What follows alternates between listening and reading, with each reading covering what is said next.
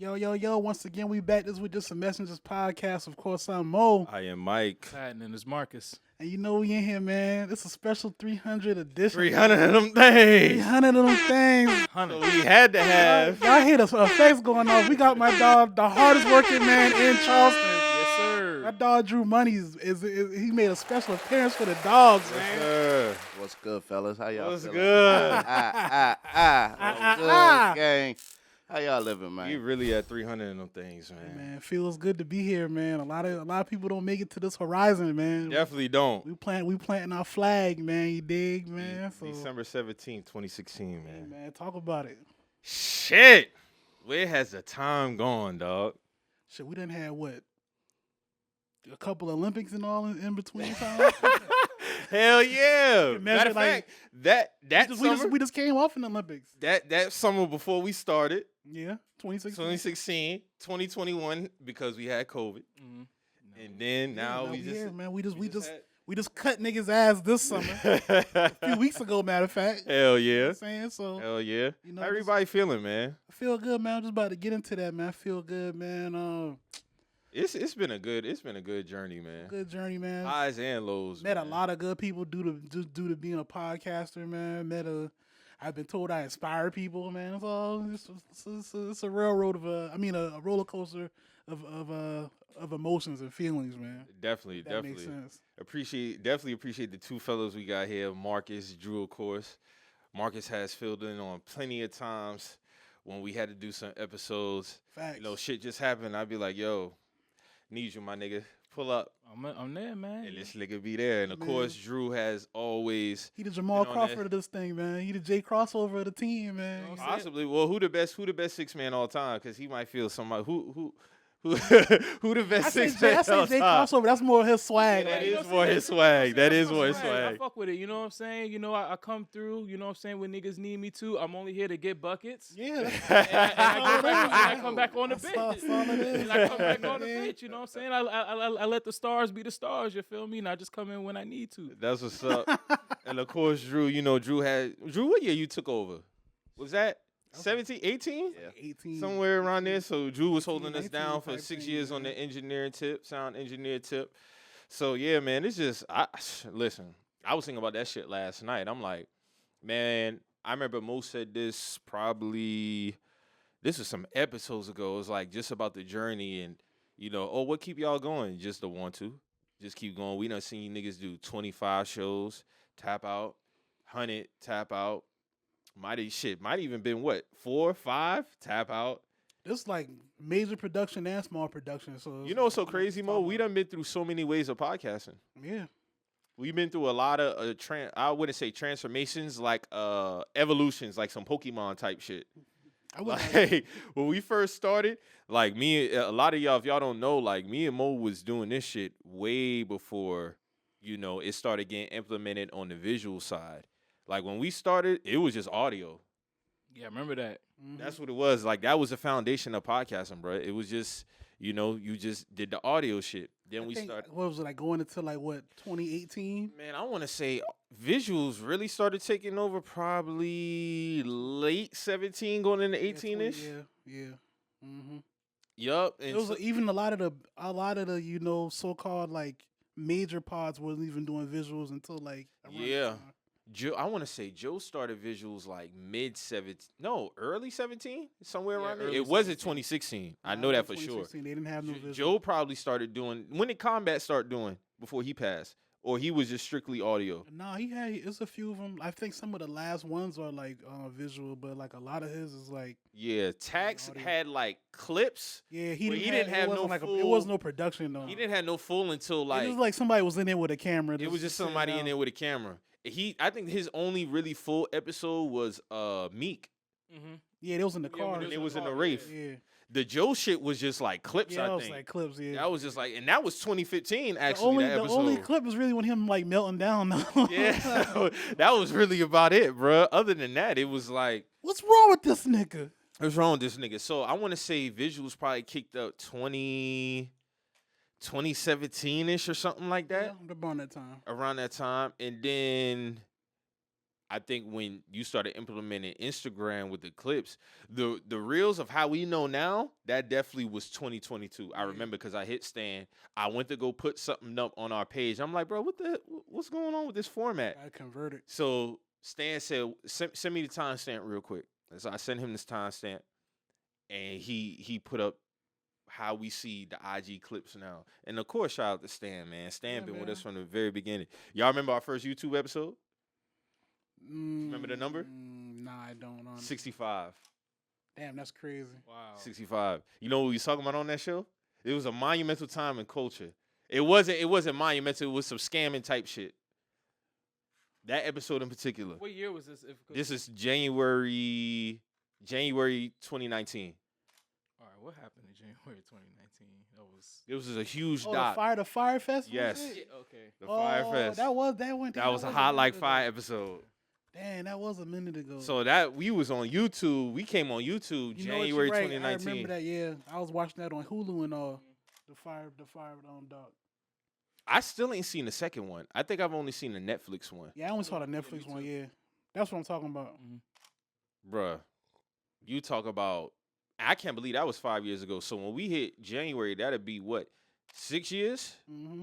Yeah, that'd definitely be 6 years. 6 years. So, this man, listen, December 2016, man. About to hit up on 8 years of running this shit up, man. Hey, man. What do you think was the most monumental moment for the pod? Or transitional period?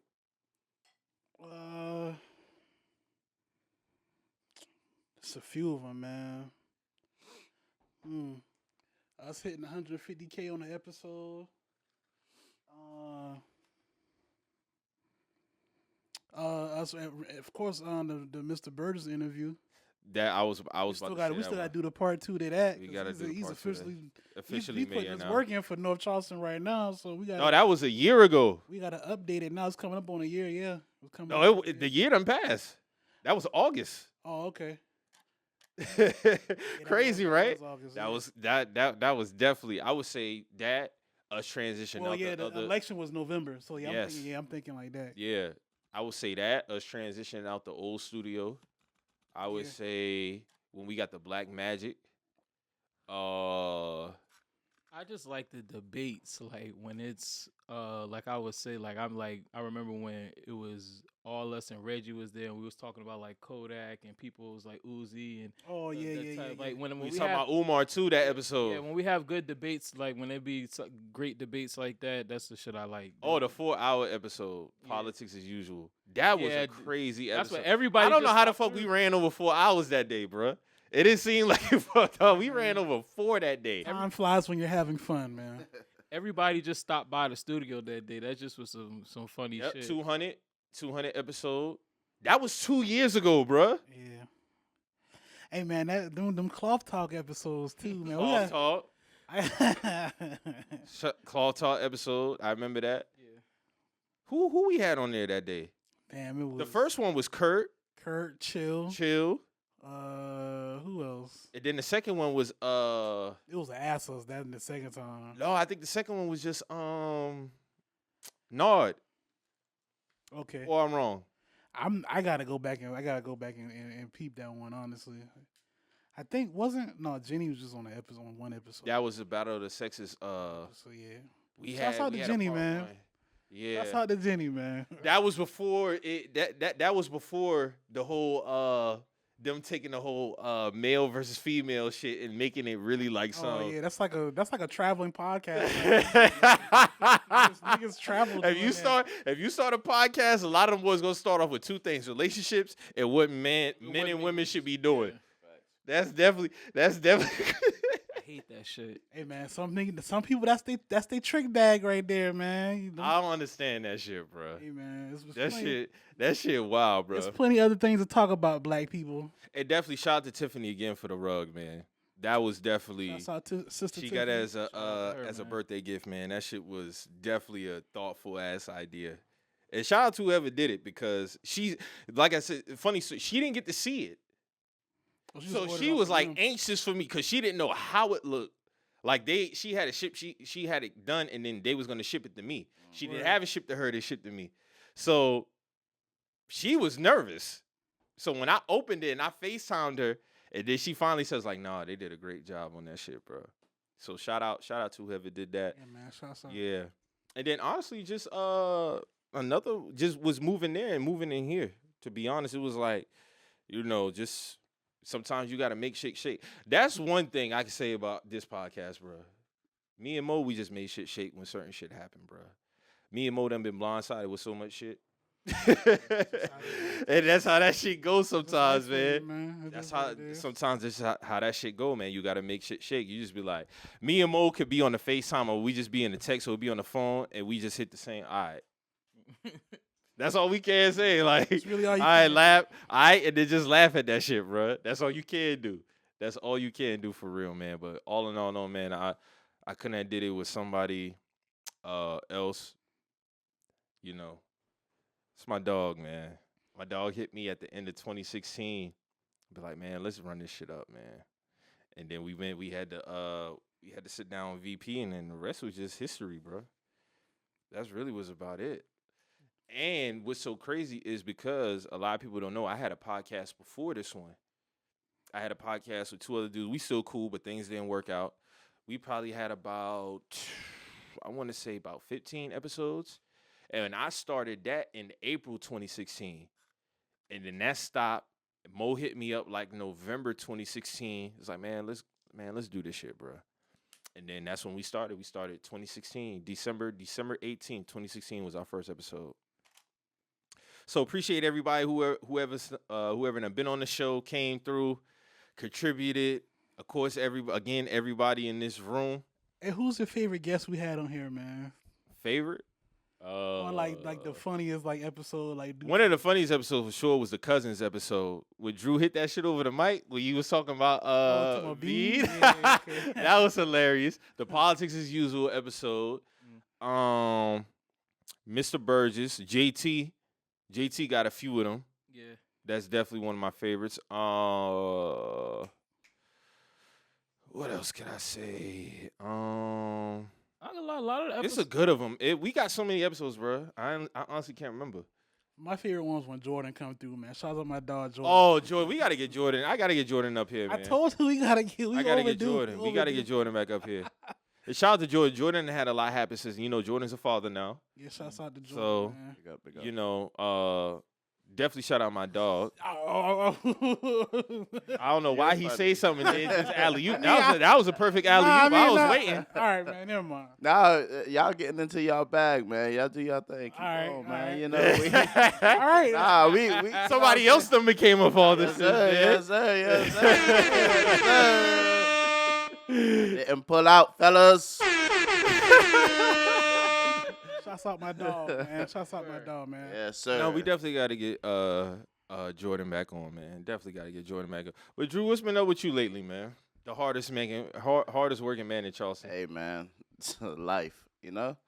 I'm gonna tell y'all, boy, some shit that you just never expect just always gonna happen. You know what I mean? Like, just as far as being a man, you learn a lot, and just transitions, just like y'all was talking about. But just being able to reflect and kind of see the whole picture as it's happening. Yeah. But then you can't question it because it's still right in its pages. You know what I mean? But bro, it's been a time. I ain't gonna hold you. It's been 4 months.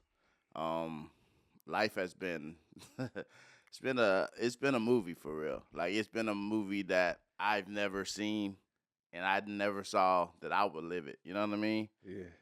Child being born, you're sure to get,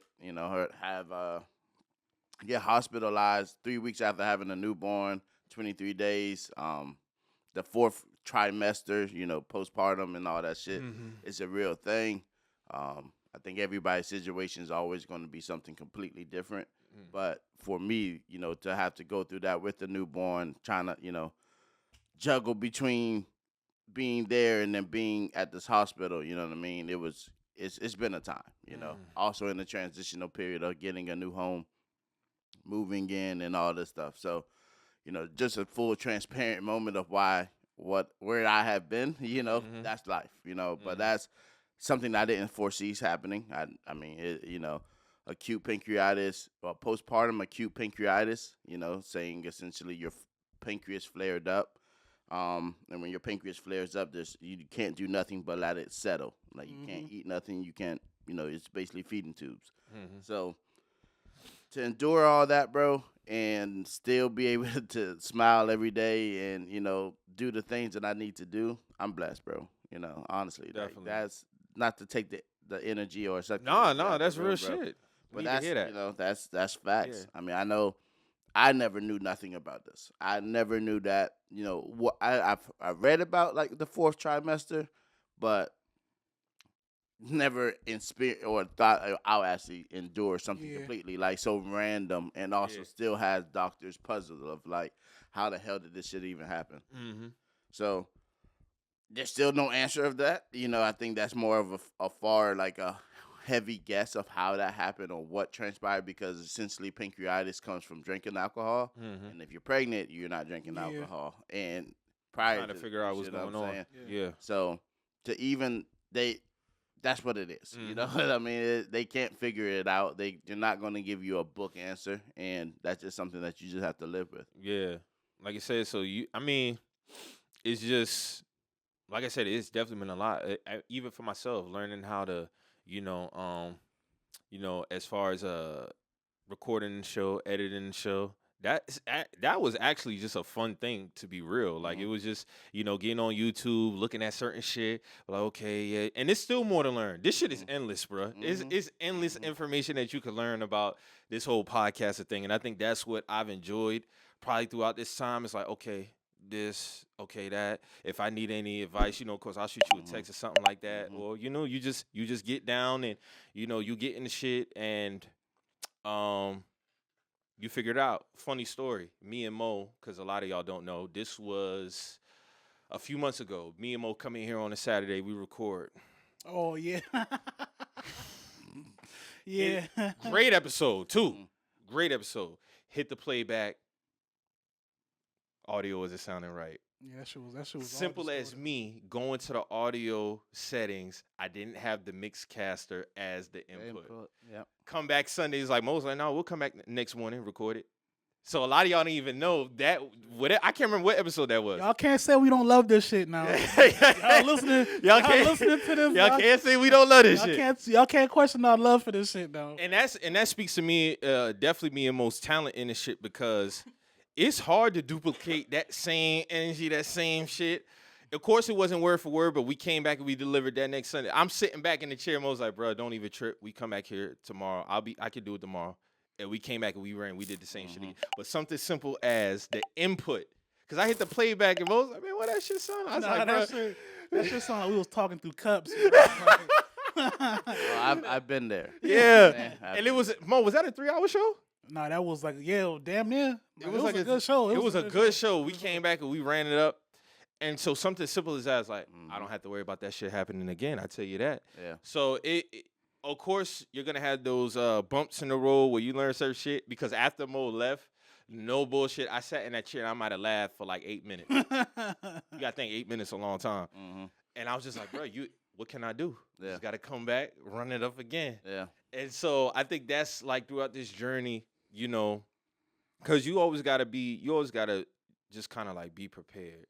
And I think with podcasting, that's the beauty of it, especially with me and Mo being like, we kind of spoke about this also, like the when we talk about the Mount Rushmores of podcasters, and it's like when you really come from that time, the thing that you can't sacrifice in terms of doing this shit is the love.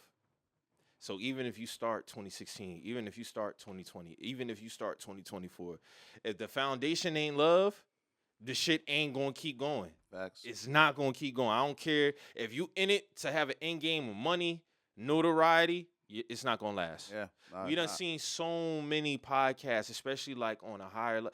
I Am Athlete. You know what I'm saying? Joe and his falls. With Joe, he's still doing this great thing because he's been through so many transitions and, other just others. I'm just speaking to the marquee ones that we know. Like, unfortunately with Taxstone, like he locked up. And at the end of the day, if the love that's why you see a lot of podcasts last a long time. I could tell if a podcast 200 plus and 300 plus, okay, them niggas love that shit for real. But if you in it for like an end game, it ain't gonna last because we done seen some of them. Like, I ain't gonna say no names, of course, but I done seen some podcasts, they fall out. Then they have them nasty public fallouts. You get what I'm saying? Like, at the end of the day, if the respect is there, the love is there, everything gonna work out in itself, man. But see, ultimately, niggas you gotta do have that- love. Niggas do shit like that, and you can see their intentions when they do it publicly. Like you know that Exactly. that pod was more so of like status or trying to say that, oh, I have a podcast. Like, it's cool to do versus loving to do what you do. You know what I mean? Yeah. Everybody think they can get in the shit and just run it up. Nah. Yeah, know how to talk from. Shit, even Dru, I know you done engineered Many podcasts. Many came. Many gone. Another one bites the dust, Alright. and another one. Nah, for real though. But for me, man, and even clients that come on, bruv, like they, I can switch from the friend shit to the work mode, and my work mode is just way different because I'm betting on myself, and it's a different. You gotta bet on yourself too. It's a different energy when you know that, like, nigga, I gotta feed a family from this shit, bruv. You know what I mean? Like, it ain't no failing for this. So yeah, I'm dedicated. Yes, I'm passionate, and yes, I'm gonna talk in that tone and understanding. Like, I have to do the work still. Like. It's one thing to just show up and do the thing, and then there's another thing to actually show up, do the work, create the work, and then edit all the work, and then piece all the work together, clip it up, all that shit, bro. You know what I mean? And real quick, shout out to you and Aaron for her new episode. Big up. Her new podcast. Aaron in the city. Man. Shout out Aaron in to the my city. dog. Shout out to that. That's why I want to ask you, like, how was that as far as the business mindset of taking on new clients now? More so speaking in the 2024. Yeah, it's Like, how do you balance out we gonna be cool, but I'm strict about this right Aaron here. about her business too, though. So it's about the passion, bro. Yeah. I'm just talking about anybody. Yeah, who wants to that's come what I'm on. saying, Yeah, bro. yeah. Like, once I have that first conversation, like, you know me, bro. I can sit down and talk. We can talk about one thing, and I'm already on like a 5-year plan. You know what I mean? Yeah. In my head, because I can break the shit down. I see shit have legs, and I know what it takes for real. But outside of that, it's just really if they're really motivated and they're driven, and I can feel that energy. Because if you're not motivated and you're not driven, there's no interns out here. There's nobody punching the clock, bro. You really have to clock in for yourself. Yes. You see what I'm saying? Yes. So if you're clocking in for yourself, then I already know you're motivated. Yeah. So if you're not motivated, bro, it's going to show if you're punching in or you're not. Correct. It's going to show in your work. It's going to show in your craft. But essentially, off of that first confrontation of a conversation about anything, bro, I already know where a nigga stands. I already know. All right, this shit. This about to be a one-timer. I already know. In and out. Because it's just, they're not really passionate. They niggas trying to do shit to just be cool. You know what I mean? Oh yeah, I see your quality of your camera. That's what you leading with, bro. Yeah, because you gonna look like you gonna be crispy as hell, bro. Yeah, whatever. What you talking about? We'll go behind it. Yeah, we'll go behind it. What else? It's more than just the visual aspect. Can you talk on camera? And honestly, Dru, I think that's what's kind of clouded the podcast game a little bit is just the visual aspect. Not saying it's not a great thing, but what goes in behind it. They don't see that me and Mo are getting up weekly, early morning to come in here and do this. I get up, make sure everything is prepped, audio's good to go, camera good to go, mics are on point, like topics are on point, no dead air space. You got to go back. You got to listen to yourself and watch yourself. Mm-hmm. Filler words. Mm-hmm. I've always been big on filler words. That's why I watch Colin Cowherd so much. Like, he don't use a lot of filler words, and he talk by himself for the most part. Yeah, he got what's dude's name? I can't think of his name right now. But for the most time, he's talking. Yeah. Motherfuckers get on a podcast, they talk for 10 minutes, and they be like, shit. What else? What am I? The show is hot outside. Yeah. You know what I'm saying? Like, you really got to know how to talk and keep a crowd engaged for an extended period of time. It's not just getting up here. Nah, what you gonna talk about for real?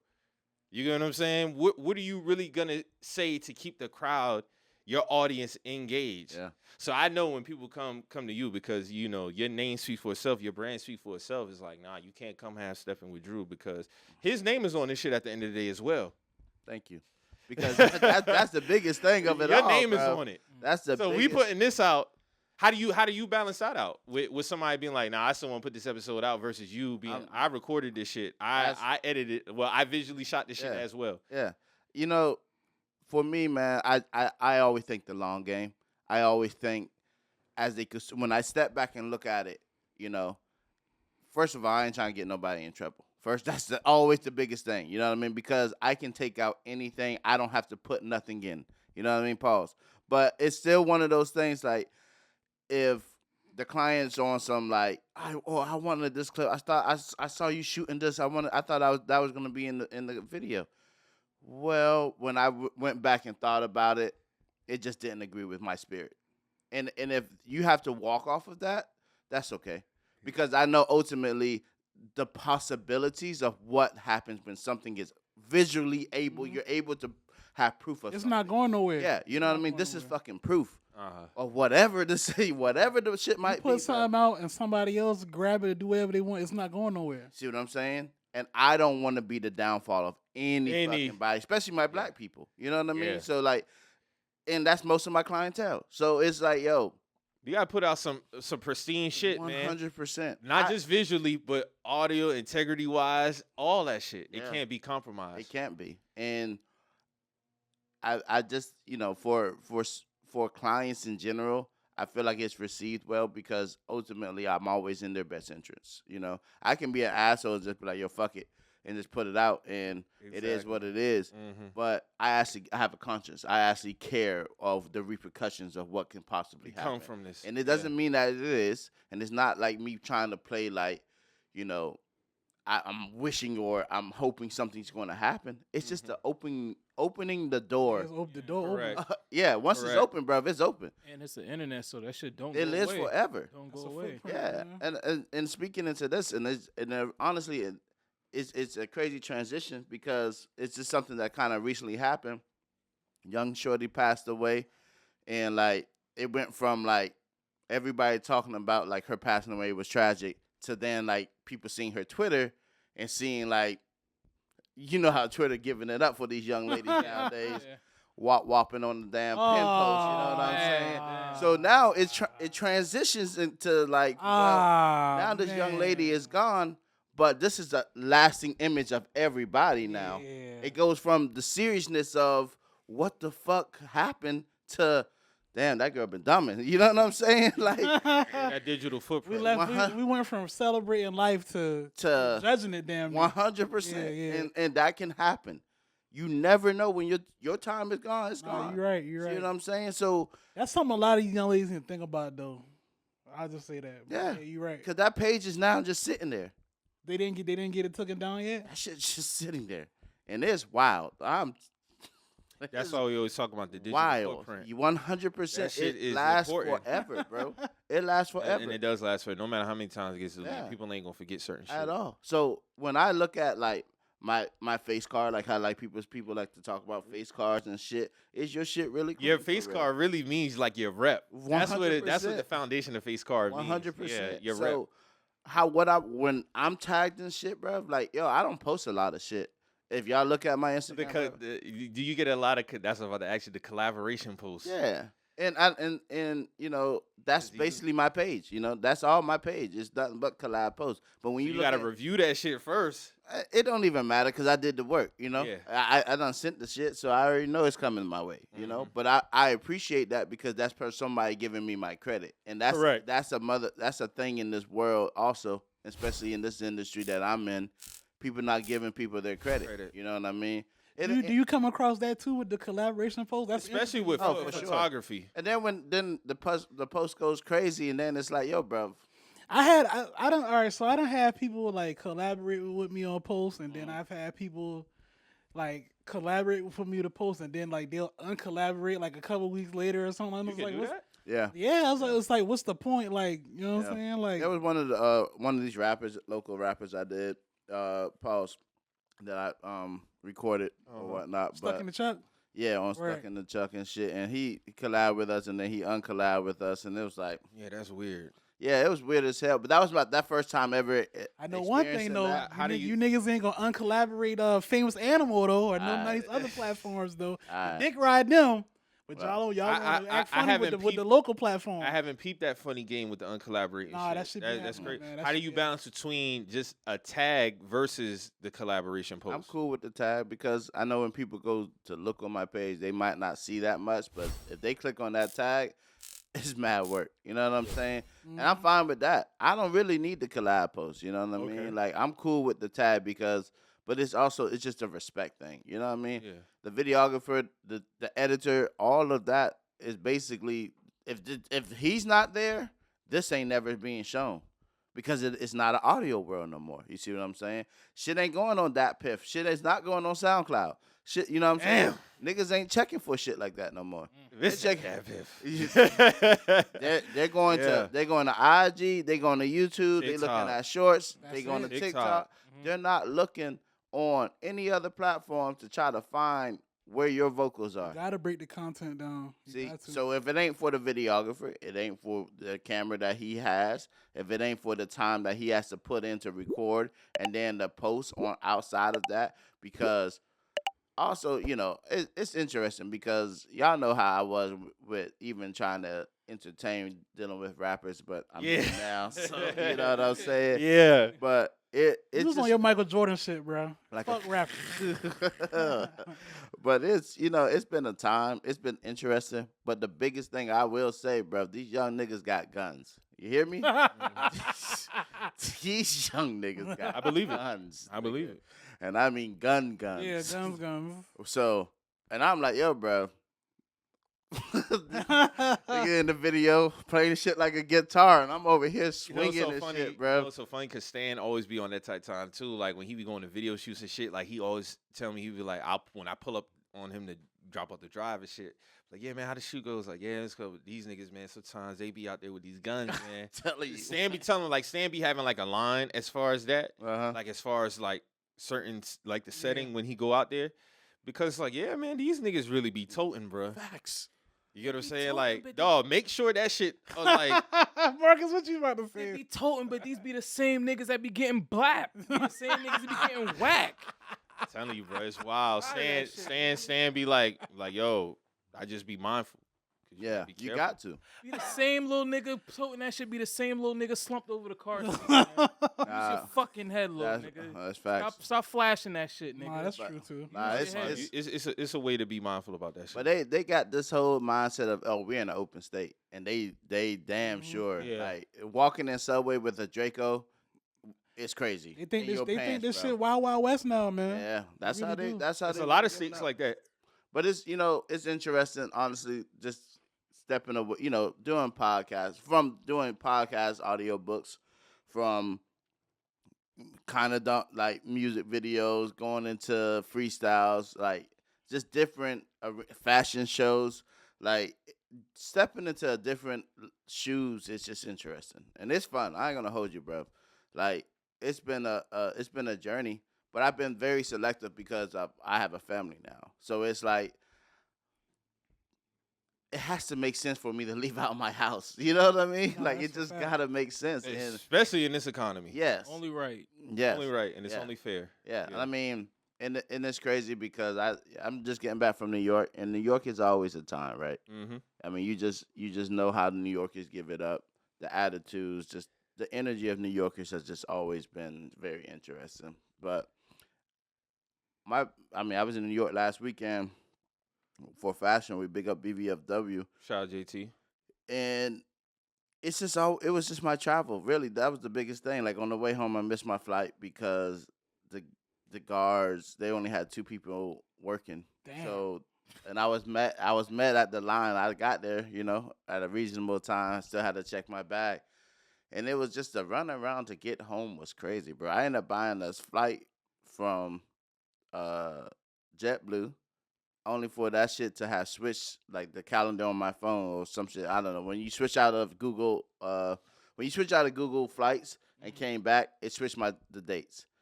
So now I have a flight from New York, September 30th which I would not be in New York. But but anyway, I got to get that shit. They gonna give me a refund for that. Yeah, but yeah. It happened to me before. It was just crazy, man. I was not trying to go to Boston. They were trying to send me to Boston for 6 hours. I'm like, yo, bro, no. 6 hours. 6 hours Hell of being no. called a nigger is crazy in Boston. Hell no. I'm cool on that. Yeah. So I'm like, yo, I got to get home. But all in all, I got home. But it's just, the way that, life has just continued to just throw blows, bro, pulse. And I just like, yo, bro, I'm able to just continue to, like, yo, just Push through. push through, man. Like, I wanted to damn cut up in this damn place because it's like, y'all caused me to miss my flight. It wasn't you. Yeah, it was two niggas here working early in the morning. Y'all know it's a Monday morning. It's a Monday morning, man. How is it only two People in here. checking bags? Must have had call outs or something. Once I went to JetBlue and I came back, it was like 7 people working. I'm like, yo, Yeah, that's ridiculous. this is ridiculous. But that's, anyways, I say all this shit to say, bro. It has been a fucking time, bro. You know what I mean? It has been a time. It has been a time. It has been a time. But I'm happy for you guys that, my shit ain't stopped the shit. You know what I mean? And, a Definitely. nigga can look at that as a out of, oh shit, I can't do this shit without you. And no, I'm glad y'all niggas kept on. I'm glad y'all kept rolling on. A lot of people would look at that as yes, like, damn, we can't go. as a out. You know what I mean? Yeah. Because their passion ain't in it. Their passion's not in it. That's why they'll just be like, oh shit, Drew can't do it, but then I can't do it no more. No, there's other great people out here too. And I for me, like, even throughout these 4 months, if I wasn't able to do a job, I was sending somebody to do a job. That's You know what's what up. I mean? And that's because I'm not going to sit here and be like, damn, if I can't do it, nobody can do it. I'm not going to recommend somebody. Like, nah, bro. I know some dope-ass photographers. I know some dope-ass videographers. You should hit this person. That's that hating shit right Send them there, boys man. the link Yeah. immediately. You know what I mean? But, for me, I got some shit in the cut. And Of course. yeah, I got some Always. shit in the cut. But it's been interesting because I feel like I'm landing where I need to be. Like I'm landing, like I'm saying what I want to do, and here comes the opportunity to do that shit. Right. And it's been great, man. It's been great to be able to be very selective. Like I don't have to say yes. Like I said before, I don't have to say a lot of yes to every job. I can be like, I'm cool on that, but I know somebody who can do it. Yeah.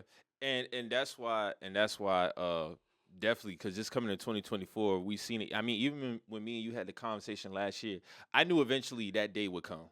I knew it was gonna come, and it's definitely no malice, none of that at all. Of course, like that's why Drew's here today.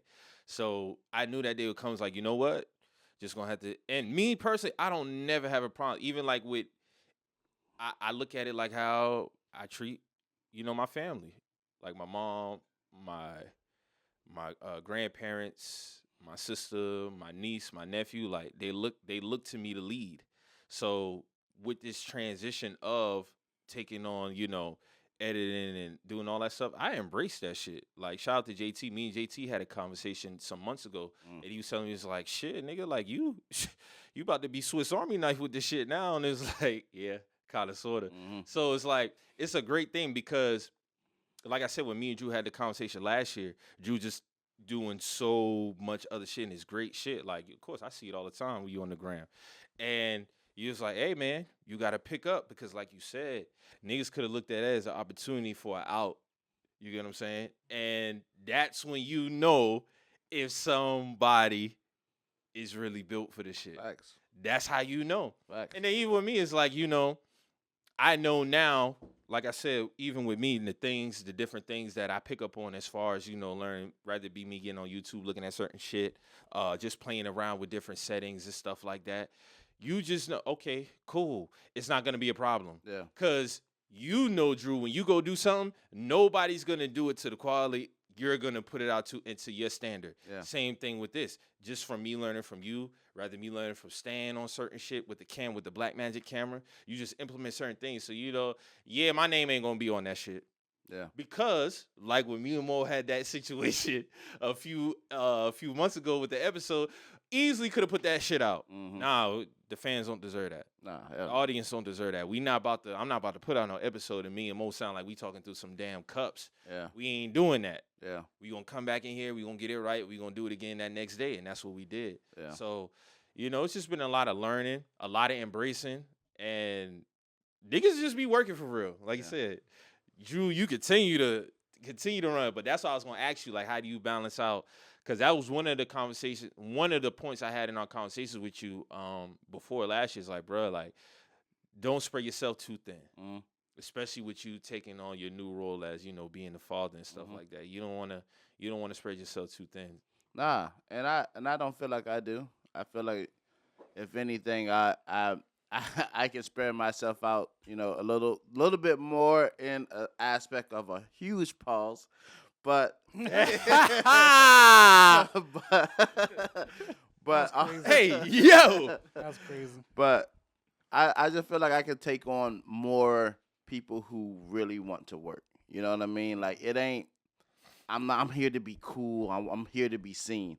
I want a nigga, who wants to really like your one-on-ones. Somebody who wants to do shit like that. Somebody like Mo wants to do, in his avenues of interviewing and dealing with more artists. Like people who want to tap into their market. They know their lane. They want to stay in their lane. I'm here for that. When it comes to damn balancing it, bro, it's just really about scheduling, Okay. Like I'm working on a documentary right now for my boy Wanza. You know what I mean? I remember you spoke about Yeah. that before. Got killed Emmanuel 9 and R.I.P. to Wanza yeah, and the man, big other up. 8. Oh yes. And this is a time for me to this is my dog, but also be able to help his family have control of the narrative. You know what I mean? It's always a narrative that's going to be put out, but as this is the client, this is what y'all want. So if y'all don't want something, bro, say that. Say You it. know what I mean? Like if this ain't good enough, say that.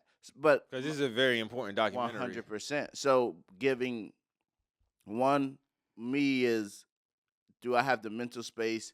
Do I have the capability of pulling off the job? But y'all know me, I'm a workhorse. So if I'm tapped in, I'm tapped in.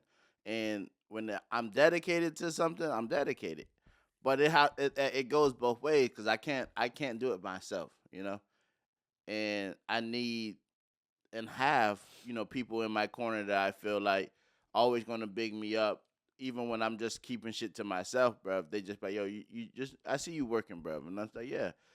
I've been low, bro. Like I ain't popping out for real. Like I pop out from time to time. Mo and Marcus, I've seen y'all boys just popping out randomly and shit. But for real, bro, I be in the house trying to balance what the hell I have going on and trying to create that core foundation because we was in the hospital 23 days. You know what I mean? And having to restart and feel that family dynamic again because it was like rolling. You had 3 weeks in and then boom, life, came crashing, bro. And, that first week, ICU, that was the most dreadful thing because the ICU niggas, everybody's dying around you, bro. Yeah. So it doesn't put you in the right space. And I'm getting blown the fuck up, bro. Like my phone going crazy this week. What stuff you, MIA, yeah. bro. Can you do this? That bread was calling. Oh boy. my God, bro. That May. I think when stuff like that happen, that's like God showing you, like, hey, you get through this. This what I got for you, bro. Yeah. Like, you know what I'm Yeah. saying? Like, But sometimes you got to step back and be like, nah, Yeah. this is happening in no, real this time. is what's going on. Yeah. But when you when handle your yeah, business definitely. right here, this is what I got for you. Yeah. bro. Like, Yeah, you know what I'm and that's why like I haven't spoken on this shit. I don't need to, I'm not a person to be like, God, guess what? I've been, like, Yeah. I've been dealing with this, and that. Yo, bro, if you fuck with me, you can just feel the energy. Y'all know how I give it up, bro. So it's like y'all been there the whole time, checking on me, making sure I'm good, making Yeah. sure my Fact. mental's good. So I appreciate y'all always for that. Definitely. It's always But, love. yeah, man. And Yeah. to continue on to your question, balancing, bro, is just really off of family. Family helps you balance if it's right. If their mental's right too, and everybody's mental's good, then we all good. You know, so crazy, Drew, is because I've heard people say even with these fallouts, right? You know, Mhm. it's so funny because people will say prior, like, you know, hey, if we don't pod together no more, if such and such move on, you know, we still gonna be cool. We still gonna be cool, and then we see a fallout. Yeah. You get what I'm saying? Or they not in the show no more. Just because somebody might not be there no more, don't mean it's beef. And then also, if you say prior that y'all so cool, but then y'all fall out because Somebody was lying. somebody was lying. Somebody was lying. You get what I'm saying? Like, but we see motherfuckers fall out, but there'll never be a day where Dru is not on the line for me to hit and be like, yo, dog, you good? Yeah. What's up? Need some? How the little one? You get what I'm saying? Like, it's always gonna be like that.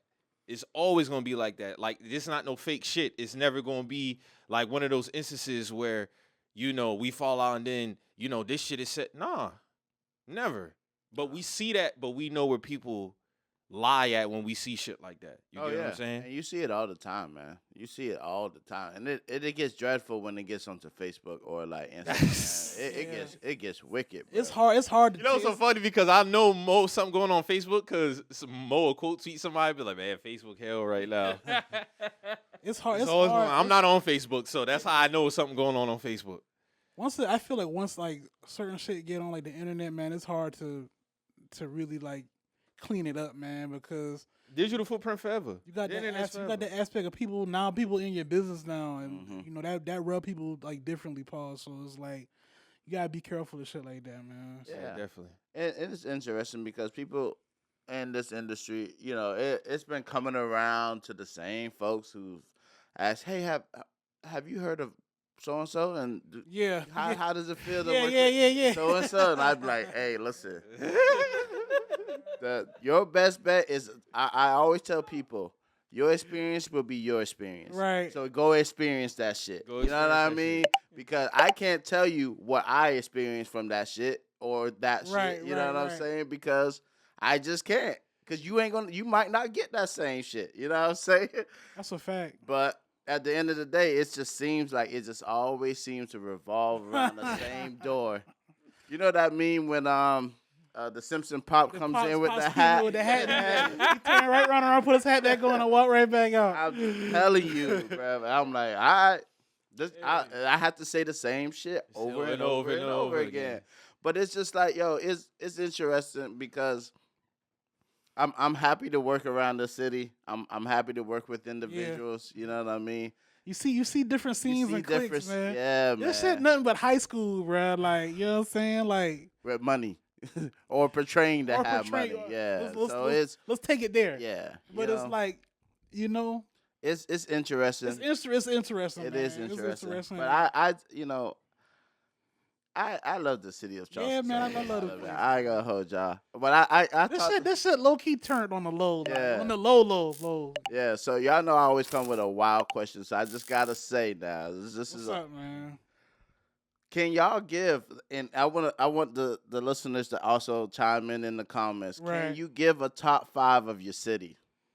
Top 5 what? Top 5 of the baddest shorty in your city. Oh, nah, Drew. Come on, Yeah, I And can't. the crazy thing is, we just was talking about shit like this. We was. Marcus, prior to us recording, Marcus was telling me about DC. Mm. No Okay. comment. I ain't got nothing else to say. That's all he had to say. He was just like, no comment. That's funny that you asked that because we Yeah. just talking about the women out there. He was. He literally was just saying, like, Mike, you got to get to DC. But Charleston, Nah, I'm just saying any city. You think of any city, not just for. I mean, we're talking about Charleston here, but can a city be able to be like, yo, this is the top 5 baddest shorties of my city? I think any city Yeah, can. any- It's yeah, just, any it's city more can, so yeah. like But can it's cause so this is what happens like when we do shit like that. So Mm-hmm. it's like we'll say a top 5, and you either gonna have people agreeing with you, and you're gonna have people matter of factly disagreeing with you. Emphasis on the matter of factly, like what you talking about this person? You know what I'm saying? So it's like, you know, we live in Charleston. We got a lot of animated people here, so you know, you got to keep shit like that in mind. But I mean, if I'm thinking about a top 5, man, let me think, man. see, me and Tune was talking. You have to do eras because Errors. Okay, yeah, so okay. because you couldn't be Hold on, like I got to pour up for this one. Then. you see what I'm saying? You couldn't do it. Pass You that orange juice, brother. Mike, you couldn't pick the top 5 of your city like right now because We in a different era right see now. what I'm Yeah, saying? yeah. You will have to Different do era, it in eras of but then you have to hit like the whites, the blacks, the Latinas, the Asians, because Yeah. if you know, you know. So it's like that your top 5 might just be only black culture. Right. Yeah. And you never Right. been around them Zodics to be like, yo, no, that thing been dumbing back in 2016 Right. into now. You see what I'm saying? So it's kind of tough. But some of them ones that was It is they kinda fell tough. off though. But some of them a lot. But that's of why you them got fell off. that's the era though. That's that was- era, that though. was That the era. era. Because That's the era. A fall off do count as your era being over. But Like, if know you what I'm wasn't saying? sure, but if my whole thing is, if you start off strong and you ending strong, then I feel like then you have You're a you have a- timeless. yeah. That's a different category. But that's a we should but be see, focused on that. Yeah, but no, Marcus. We don't got a lot of that though. Yeah. But yeah, Jeez. if I felt like maybe then it has to be like, you've been able to hold yourself well for a decade or two, because I know some that's been 2 decades for real has held their own, but in somebody else top 5, she might not even. Give me 3 right now. I'm not doing that. Why? You brought us up though. I'm not doing this shit on cam, nigga. Oh. But yeah, If you want to ask us, could we? I ain't gonna name them. Nah, But, honestly, yeah, I would. I I would. would. I felt like I just needed some time to prepare for that type of question. Yeah, I I would need ask some me that time to last prepare. night and be like, bring 5. I would have a strong 5. Do you have in your head? who me? Hell no, I I can't. ain't gonna lie. I know. Not answer. No, but not do answer. you- I I'm got just one saying. name for when I get my taxes next year. See? Where Don Racks at? When I got my get my taxes. I'm in Don Racks inbox as soon as that shit say your federal income taxes, whatever it say, I ain't gonna No, this nigga is crazy. I'm hitting the Instagram. So is Don All Rice right. top 5 for Charleston? She might be. Nah, I ain't gonna say top 5. No, nah, I don't know. Nah, yeah, it's- yeah. See? I can't put her top 5 though. I can't put her top 5 because I'm about to say something crazy just now. But no, I'm about to put her top 5. But say, I know some shorties that been bad since middle school and still holding. You feel me? So But I do have a few in mind. But you can say that I do have a few. you can say that she's bad from middle school. But is she top 5? You gotta think what a top 5 look like. Top 5 is prestigious. Come on now. Talking about like top 5 in like the city, like that's All like, time. All time. all time. Yeah, that's prestigious right there. Come on now. Now we talking about eras. You can throw a bunch of different. That's what. names. Yeah, But Eras that's what. you can go- Era, You eras all you can time? go all time, but that list is very short. It might be short, yeah. But I can- definitely got to think about that. Yeah. Well, we might have to do a bonus episode with Yeah, that. bro. Like, just a little I have 30-minute to- EP, you know. that's got to be on Patreon or some shit like that. You Nah, gotta put a fuck people- it. Okay. Yeah, I had to think about that one for sure. Yeah, man, but you'll say like I feel like you can name your top 5, and then I'll drop my top 5, and then your 5 going to change. Your 5 might change. Yeah, I You might see what I'm- like somebody your top 5. I see might what have I'm forgot saying? about something in See your. what I'm saying? Like that shit is going to be crazy. But I don't know if a city can really. We're in a smaller city, so imagine like Texas. Imagine Dallas, that, Houston, you Detroit, see what I'm saying? Like DC. can you name your top 5?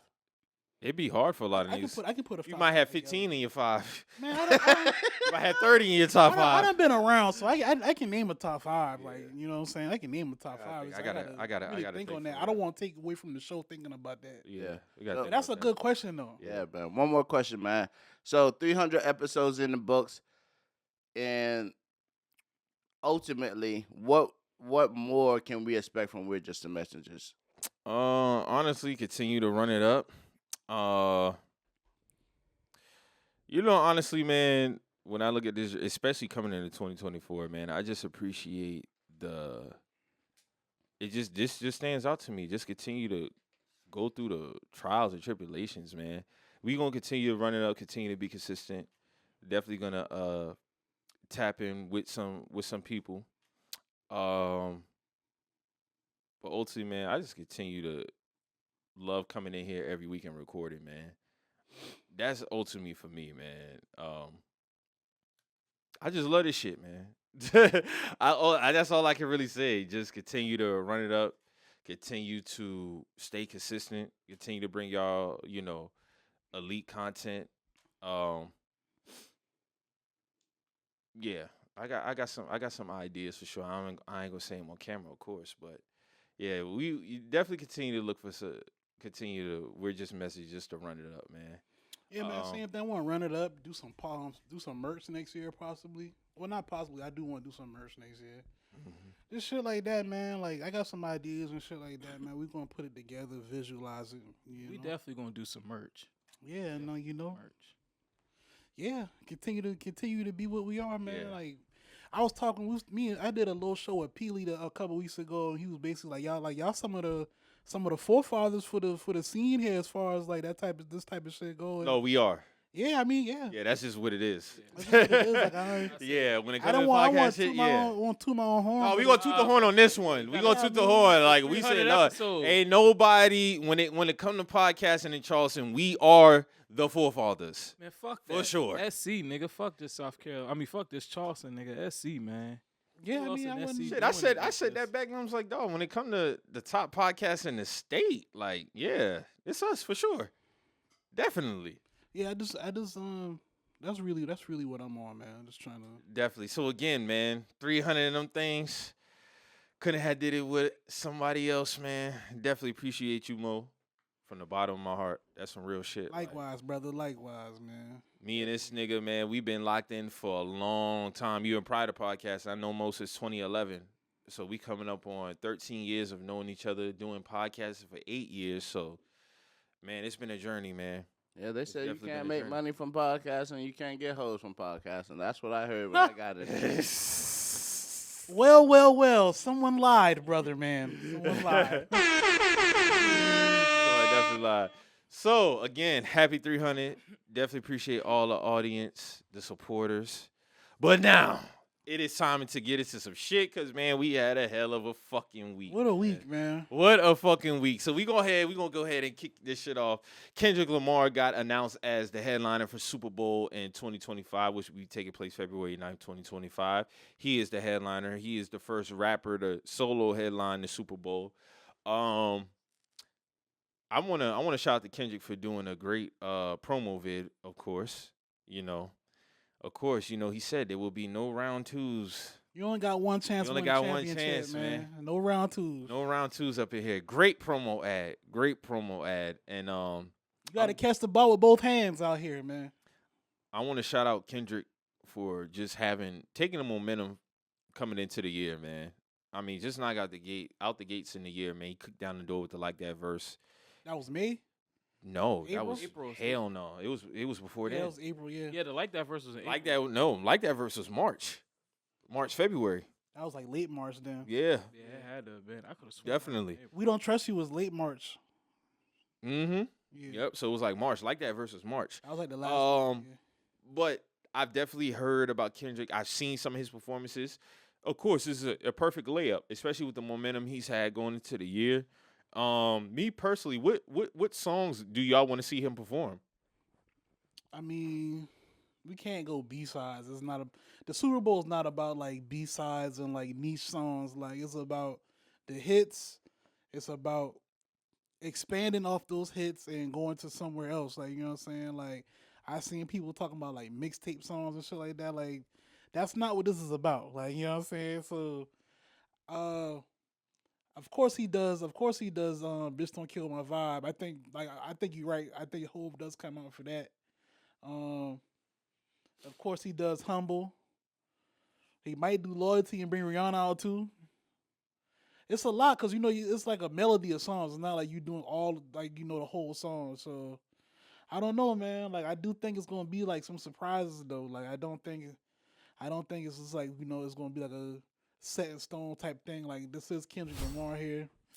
So, you never know what dog got up his sleeve, man. He's definitely one of them dudes. Like you can't pinpoint him. So It's a 13-minute set. So for me, I want to see him perform the fucking Problems verse, Money Trees with J-Rock, Loyalty, Euphoria, Bitch Don't Kill My Vibe. That's just the first 5 that I got. I don't know how he'll be able to implement it. I don't know how many songs, but those would be my 5 that I want to see him. because Usher ran through like what 10 songs or something like that. I don't think it was 10, Mo. And He then did. He could be did. wrong. He did a good bit of songs. His set was 13 minutes, 15. I could have swore it felt like 20. Rihanna did a lot of shit don't be songs on her long. set It too. felt like it was 20. Nah, the Super Bowl halftime show has always been capped at like 15 It's minutes. like 15 minutes All right, tops. yeah. Rihanna did a few songs, bro. Like she just did like 6 songs. She did like almost 8. But you got to also remember, too, they don't perform the full songs. Yeah, they that's- do like that's 30, what I'm saying. 45 It's seconds. a melody. So, yeah, it might be That's some, what I'm some of saying. that. Like it Ho. might be like 10 songs, bro. But like, those would be the ones I want to. I really want to see him. I want to see Ho come out and do "Bitch Don't Kill My Vibe." all right, I do want to see that. That would be I do fire. want to see him and J Rock do Money Trees. Those two for sure. I would like to see. I would like to see that. That would turn J Rock all the way up, bro. Real shit. He deserves to have that moment. Nah, like you do. Money Trees is one of Kendrick's best records. Yeah. One of his best records. So for him and J Rock to share that stage, if Rihanna comes out and do a little medley for Loyalty, that'd be dope. So yeah, man, I just think Kendrick has one of the top, I would say top 3, top 5 rap years for a rapper. She say top 5. I would have to, like, I'm not even talking about, like, no, even though he hasn't dropped the album this year, that speaks to more of how dominant he's been this year And the without an album. The impact he had. That's why I'm really holding it up there because for him not to have an album and be this impactful in a year, that has to be up there. Yeah. You kick down the door with the Like That verse. You crush with Euphoria. You got 616 in LA. You got Meet the Grams. You got Not Like Us. Then you come out, which we'll talk about a little bit later because I want to keep this in the proper transition for another song that he dropped. But just now you're doing the Super Bowl headliner, and then let's look at all the chaos you caused. Too. The pop out too. The pop out concert. Like he has really dominated 2024, hands down. This is the best year of his career. Yeah, can't argue that. Yeah. With no album drop this year, this is the best year of his career. Even with Good Kid, Mad City. It's about he's accomplished a lot. This is even with the Grammys, winning the Pulitzer. This is his best year. This is best year as far as impact goes, like for sure. Like Marcus, oh my bad, Mo, my bad. he's had his hand on the whole year, like you know what I'm saying, from March on up to now, and it's not going nowhere. Like Nah, that momentum's still gonna carry into the next because of the anticipation. that's what I'm saying. We still got the college bands they're picking up not like us. Like you still got that whole season going. He might drop some more singles and shit. Like, we just alluded to that. We're gonna get on that, but like you just don't know. As I said, you can't pinpoint, bro, man. You don't know what he's gonna do, so you know. Hey man, that's surprise. That's that Gemini shit. Yeah, man. That's that boogeyman shit. He the real boogeyman, bro. Like you can't really Unpredictable. like niggas was really trying to like, you know, snatch that chain from him as being the boogeyman, but like he stood on business about that shit, bro. Like You definitely shut me you up. know, so I'll tell you that. Did what a typical Gemini would do. Just walk around, look at shit, and just start kicking shit over. Start kicking shit over. What songs you want to see him perform? I would like to see Money Trees. I would like to see, I think Loyalty would be a good one. I already know there's a high possibility that he might perform Not Like Us.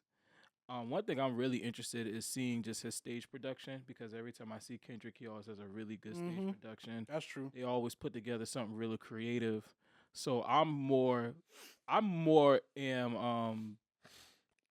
curious to see how that is and really the songs. But if I had to say which Kendrick songs I would want to hear, I would want to hear Money Trees. I low key want to hear King's Dead. Like, with that's a Future. fire song. I low key want to hear that. I low-key wanna matter of hear fact, That would go off. What I Yeah, think that would be What I crazy. think might happen is he performs Money Trees with J Rock, And then they run. and then they run into and Future comes out for King's That Dead. would be fire. That would be That so would be crazy, insane. bro. That would be insane. And yes, I will be coming back to this if that does happen. That would be fire. That would be fire. I will be coming back to the moment on this podcast if that happens. That's just a cool But yeah, song. Money Trees or King's Dead, one of the two. That'd be a dope transition. Mhm. That'd be fire as hell, bro. And then Matter of fact, now that I think about it, I think he has no choice but to perform King's Dead or Money Trees. That was One a of the big- two that have was to a- be King's performed. That was a big song. Yeah. That was a big song for J Rock. And then I would probably go. Those are 2. Yeah, I say Loyalty, Rihanna, for that's 3. If I had to do 2 more, I want to hear Euphoria. I don't know if he's gonna do that, but I would like to. You hear got to that. pick one of them verses Because though. yeah, that's what I'm saying. It's a 6-minute song, so I don't know Yeah. how he would do that because because it's like if you did the beginning part, That's the warm up. That's the warm up. Yeah, but that low key is the best verse on the song. Low key. That second verse is That so second verse crazy, is kinda bro. crazy, That bro. second verse. Oh, the is so second verse crazy. is crazy, but that warm up. I mean, because that's what makes a song. He had so some great. bars. He had some Yeah. bars on that first verse, bro. Man, but Real shit. That second. That's one, I mean, but the whole shit just built up. yeah, it was. So Yeah. I really can't. I don't know how he's gonna break. Yeah, that how you down gonna if break he that? does But we know Kendrick. He's a surgeon when it comes to this Mhm. shit. What I've appreciated about him is how precise he's been with his drops. Yeah. He don't do too much. He gonna drop a link and then go. That's Mhm. it. That's it. He gonna tweet out a link and then go. Even visually on Instagram, like when he dropped 616 in LA, somebody put up 616 in LA, the Super Bowl, and then the recent track that he just dropped. Like just how the nigga's crazy. Yeah, because he just did. He would just put the Euphoria link. Go. Put the after he did the Euphoria link, he 616. just dropped the 16 in LA. Go. Drake drops Family Matters. Just Meet the boom. Grams. Drop Meet the Grams. Just leave it at that. And a Then- couple weeks later, a ticket link for Pop-Out concert. and then the link, not like us. Boom. The day day yeah, after that. Then yeah. boom. Then the pop out concert That's a link. crazy single run. Yeah. And then boom, you just pop something out again. And then I was like, damn, Nick, now he's just the type of person who just always keeping people on their heels, keeping people on their toes. It's like a seamless rollout because it's like we know something's coming, but it's like now You never know. Yes, what I'm saying. You never know. Bro, he dropped Euphoria like that Tuesday. I think what I'm trying to say now is like we know an album coming at this Oh point. yeah. But it's more so now is like we just getting like side quest type Yeah. shit now. But we just don't know when We it's just don't know when it's coming. Like, you know what I'm saying? If I had to predict, I would say it would probably come after the Super Bowl because the Grammys like a week before the Super Bowl. Yeah. Okay. So it's like For some reason, No, I I'm thought it was thinking after. I before. thought it was No, after. It's before. it's Oh, before. okay. Yeah. All right. Well, It damn. makes sense for the album to come after, but the reason why I'm thinking before is because of the build up to the Super Bowl. Now he might do some shit where he got a commercial, Might drop or this he shit got the an same announcement. night, like- He might drop it the That same would be night. You crazy. never know. You get what I'm saying? So Kendrick, man, I I'm do about to feel bomb like- these niggas, bro. Like over under 3 songs prior to the Super Bowl. As far as him dropping up to the leading. he just dropped one. So should we? We I gonna think keep it under. Or we gonna go over. I think we might go over because I'm gonna say under. I think it depends on the timing. Like right now, it's September. I think we'll If probably we get some- anything, it'll probably be Yeah, December, about to say January. December, January. We're definitely going to get something before the lead up to the Grammys. so and like the Super so what Bowl, like so, Not Like Us was May. yeah, Yeah, that makes sense. That yeah. makes So sense. man. September, May 5th. and then because the next drop is September, I think the next drop will probably be. It wouldn't surprise me if he did something like New Year's Eve, Yeah. New Year's Day. And I got some when we get to this record that he recently dropped, because he's a funny nigga. I saw what he did, but I'll talk about it when we get to it. But I want to salute Kendrick for definitely getting this. It was a perfect layup, man. It was a perfect layup. Honestly, if you wanted to make a rapper the first at this point in time, it wouldn't make no sense to go with nobody else based off of what he's done with this year. Mhm. The only other person I probably could think of might have been just for the year, might have been Future maybe, but Kendrick Future- right there. He right He there. didn't have a bigger year than Kendrick, Yeah, you get what I'm saying? Like it just makes which is perfect crazy sense. because he dropped 2 amazing albums this year. and he he's did. about to come back and drop He's about to something drop else something again. else, too, So Yeah. Kendrick getting the nod was perfect. So I'm definitely looking forward to it. I'm definitely anticipating the music that we receive from it. So Drew, what you think about him getting the spot? I think it's the smartest move you can make. I mean, he killed the year, bro. Like y'all wanted Kendrick, nigga, you got it. Niggas Damn niggas- sure I got him. Yeah, 'Cause yeah. I've been asking. So this I've is been one of them niggas asking. That's what niggas ask for. But my thing is like the whole like going crazy. Oh, Lil Wayne should have got her. I was Yeah, gonna we ask gotta you first how you felt Alright. because I want to get Kendrick his proper Oh yeah, for his sure. proper flowers for getting this. I don't want to drown it out with the other shit. That's why I Yeah. want to properly give him his But props for this. I just wish people would let shit develop because just because Kendrick's the headliner doesn't mean he's don't- gonna have somebody come up there. you know what I mean? yeah. Shit, it might be all his features might be coming like all the people that come might just Master P. All these niggas just come popping up out of nowhere. You see what I'm saying? Yeah. Like and just like to play on Marcus' point, this nigga is known for production. Like he puts on a fucking show. So you're in Louisiana, you're going to put on a show. So let them develop it first. But we get up in an uproar about the theatrics of this is their city, this is that. Bruv, who's the hottest right now? It's Kendrick Lamar. Come on. So that's the reason why he's there. Mm-hmm. It's only right. You asked for the nigga, you got him. Now y'all mad. This shit crazy. But looking forward to the production.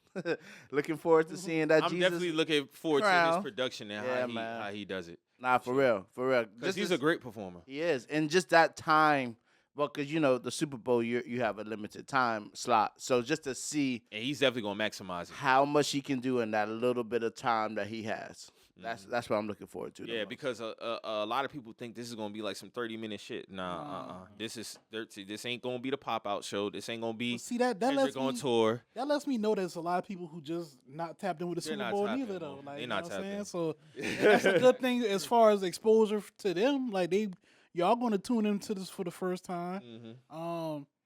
So it's like, you gotta look at it from a few ways though. So we're gonna get into the bullshit behind it now. Yeah, let's get into it. So there was some controversy surrounding Kendrick getting the announcement, getting the slot for the Super Bowl. So, of course, out the gates, people started doing what happened to Wayne. Why didn't you get Wayne? Jay-Z is lumped into this as well. So how we want to kick this off? Because this definitely has layers. It was a lot of stuff that transpired from this just from the conversation about Wayne. Yeah, let's address people having a gripe with Wayne not getting the spot. This is one of my points of views on this right here, right? So it's like, I honestly feel like a lot of these media niggas, they just don't fuck with Kendrick, and they don't want to just say that outright. So y'all use certain props to get a certain narrative across without outright saying, I just don't fuck with Kendrick. Instead of just using your platform and standing on your platform with your 2 feet and saying the shit with your chest. So you got people who've already shown bias during the beef and whatnot. Now y'all got a problem with y'all wasn't talking about Lil Wayne this whole year. I'm gonna keep it a buck. This is coming from somebody. I got Lil Wayne as the GOAT, and I see what niggas talk about. Y'all didn't talk about this man this whole year, right? So now all of a sudden Kendrick get the nod. Now it just happened to be that this shit's in New Orleans, and now y'all care about it so much. Now Lil Wayne is the topic of y'all discussion now. So now Lil Wayne supposed to be the headliner when that's not even how the Super Bowl work. It's not a local show. It's not based off of local success type shit. Like, you know what I'm saying? Like, do you feel like there's people who feel more like that versus the ones who genuinely wanted Wayne to do it because it was in New Orleans? What number of people do you feel is higher? I feel like it's about 85% people who scared to say they don't like Kendrick, bro. Okay. Because if it's such a problem in 2024, why wasn't it a big deal 2013? I feel it would have made more sense for them to do it back then. Yeah, especially back then. Even you just asking that to me is like, because I don't never care about the halftime for real. It's cool. I'm in there for the game. It's cool, even for the game. But yeah, I wasn't thinking about him then either. It's only because Jay-Z's tied. Yeah, Jay-Z. There's a lot of. But see, not a lot. There's a few context points to be provided here as to why some people may feel this way. But I definitely agree with you, Mo. I do feel like there's a lot of a bias. There's a lot of people using Wayne as a prop. Like, just say you don't fuck with Kendrick. I respect it more if you be like, man, I just don't like Kendrick as a selection. But to all of a sudden, like, y'all treating Lil Wayne like a Make-A-Wish Foundation kid now, is to put him like, as like the guy. And I don't have no bias. Y'all know Lil Wayne is my GOAT. Why didn't y'all care about this 2013? That man was at the peak of his peak back then. It would have made more sense back then. And he was just getting out of jail too, so that really would have made more sense back then. That would have been crazy. At this point, Lil Wayne is not to discredit Lil Wayne at all. He's cemented as a legacy actor at this point. You know what I'm saying? And Usher was too when Usher did it too. But Usher was still like Usher had the Vegas residency. He was still working on. He was still like. Relevant, competitive type shit. Like, Lil Wayne chilling for the most part right now. Kendrick is, like we said, Kendrick on the cusp. So ultimately, you feel like the conversation with Wayne is just disingenuous. It's disingenuous as fuck. It's fuck, bruh. Marcus, how you feel? Y'all not gonna tell people trying to argue me saying like people hating on Wayne and shit like y'all not gonna tell me nobody hating on Wayne. This is somebody who y'all know me. Wayne is my GOAT, so I'm looking at this shit from like, damn, because. Even back then, I was like, damn, they didn't.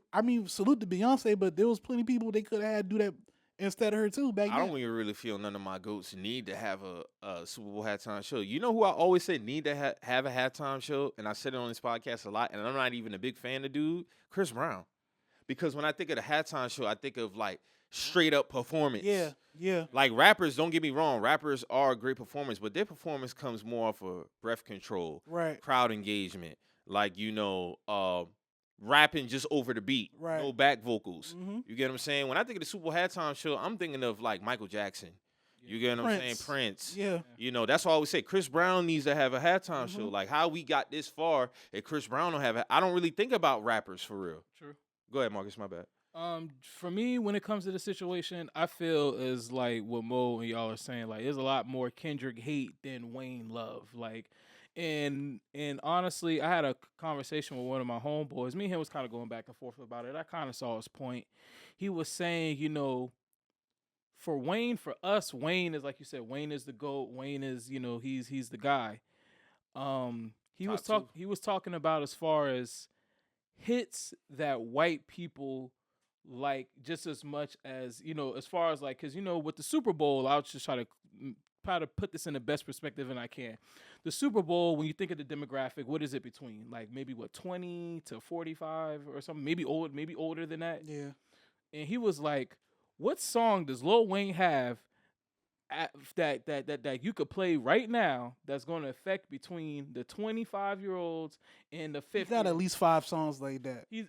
But I'm trying to explain to him like, bro, Lil Wayne is, you know, he's this. Bring the mic over a little bit. He was just trying to say, man, he was just really trying to say like, besides a Millie and Lollipop, he was like, what are the other songs that Wayne could play to fill out a Super Bowl set as far as the demographic is concerned? Because we all know, even if it's in New Orleans, there's not going to be too many niggas actually from New Orleans in the Super Bowl because of how the Super Bowls tend to always be. Like when these ticket prices are going to be in the thousands. So what we're really saying is, because I love this conversation, this is where it's gonna. This is where it get kind of interesting. This is where we're gonna have some back and forth because I'm able to separate the conversations and have a fair one. So are we saying that Kendrick Lamar has more pop records that's more appealing than Lil Wayne? Are we honestly saying I wouldn't say he got more. I think they both have like songs that resonate outside of the urban because it's crowd. still rap at the end of the day. This is, if we're gonna talk about a rapper being on the Super Bowl stage, let him be a rapper on the Super Bowl stage. Let's not throw some ingredients in it to soften it down because of a certain crowd. No, motherfucker, y'all watching the Super Bowl. Part of Jay-Z's deal was to make sure that he's part of the selection as regards to that. So we knew when Jay-Z took on this role, some rappers eventually would be up in this bitch. Yeah. You get what I'm saying? So I don't want us to get into this, and that's what I saw the conversation transition. Oh, what records does he have? No, y'all sound. You get where I'm going with it? So it's like, are you really trying to convince me? And this is no shot at Kendrick Lamar. I'm just being real. Are we really trying to sit up here and say that Kendrick Lamar has more white/pop appealing records than Lil Wayne? But this is what this and my argument to him was kind of like what you were saying. I was like, bruh, if they put him on the stage, it's going to be on the stage for a reason. They want him to be himself. I mean to cut you off, Marcus. I think a lot of people forget like it's also about like expanding too. Yeah, facts. So it's like, go ahead. I mean, just trying to reach a new audience. And I was trying to explain to my homeboy, I'm like, I could kind of see your point, but at the end of the day, Lil Wayne has been here for a very long time. So even if you pick him for the Super Bowl, you know what you're gonna get. So it's not like about to be like if they pick him, they picked him for a particular reason. I feel like Wayne could put on a great Super Bowl. Yeah, I feel like he would too. I feel like great show. There's records. Like there was a few that I named. Let me see. He specifically was trying to say, you know, Lollipop or Millie, those are the big songs. And I'm like, man, he got a lot. He got good. He's got. And the thing that killing me, is Wayne. Wayne has been out here, and then he was like, don't say that Hot Boy shit because you already know the Hot Boys. That's you know. But I'm like, bro, Hot Boys is what worldwide. does that mean? That's what I was trying to explain to him. I'm like, bro, like back that ass up is still back that ass up at the end of the day. If they wanted to do. Bro, white people love three-peat. That's what. Like, I'm just being honest. White people love three-peat. I've been around white people and they, without saying nigga around me, they say three-peat word for word. That's not even one of the biggest. That's not even one of his biggest records on that album. You know what I'm saying? And I don't expect Wayne to get on there and do "Dough Is What I Got." I don't expect him to do that, but I do expect him, if he was there, to do songs like you said, like a Millie, probably Lollipop. Let me list off some names because I feel like that's where the part of the conversation I didn't like, and people's being. You can give Kendrick his props and his respects for getting it, but not shit on Wayne as far as his abilities. Now, does Wayne have some? Because I see some of the clips that was floating around about some of his performances. Okay, cool. We also have plenty of performances we can go to Where he shut it down. where he shut the shit down. No back vocals, rapping every single word. I think what people like to run with when Wayne say he forget his songs. Y'all mean to tell me Wayne is really gonna go up on the Super Bowl halftime show and forget his top? He has recorded over thousands of songs. I don't expect Lil Wayne to remember, probably remember the 10th track on Drought 3 or Louisiana. Like, Wayne can perform a Millie, Mrs. Officer. Matter of fact, which is so funny because in the interview that he had, he was on the podcast with somebody. No, it was with Taylor Rooks. He said, no disrespect to nobody, but I'm not bringing nobody up there if I was to do the Super Bowl halftime show. Bobby Valentino, Mrs. Officer, I'm doing it. I'm singing the song and all that. So, a Millie, Mrs. Officer, I got Money, Gossip, Forever featuring Drake, Go DJ, Fireman, Hustler Music, Stunting Like My Daddy, The Motto, Steady Mobbing, Swagger Like Us, 6'7". Swagger Like Us could have been a moment. You could get T.I., you get Hove on.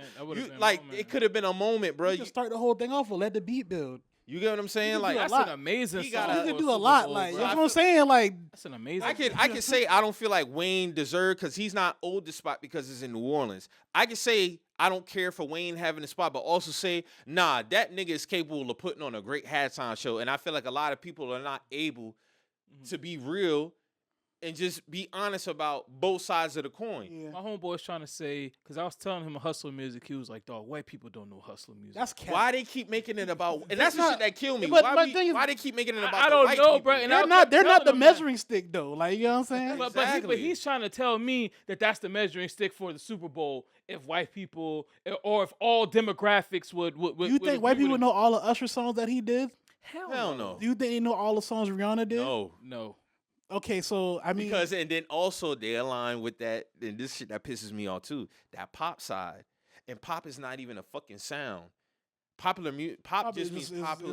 It's the biggest shit right now. The biggest shit. That's all it is. It's not a particular sound. So with this rap shit, no, y'all go ahead. You can leave if you want.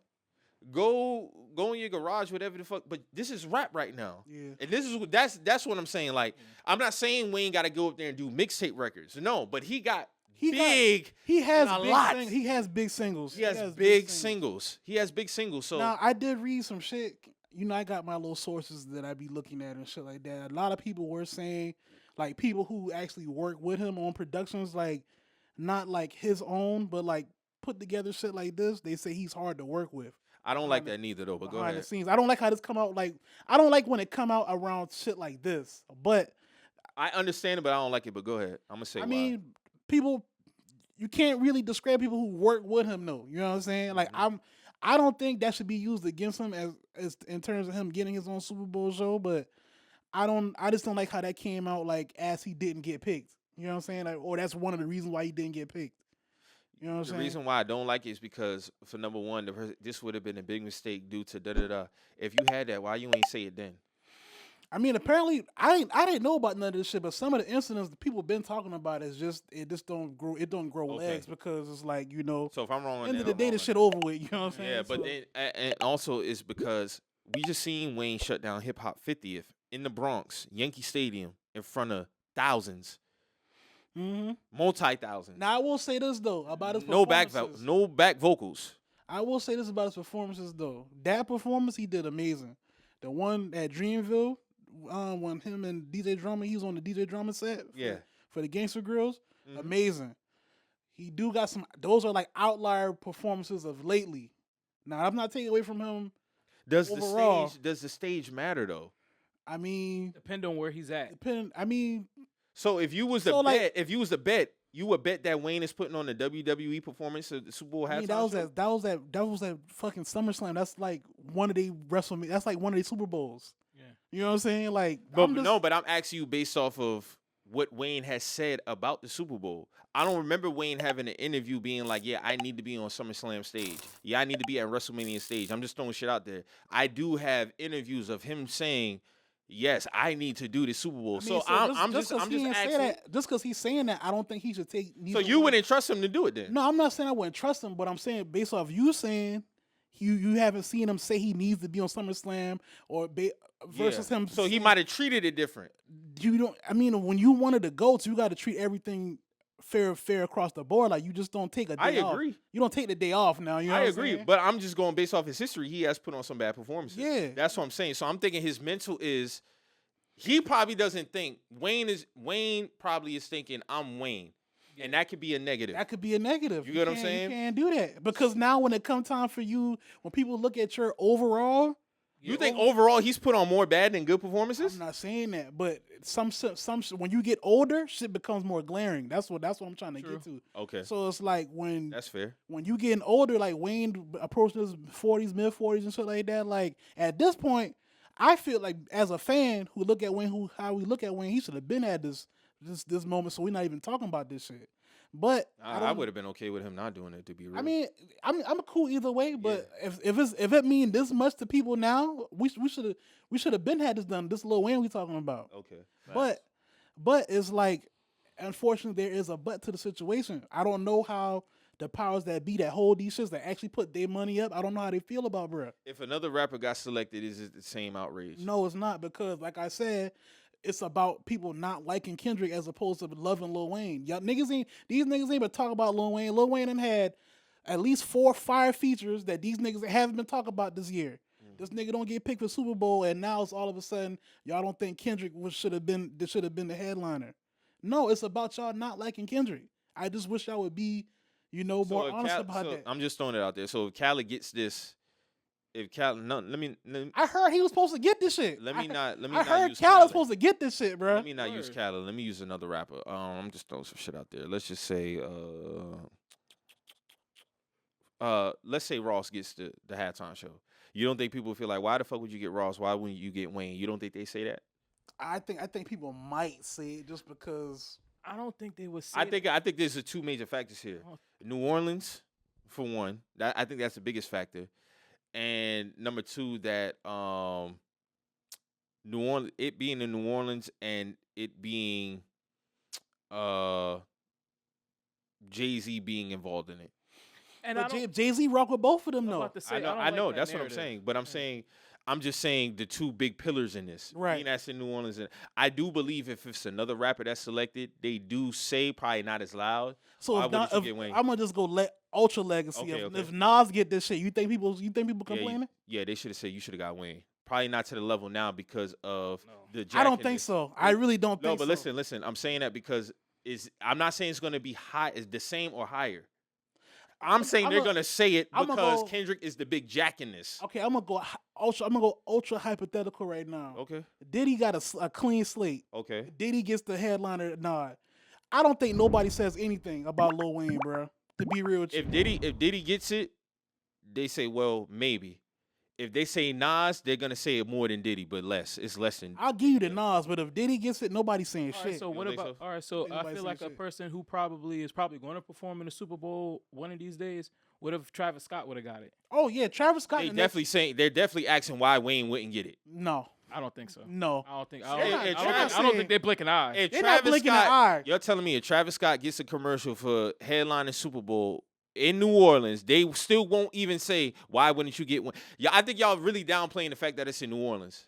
No, because at the end of the day, it don't matter. It don't matter. I'm not saying it don't matter. I don't give a fuck about it being New Orleans. Right. I'm talking about the conversation. The fact that it's in New Orleans, we can't change that. It's in New Orleans. Right. I feel like if any other rapper gets the headliner, I'm not saying it's more outrage because I do feel like it's a lot of bias to the Kendrick factor. Mm-hmm. What I am saying is the conversation is had if another rapper gets it, as far as Wayne. So you think if Travis Scott get the nod instead of Kendrick, you think it will still be an issue? Yes, 100% because it's in New Orleans. If it's in Minnesota, no. If it's in Miami, no. Do you think the rumblings are this loud if Travis gets it instead of Kendrick? No, not as loud, but it's had. Okay, that's what I'm saying. Okay, so what if the Super Bowl's in Houston then, and then they get somebody else besides Travis Scott? Do you think the rumblings are crazy then? I don't even think people say shit. They don't say shit. So why we care right now? Because it's in New Orleans and Wayne having interviews saying he needed to do the Super Bowl halftime show. That's what I'm saying. He's still not promised that though. We agree with that. Listen, what I'm saying is I know this. I agree.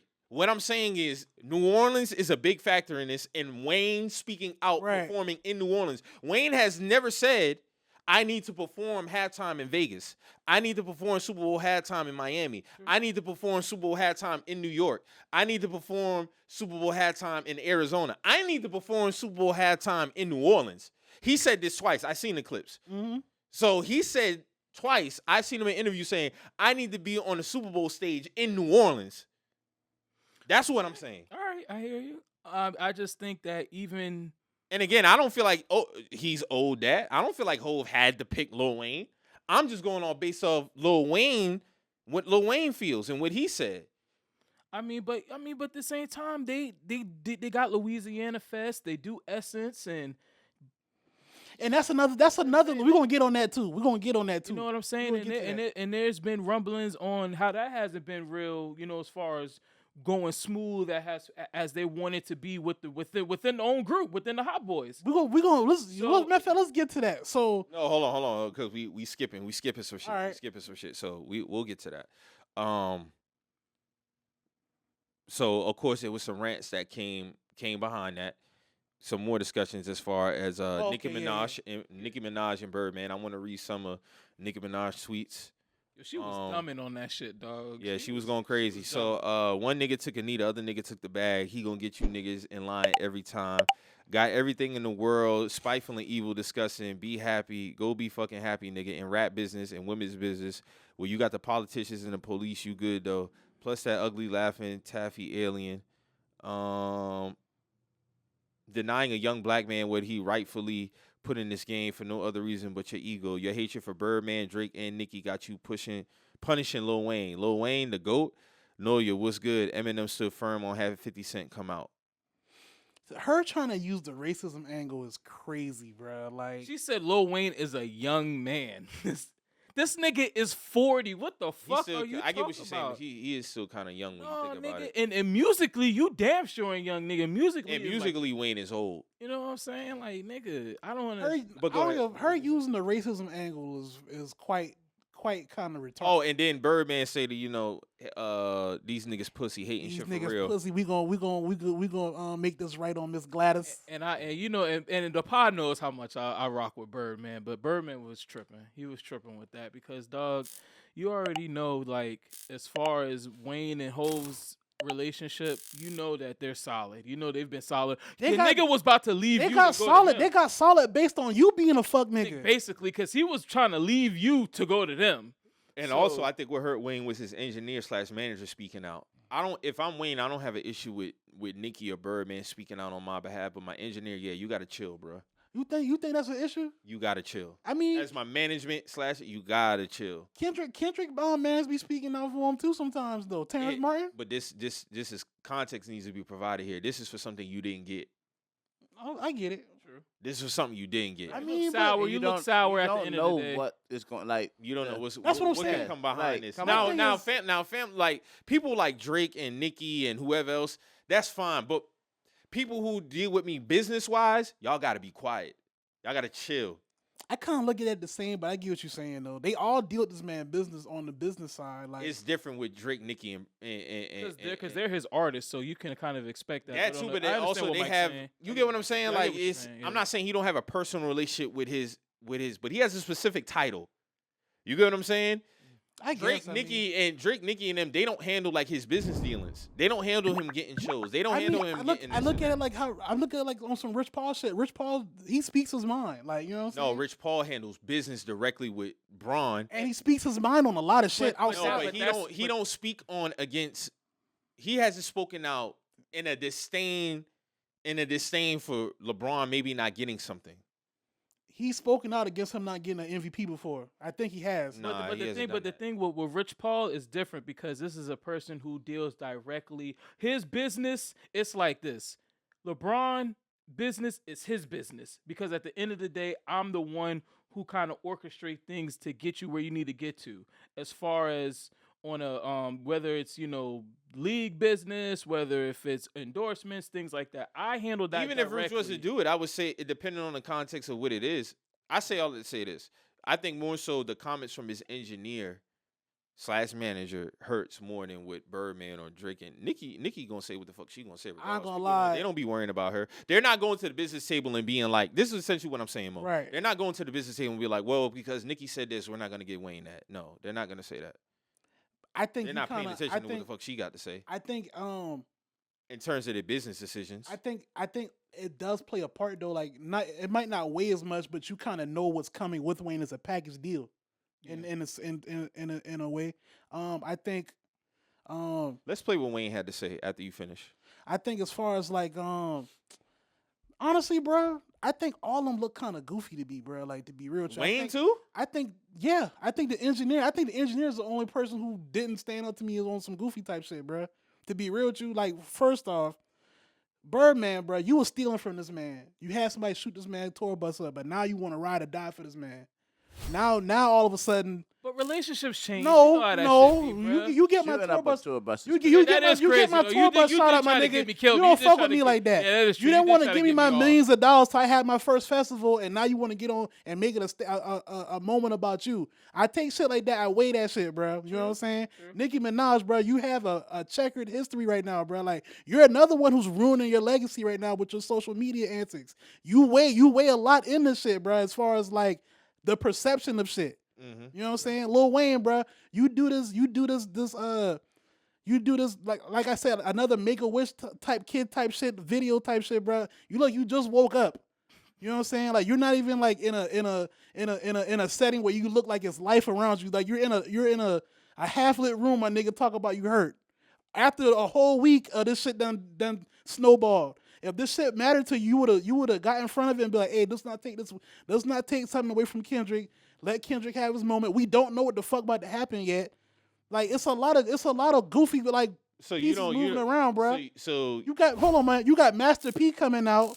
Like Master P, you ain't first off, my nigga, you and Birdman had a cold war for like the last 25 fucking years, and now all of a sudden you're pro Wayne. And that's crazy because their shit was like way deeper. On some other shit, but now you're pro Wayne because Jay-Z got something to do with this shit. Like it's a lot of shit that people not paying attention to, bro. Mm-hmm. That's just how I feel. So you don't feel like Wayne is valid in his feelings. You don't like the way he said it. I mean, he might be valid. He might be valid in his feelings, but we gotta stop treating Lil Wayne like he's. No, I'm talking about only him. No, I'm getting to that. We gotta stop treating Lil Wayne like he's just so oblivious to everything. He's been seeing this shit grow legs this whole week. You wait until the Friday after the shit done been announced. This nigga's been tearing Kendrick apart this whole week, like saying whatever they want to say, and now you want to do this shit. Now you want to come out with... You remember what I said in the chat earlier this week? What? I said we wouldn't know about how Wayne feels until he speaks. But my thing is, bro, if you felt so strongly about this shit, bro, you would have dropped something as soon as you saw this shit, because clearly you seen it. You know what I'm saying? We gotta stop acting like Lil Wayne don't see shit. He's seen this shit. Mm-hmm. So like you would have said something then. Yeah. Not the Friday after this shit done blew up. And then also TDE and Cash Money got like history together. So going back all the way to 2008. So it would not surprise me if Kendrick just brought this nigga out. Bro, one of his favorite rappers. Bro, one of his favorite rappers. Like, I'll get to that, but let me play what Wayne had to say first.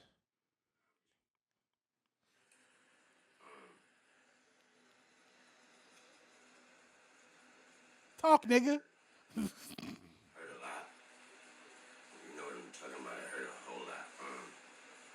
I blame myself for not being mentally prepared for a letdown. And for just automatically mentally putting myself in that position like somebody told me that was my position. So I blame myself for that. But I thought that was nothing, I thought that was nothing better than that spot and that stage and that platform in my city. And so I heard a whole lot. But y'all are fucking amazing. It made me feel like shit not getting this opportunity. And when I felt like shit, you guys reminded me that I ain't shit without y'all. And that's an amazing reality. So, like I said, me. And I'm just trying to put me back together. But my God, have you all helped me. Thanks to all my peers, my friends, my family, my homies on sports television, everybody repping me. I really appreciate that. I really do. I feel like I let all of y'all down by not getting that opportunity. But You see what I'm talking about, bro? What? What we doing, bro? What we doing? thank you. All right, so the way this nigga sounds, it sounds like somebody told him, "Hey, you about to do the Super fucking Bowl." exactly. And then when he got announced, he's like, "Oh damn, I thought I was supposed to do the Super Bowl." Like, my nigga, I'm pretty sure if you were going to do the Super Bowl, these are conversations that would have been had way prior to Kendrick being announced. Jay-Z and Lil Wayne was just chilling like 2.5 weeks ago at the Fanatics Fest. They were like talking one-on-one. Like there's multiple pictures and video of these niggas conversing. I'm pretty sure if he got it, niggas been knew then. That's what I'm saying. Like, I don't feel like let me play this clip of him talking to Rooks about doing the this was 2023. How badly do you want to hear those words? Just as bad as I wanted to see my name at the top of that list when I was that whatever age it was, and I would bust into the office and get that Billboard magazine. Yeah. Bad. Yeah. What does it signify to you? What does it mean to do that? I think, just as an artist, because this has nothing to do with, and that's so crazy, that it has nothing to do with the sport as an artist. Yeah. As an artist, this is an achievement. That has nothing to do with the sport. That's so crazy. It has nothing to do with teams are playing, with cities in. You perform for the what? Yeah, right. Excuse me. You know what I mean? Like, what? Yeah. Like, oh, man, so that right there is just, it's an achievement. It's and thank God I've been on the Grammy stage, and my name has been called, and I've won. And, I can tell you that, and I performed at the Grammys, and that's an amazing, and the reason why, that's probably the next highest feeling, and I know for a fact that when I do the Louisiana Fest, there's like a trillion people, and being in front of my city and seeing that many people is amazing. So that right there is a crazy feeling. So to know that a Super Bowl would be what? Yeah. What? Yeah, And that would be a little, and that's by going to a Super Bowl before and watching the halftime show. It's nothing like it. And wishing, like when you see the artist, you be like, I know they could have sung the song that I was featured on. I'm featured on everybody's song. Yeah, they could have brought me out. You could have brought me out. Could have brought me out. So, I mean, you are New Orleans. Like, what does, without, giving anything too crazy away, when this happens, because we manifest here, what does it look like to you? Like, is it bringing people out? What makes your halftime show so special? Please do not wear the camera. Please do not feel disrespected if you are an artist from New Orleans, an artist tied to me in any kind of way in the music. But no, that's my moment. And I earned that moment, so no, I am not bringing you one. I'm singing. And you shouldn't. I'm singing all the hooks that you made, you wrote. I'm singing them. Bobby Valentino, all y'all, I'm singing them. Sorry. I am so sorry. Oh, dude. What? Like, this is me. Well, I might bring out like a New Orleans jazz great or something like that, like something like that, You also have a lot of just features. Like, maybe if you wanted to sprinkle a little something. If I have a song with Beyonce or something at the time. Please, If Beyonce. I have a song with Beyonce, then of course. Yeah. Of course, and that makes no sense not to. Other than that, Tay can make it, maybe. Tay can, but if the Chiefs is actually playing in it, then no, we're not doing it. Yeah, so that was from a interview with Taylor Rooks 2023. There was also another one that when he was speaking about it, I can't find that one, but yeah, go ahead. What's your reaction to what he had to say in the aftermath? Go ahead, Drew. Go ahead. I just gotta say this shit, bro.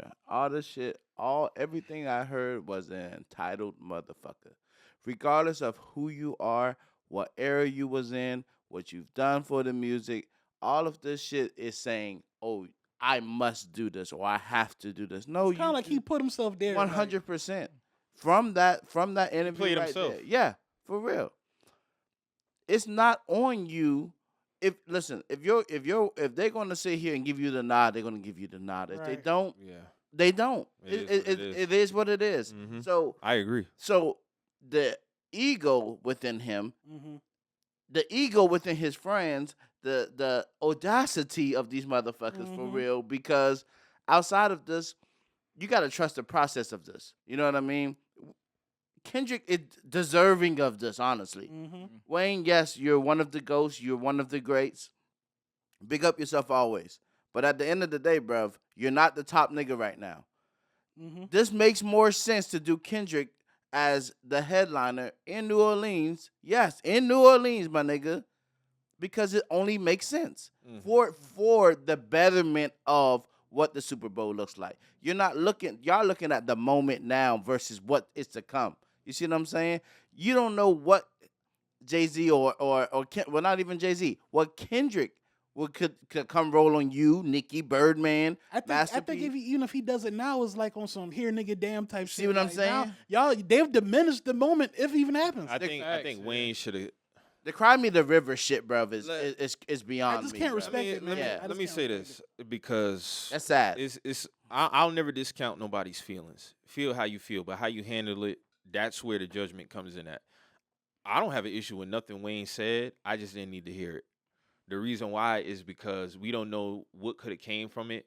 And I think you ruin opportunities for yourself further down the line based off of how you react. Mm-hmm. Now, granted, I'm always going to keep in front of me the fact that it's in New Orleans. Okay, I understand that. But at the same time, too, Hove is not obligated to call you and be like, yeah, bruh, this is yours. I understand Wayne having interviews prior, saying, excuse me, y'all. I need to do this. I gotta do this. It's in my city. Da da da da. I get that, bro. But at the end of the day, you're not owed. You're not owed that, Wayne. At all. Again, I'm not discounting Wayne's feelings. I'm not discounting his feelings and how he feel. To publicly put it out, do what you want to do. I'm not really a fan of that because at the same time, too, what would have been real to me would have been, if you are going to express how you feel, you gotta lead it off with congratulating Kendrick. That's my opinion. That's what You gotta lead it off with congratulating Kendrick because he looks at you as a GOAT. Mm-hmm.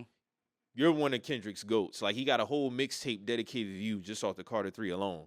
Like, that's just him rapping over beats around that time in homage to you. You get what I'm saying?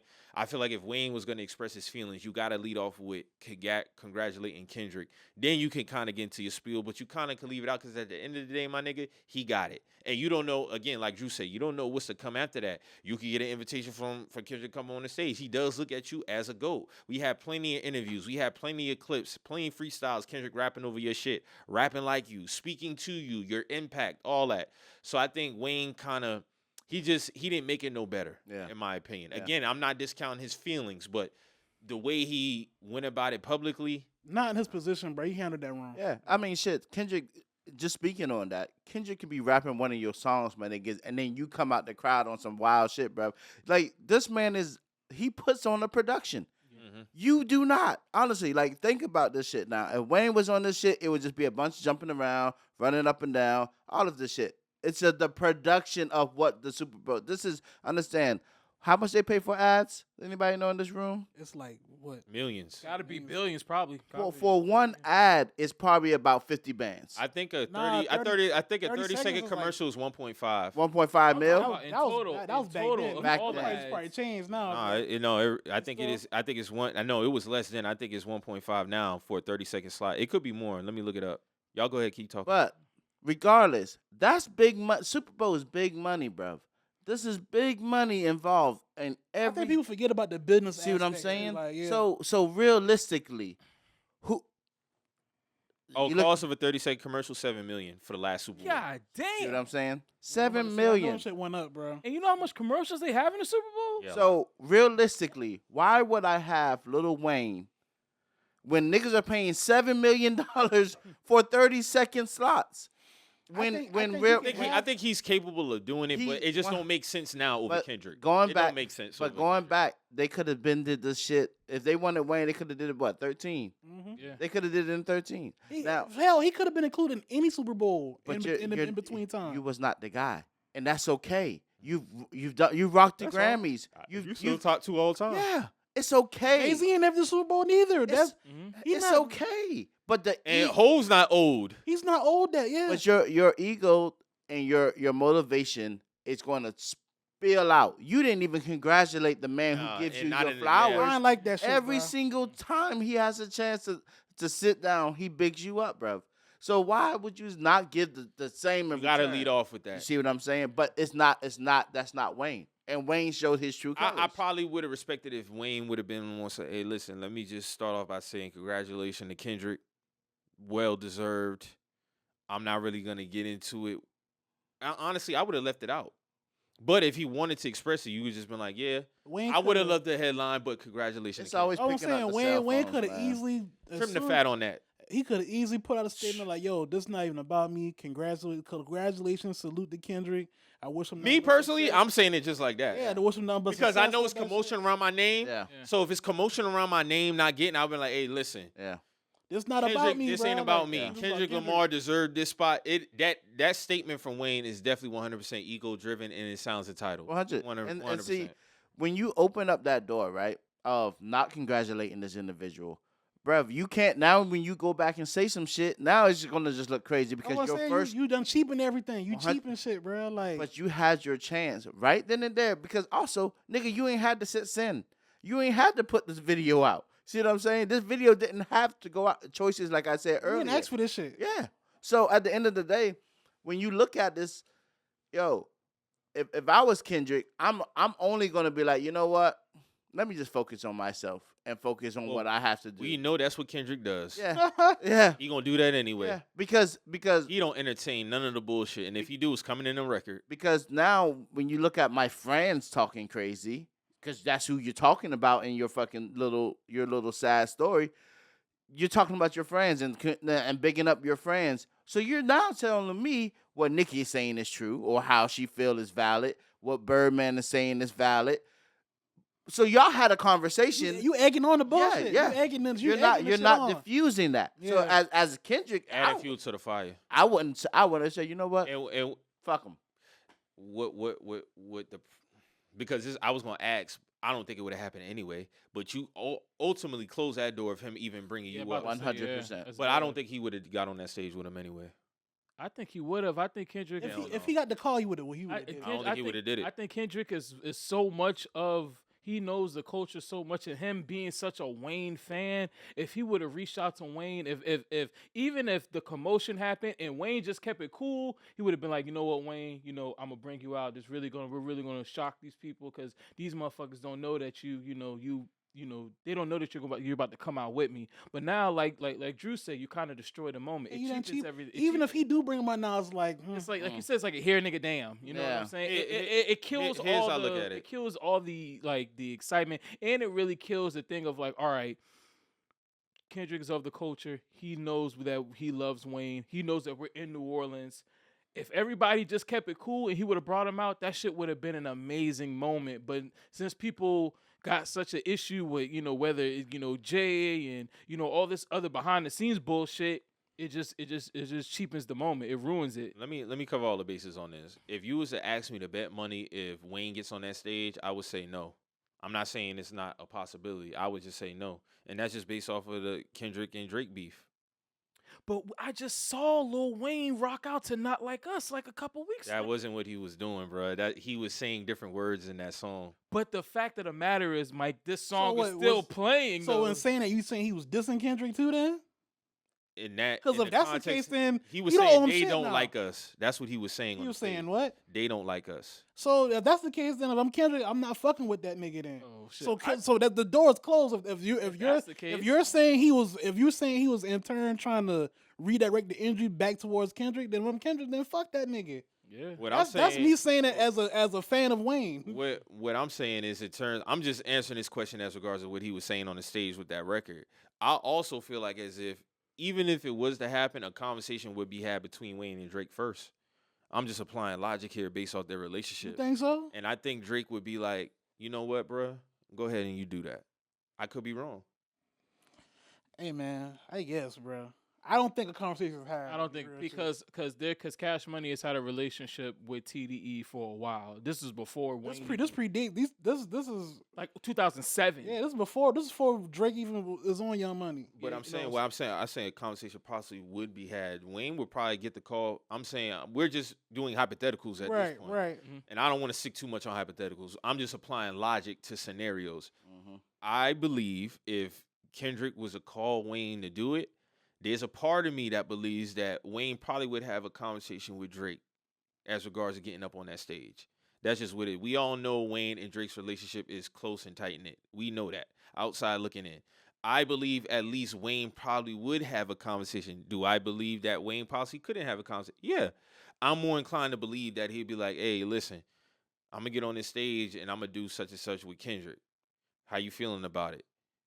Wayne probably still do it regardless of how Drake may feel. Wayne, because you could go to your mans and you go, hey, listen, bro. It's just advice at the end of the day. Hey, bro, listen. I know you don't fuck with dude, but I'm going to take this moment and get up here. I ain't doing none of that other shit. Your man either going to respect it or he ain't going to like it. You can protect yourself in saying, hey, bro, you still going to be my dog at the end of the day now. Don't take this shit personal. This is just performance in a moment that I want to embrace.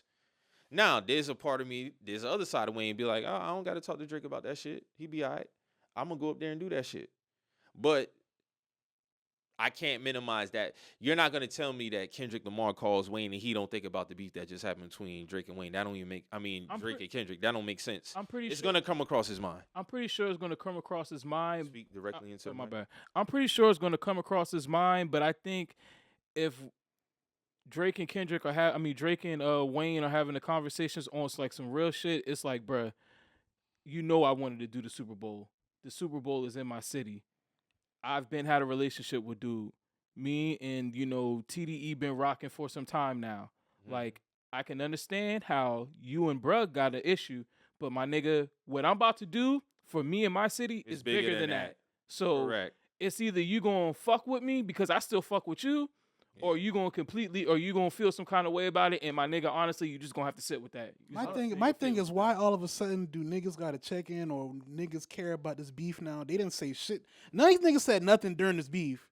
Nobody said anything, but now all of a sudden we the super friends at the table now. Like we gotta check in with each other and shit now. Oh, that's just. I don't think publicly. I understand they're the negative side of this. Let's put ourselves in their brain. You don't think they don't fuck with each other? Let's be real here. Like you don't think. I'm only talking about them three. I'm not talking about Birdman. No, you don't think Drake, Lil Wayne, and Nicki fuck with each other? Let's be real. I don't know how to gauge their relationship now because there's been some real shit happen in their careers. Okay, this is probably like the biggest rap beef since Jay-Z and Nas. Every beef, associates be chiming in on this shit. Yeah. Y'all niggas watch Drake get his head kicking the whole summer and y'all ain't say shit. But now all of a sudden this nigga don't get a Super Bowl and I'm supposed to believe y'all click tight and y'all ride or die now? I don't care what y'all talk about behind the scenes. When shit like that be going on, niggas speak their minds publicly. And people usually ride with they niggas, and they are very vocal about that. I don't care what y'all want to try to convince me of what niggas do behind the scenes. So you don't believe they as cool as they? I don't think it's as tight knit as niggas want me to believe it is. Because when Jay and Nas was beefing, associates on both sides were speaking their mind, bro. Like it was even outside of the camps. It was niggas picking their sides, bro. Facts. So y'all not gonna tell me these niggas all came in the game together. But when Wayne was here before, but y'all started Young Money together. This nigga who's possibly the cash cow of the whole situation, been getting his fucking head stumped in the whole summer. Y'all niggas is quiet. Nah, I will say this. I do believe Nicki. The only nigga who speak was Mac Main. I think I kind of believe like Mac Main be the glue to that shit, but that's a separate conversation. I don't want to deep dive. And Mac Main, he fuck with Drake heavy. And I feel like with Mac Main being kind of like the voice of Wayne, if there was some static, it would. I'm pretty sure Mac Main would either handle that, but that's irrelevant. I do feel like Nicki and Lil Wayne's. Wayne is the middle right here, right? You got Drake on this side, you got Nicki on this side. I believe Nicki and Wayne's relationship has always been close, tight-knit, just based off of what I've seen. That's my opinion. Mm-hmm. Drake and Nicki haven't always had the best relationship. We know that. We know that. We know Now, that. Drake and Wayne, I've always believed their relationship to be close, tight-knit. That's my opinion. I don't know. I believe it because I never seen no public fallouts. I never seen no disrespect. Drake has always, we all know Drake to be a petty dude. He has always given Wayne his props. He'll always post some pictures, some old pictures of Wayne.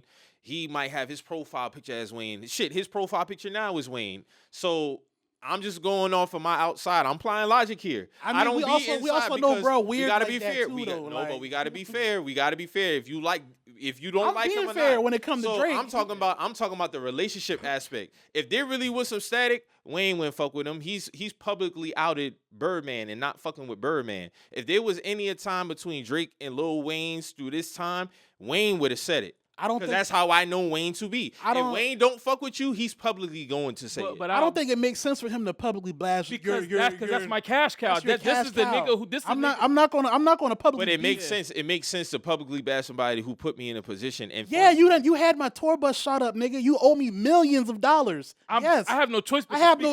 choice but How to else? speak about How that. else do I go against you? So let me ask. So is there a place in your mind? Does it make sense for Lil Wayne and Drake to have a good relationship right now, today in 2024? I don't think it really matters because at the No. end of the day, Drake now- That's not what I'm asking. I'm asking a specific, direct You say question. does it it make make sense in sense? 2024 for Drake and Wayne to have a good relationship? In 2024, I don't know. But I'm going off of what I see. You know what I'm saying? What do you believe the relationship between Drake and Wayne I is just right said now? I don't think that shit as tight as you think it is, bro. I just don't think that. They cool, but not cool like I that. think it's on some. Based off Wayne not speaking out during the beef. I think it's on some Cameron and Jim Jones shit on an elevated level, bro. They see each other when they see each other, and that's that. That's just what it is. Because at the end of the day, Drake is an entity of his own self. He doesn't really need, at this point in time, he does not need Lil The Wayne. only thing that's really binding them together is the contract. That's it. So you don't believe they have a genuine relationship at all? You think his I shit don't is think- more performative? I I'm don't talking about think it's- Drake's side. Yeah, he is a performer. That's what he does. He's gonna play his hands to the fullest potential. He's not gonna make it seem like there's no chinks in his armor until it's fully exposed. So at what point do you feel like the relationship got to where you think it is? This summer showed me some shit. I mean, I don't know, like shit, the Pusha T shit too. Nobody spoke up for that nigga back then either. Did Nicki say anything for Drake then? Did Birdman say anything for Drake then? Because they know better. The only nigga said something was Jay Prince. Because they That's know. niggas not. He's not Young Money. Because they know better. You know, it's the same. it's a track record with this shit now. It's not like this summer was it. Like, just nigga Drake been in plenty beefs, bruh. Nobody be speaking. Birdman did speak out during that time. I can't remember What'd he exactly say? what his tweets was, but he did have a post around that time. I can't remember what it was. They ain't say nothing, bro. It ain't weigh nothing. Ain't It ain't weigh nothing, say bruh. nothing. He ain't been as outspoken as this shit right here. And then if you No, really wanna- no. What I'm saying is, I'm not saying it has to hold weight. I'm saying he said something. He definitely said something around that time. I don't remember that, bro. And typically I would remember shit like I don't remember that. And this The is only nigga I know speaking up for him back then was Jay Yeah, Prince. Jay bruh. Prince. and this He was the most vocal, but and the Birdman definitely said something then. and the Pusha and Wayne shit has been going on for eons, yeah, my nigga. fire. And they bear. And when it comes down to it, bro, the only person who really speak, I can't even think of anybody who really even speaks. Bro, Wayne on that tried to shit. drop a diss record and it was ass. That shit, that ghoulish. Yeah, So, that like, shit was ass. I mean, it's like, bro. Yeah, I don't think them niggas as cool as niggas want I us to don't think- believe. yeah, they it's is. not as Trump You type. can make this nigga your Abby all you want to. You can do all of the other shit, the theatrics all you want to, bruh. But when and that's just based off of him not speaking out during the beef. I mean, that's bruh. These shit like that matters, bruh. We at war, bruh. Shit like that matters, bruh. We've been at war with two niggas. We've been at and war with nobody- two niggas and nobody said shit for me, bruh. These are career altering battles, bruh. This ain't no fucking like this is Titan level shit. This ain't no welterweight battle, bruh. I need my niggas to pick a side, draw the line in the sand, bruh. Y'all ain't say shit. Come on now. I'm just being real. We talking about war or we talking about slap boxing? What we doing? Like me and Mo was kind of having that discussion. We was like, bro, like in Drake's case with these battles, it's like they letting that nigga take. It's like if you hooping and you in a game and the nigga taking a ball out and it's a full court what would you press, expect like, for them to say? Say something. Yeah, if it's a full court press, Because I nigga, think they just was looking at it as some rap shit. Okay, y'all are rappers. Nicki's a rapper, right? You think Why she you- should have dropped a record? I mean, Say why, something, Why goddamn it. niggas ain't get a posse cut or something? Do something. I don't think them niggas should have inserted themselves in that shit. You're not really a team, man. That's not really a crew. Y'all not a team. You're not a crew. Hold on, you're not listening. You're not listening to what I'm saying. I'm talking about from a music standpoint. That's what I'm talking about. Even from a music standpoint, you have to be a crew, my nigga. You gotta. So who else? Who else? Do something. Who made a record on Push's behalf? They didn't have to. But that's my point. No, he's a one man. That's a one-on-one battle. No. One-on-one battle. Wait. It didn't get that far because someone pulled back and was told to pull back. And even in 2012, he still stood alone on that one-on-one. Dog, Pusha T. And then back then, you said, and others said, why the fuck would Wayne? Wayne dropped the response to him. You ain't dropped the response to Pusha T in 2012 to Exodus 23:1. Niggas had a problem with that. Why does Wayne have to come out here and make a diss record to Pusha T? You ain't make no diss record. You ducked that man then. He dissed him. He didn't make a diss record to Pusha T in response to 23:1. Lil Wayne did. And niggas had a problem with that. Because if Wayne stepped out in front of the bullet for you for that instance right there. Pusha T has always stood alone in his one-on-ones. Bruh, that shit was ass. So if that shit was ass, if I'm Drake, I'm like, bruh, somebody gotta do something else. And then if you think about it, my nigga, when it comes to that 23-1 record, most of that shit was for Wayne and Baby. It wasn't really for Drake. Drake caught some, but if you listen to Drake, that was an appetizer for 24 for 20 what? Facts, was that 18? Yeah, that was 18. Yeah. That was more for because of that all that shit was happening Pusha around T the was same setting time. up the bases. Thank you. When all the shit was going on, boy the Diddy. recent contracts and all this other shit, that was around. He was setting traps. He was setting traps, and most of that song was for Wayne and Baby. That wasn't really Drake caught some shit, but that's so I don't want to deep dive back into that beef. So because we got, like I said, we got a lot of shit we got to cover as regards to this, and then we got some other shit that happened. But we don't really got to get in the hole because we all in agreement with Hove on this. He didn't have no ulterior motive behind none of that shit. I'm not paying a nigga taxes that I don't fuck with, bro. Y'all need to. And then again, I told niggas, I'm like, bro, they was just chilling at the Fanatics party. They just was chilling so, with each other, like shoulder to shoulder, face to face. And I also feel like if Wayne had an issue with Hove, he would have said it in the video. And trust me, them two have had their little. They've had their little shit, Facts, but the thing about them, they've always remained cool. Yeah, you know what I'm saying? Been mutual. Yeah, they always remain cool. So, what we think about Kendrick's record? Watch the Party Die. I fuck with that shit. Yeah, I like it. I think he's mad at all of us. All of us in terms of what? Just the culture. I think that was a cultural assessment. I think that was a cultural assessment. That was a cultural And he's a madman. He dropped that on 9/11. He knew what he was doing. Mm-hmm. He dropped that on 9/11. He knew what he was doing. I'm not mad at that. You need certain people to speak up like, yeah, like, as a whole, like, we look bad. I feel like Nas used to do that. Yeah, but it was called hate back when he did it. It was called hate. Some of it was hate though. But he is mad at. There was a little hate sprinkled in with Nas. Yeah, it was. He definitely mad. He definitely mad at the culture, bro. But he has some bars in that motherfucker, bro. Like this nigga Kendrick, when it come to like when he really pissed off, and he started to like really breaking down bars and shit. Like he didn't really waste no. He said, "I think it's time to watch the party die. Street niggas and the corporate guys, the rappers who report the lies. I need the families mortified." You know who he was talking about? He was definitely talking about academics. Oh yeah, and Maul. yeah, of course. Maul and academics definitely. Via Maul. Yeah. That was crazy. Yeah, that nigga. No, hold on. Y'all sometimes I wonder. Wait. My bad. Go You ahead. think Drake turned down the chance to perform in Super Bowl? 100%. All right, I gotta go with you. I trust your opinion. So Why don't you believe it? That's why I want to ask. Why don't you? In terms of just Drake, why is it? Take Drake out of it. Take Drake out of it. Just look at him as an artist. You have said vocally on this podcast that he has dominated a decade. So take Drake's name away from it. Why wouldn't that person who's dominated for a decade not be offered the Super Bowl halftime? No, it's not the fact he was offered. It's the Why'd fact you you turn turned it it down. down? If you've dominated a whole decade, right? Why wouldn't you add that to your accomplishments? But that plays it to the offer. That would mean you don't believe he got offered. No, I'm not saying I don't believe he got offered. It's the whole turning it down shit.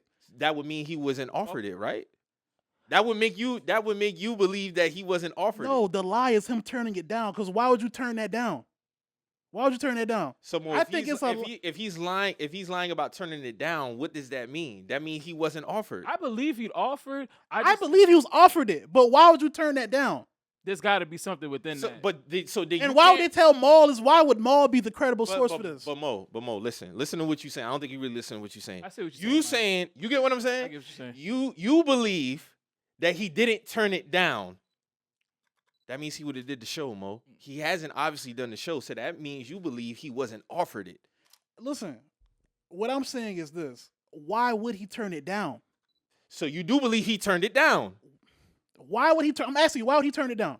No, Mo. You can't answer my question with a question. Do you believe that he turned it down? Yes or no? I don't think he. I think Maul's lying for one. So he wasn't. So you believe he wasn't offered? I don't see it. I don't. All right, this is how I'm gonna answer that. I don't see in this universe Drake being offered to perform the Super Bowl and he's turning it down, and then we find this out the week that Kendrick get the Super Bowl. It's layers to this shit, bro. Okay, I believe. Okay, so you said that is exact scenario. Do you believe throughout Drake's career he has been offered a Super Bowl? I can see that happening. Yeah. Okay, you don't believe. I just don't see it. I don't see in this lifetime Drake turning down the Super Bowl. I just don't see that. Yeah, me either. I ain't gonna lie to you. But you believe he's been offered one. I wouldn't argue that if somebody tell me he was offered the Super Bowl. Maul telling me that he turned it down the week that Kendrick get the Super Bowl. That just come on, bro. Now all of a sudden your man's had a chance for the Super Bowl and he didn't do it.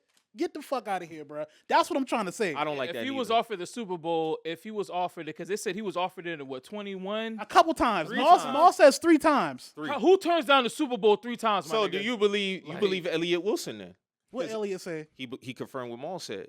What he confirm? How do you confirm it? What did he say? I keep hearing so much conflicting stories on this because I just heard somebody else say that wasn't true. So I really don't know what's true. Somebody say so. Oh, it's 2 sides. So you have the Elliott Wilson Maul side, and then you have somebody confirmed from an NFL source that he was never offered. Yeah, I'm hearing that. Now, I don't give a fuck. I'm applying logic here. I do believe the biggest rapper for at least a decade got at least an offer. I'm not saying 3 or 4. I believe he got at least one offer. But how do you turn down the Super Bowl though? Especially multiple. Now I can see one time, maybe so. But my nigga, here we go. I got the clip right. You want me to play it? Yeah. Hell no.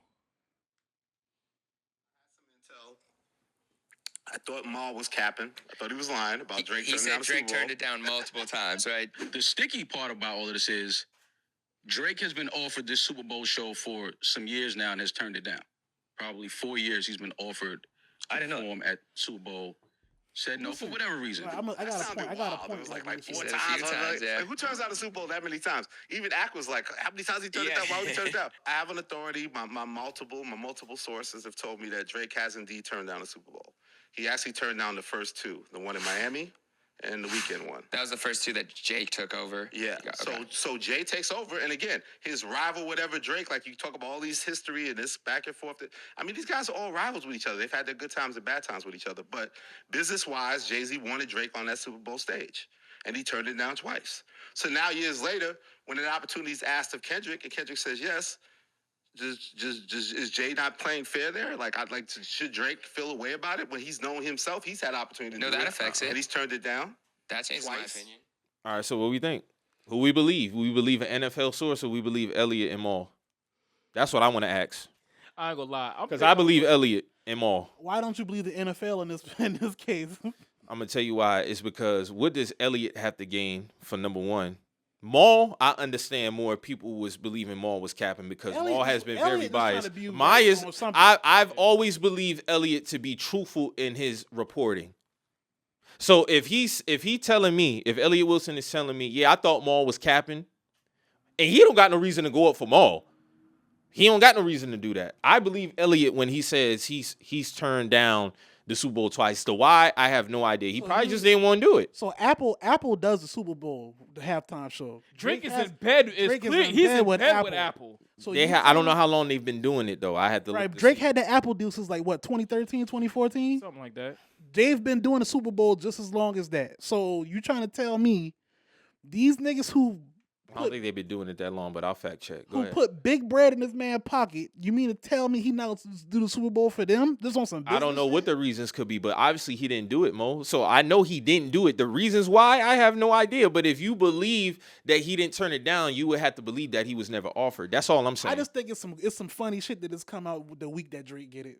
I mean, Now. that Kendrick get it. And I also believe if Drake was offered the Super Bowl, right? If Drake was offered the Super Bowl and he turned that shit down, and then we get this announcement, Drake, we all know Drake to be vocal on certain shit.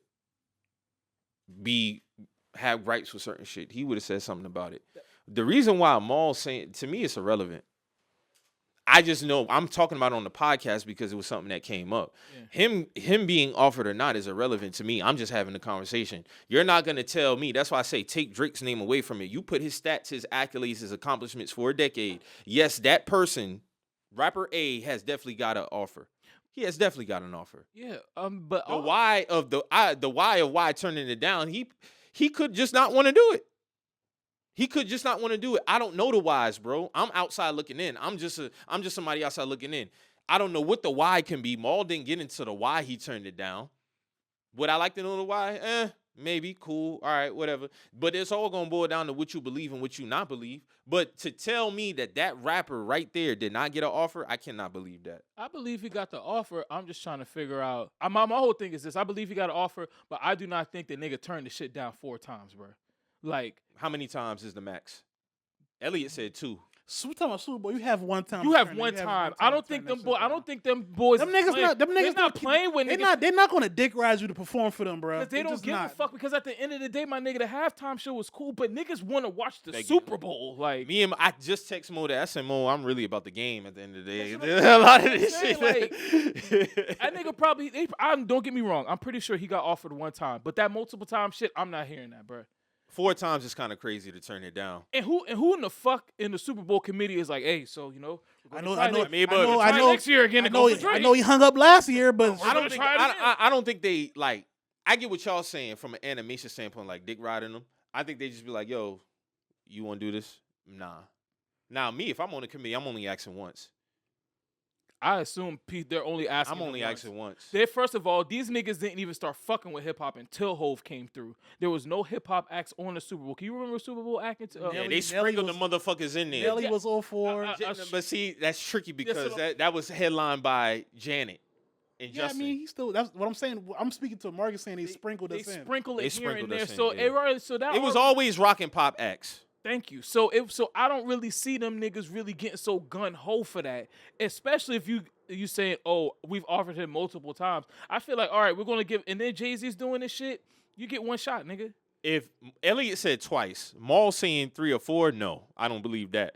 But I do believe Bone when he said he was offered. That's all I'm saying. Yeah, I could believe that, of course, especially with his accolades and stats. Drake's music covers so much basis. My thing is why y'all telling us the week that Kendrick get this shit? Why? I don't know why Maul alley-ooped that information. To me, it's irrelevant. All right. So what was yeah, that part was. I just wanted to know because that lumped it to the whole record. I just think Kendrick did great again. Mm-hmm. I do think it may be on the album, could be, or it's just a one-off. And I mean, he was just talking to niggas, man. Like Kendrick. At the end of the day, this nigga just be talking, bro. He be talking, and I feel like there was a shot at Maul, it was a shot at Drake, it was a shot at the whole industry. To be honest, he's saying, "Watch the party die." I think he feel like he's in a place where ain't nothing real, ain't nothing authentic. Mm-hmm. All you niggas is fake. I'm tired of this shit. Like, what the fuck is really going on, bro? So I just gotta watch y'all niggas die, bro. I'm here to be real. I'm here to be raw. I'm here to be authentic. Like that's I ran that track back at least 15 times. Yeah, that shit was dope, and also what I like about the track is him basically just kind of just like you say, just basically letting everybody know, like, nigga, I don't fuck with y'all. I don't fuck what y'all stand for. I don't fuck what y'all stand for. But Kendrick has always been saying that throughout this whole beef. If you peep it, like that's always kind of been his main point. Mm-hmm. Is the way my morals and integrities are, and what these morals and integrities I look at y'all, I judge y'all based and off these that. niggas' Yeah. morals, integrities, and mine don't add up. Actually, some of y'all morals and integrities are quite devilish. Mm-hmm. So no, he definitely been on that. Y'all not. Yeah, we not from the same type of. You know what I'm saying? So with him speaking out on this album, I mean, record is just really just kind of driving the point even forward. Like, bruh, we are not the same. I'm a mortal man. Thank you. These niggas is not the same. We are not alike in no way, shape, or form. And That record's dope, man. That shit remind me, like I saw somebody said, which it was really dope. It was like it's like the end credits of the movie, like when the song. It kind of got that type of. And then somebody shit was funny because somebody actually put that over. Remember in the Goodfellas where where Nicki got put in. Yeah, somebody said it sounds like the end credits where you figure out what happened to everybody in their life. Yeah. I fuck with the record though. The Coach Carter montage at the end. Yeah, salute to Kendrick for another dope record. Watch the Party Die. I'm definitely interested to see what he. Like I said, man, I'll never bring up that 5-year break again. You was on top. I was on his ass. Hell yeah, that was his main. I was on his ass. I was on his ass since 2019. Yeah. I was saying this notion that him and Andre is the boogeyman. Like, what we doing for real? But I thank you, Kendrick. I appreciate it, my nigga. You giving me some great music. This is what I always wanted. So here's a question I got. Just staying music. Can you love a song and not revisit it often? Is it a lot of songs that you just got to appreciate in that moment? For example, a lot of people say they're not going to replay Meet the Grams, but it was a great record. Or I've seen some people say they love this record, Watch the Party Die, but they probably wouldn't revisit it a lot. Can you love a song and not revisit it? Or you're lying to yourself? You don't love that song then. Yeah. This is music, bro. If your emotions, especially if you feeling some type of way or that's the music going to pull, you're going to gravitate towards that or the music going to pull that out of you. So it's like you're going to revisit it at some point. If you feel like fuck the world or you on some, some vengeful some type vengeful shit. type, you're gonna bump Meet the Grams, whether it's in your headphones, whether you blasting it, cleaning up or something. You're going to listen to that shit, bro. Like that's just a silly speak of songs that we love and shit. Like, cause I remember I was working out and I had that shit on shuffle. And a song came on that I ain't heard in so long, bro. "Drinks on Us" by Ray Shremmerd and Future. Oh, okay. And I was, and I'm like, I haven't heard that song. What a time. I was like, yeah, what a time. And I'm like, damn, bro. I used to love this song, but I ain't listening. Speaking of sometimes you come across a record, you be like, damn, I ran this, and then you find yourself playing it again and playing it. Yeah, that's a fact. I ran that record to the ground when it first came out. Then I stopped listening to it. And then as I'm working out, the song came back on. I'm like, damn, bro, this shit was that shit back in 2013. Ray Shremmerd had a crazy run, bro. Like, God, great run. Shout out to them boys. I think you can outgrow songs though. Like I think in the appreciate it in that time. Yeah. Okay. Yeah. Like I think for me, I know like Kid Cudi at a time, I was bumping Kid Cudi like as a transition in my life. But not in 2024. I mean, that's true. I love Day and Night, but I don't listen to it like every day. You see what I'm saying? But when it comes on through a shuffle, I'm like, boy, this is I'm gonna bump that shit though, Or if I'm like on a road trip, I might go back to Man on the Moon. You know what I mean? Listen, bump the whole album, ride through album. You know what I mean? I think you can outgrow. I think it is music does have generational like eras in your life also. Like it was a time where you was bumping one album consistently. Now you play that, you know it through and through, but it doesn't hold that same weight because you transcended past that. You know what I mean? No, I feel you. Yeah. It was for that era. It was for that. Sure. Yeah. Definitely. That's all I want to ask. Got to give an RIP to Frankie Beverly. He passed away on Monday. Bless up. Definitely a pillar in black culture, black music, feel good music, cookout music. Plenty cookouts, plenty family gatherings, plenty Thanksgivings when we done ate, we playing cards and shit. We bumping Frankie Beverly, bro. Like you cannot say you from this cloth and you not hip to Frankie Beverly or your people ain't put you on Frankie or you done had to go stay at your granny house because your mama going on a road trip to go see Frankie Beverly and Maze. You know about Frankie Beverly Maze in some shape, form, or fashion, bro. It's so crazy because my people actually saw them in New Orleans.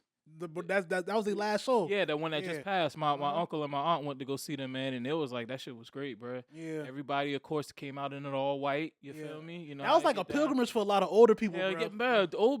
I've always wanted to see them, Earth, Wind and Fire in concert if I could have chance to. I wish I could have saw Marvin Gaye, but just seeing some of our legends pass, man, it really just shows the test of time within their music because this man was still out there performing. You got to think, they ain't dropped a new album in years. And still out here touring. They've been touring for like 30 years off of shit they dropped in the 80s and 70s. Timeless music. Duh, my dad saw them when he was a kid. Hey, man, shouts out to Janice Gaye, Marvin Gaye's wife for discovering Frankie Beverly in Philadelphia, man. Yeah, man. That's all I can say, hey, man. We Are One is one of my favorite songs. We Are One's one of the hardest songs. And again, man, Philadelphia just got so many heavy hitters. Good soul I remember I asked before, like, when it come to, like, talent, like, what city breeds? Philly is it. Philly is it, bro. up there for sure. Philly up there for sure, bro. Philly's a walking dead, man. I can't say when it comes to that talent though.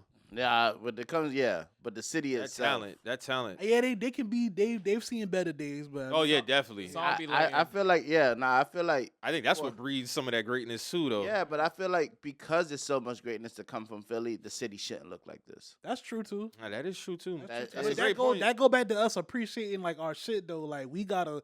It's not on nobody else to take care of our shit. You know what I'm saying? That's shit like that is a perfect testament to that. 100%. There's no reason why there's known blocks in Philly that you're gonna see a nigga slumped over off of a needle, or you walking past the street and see a nigga in a water bottle cleaning off a needle. That's crazy.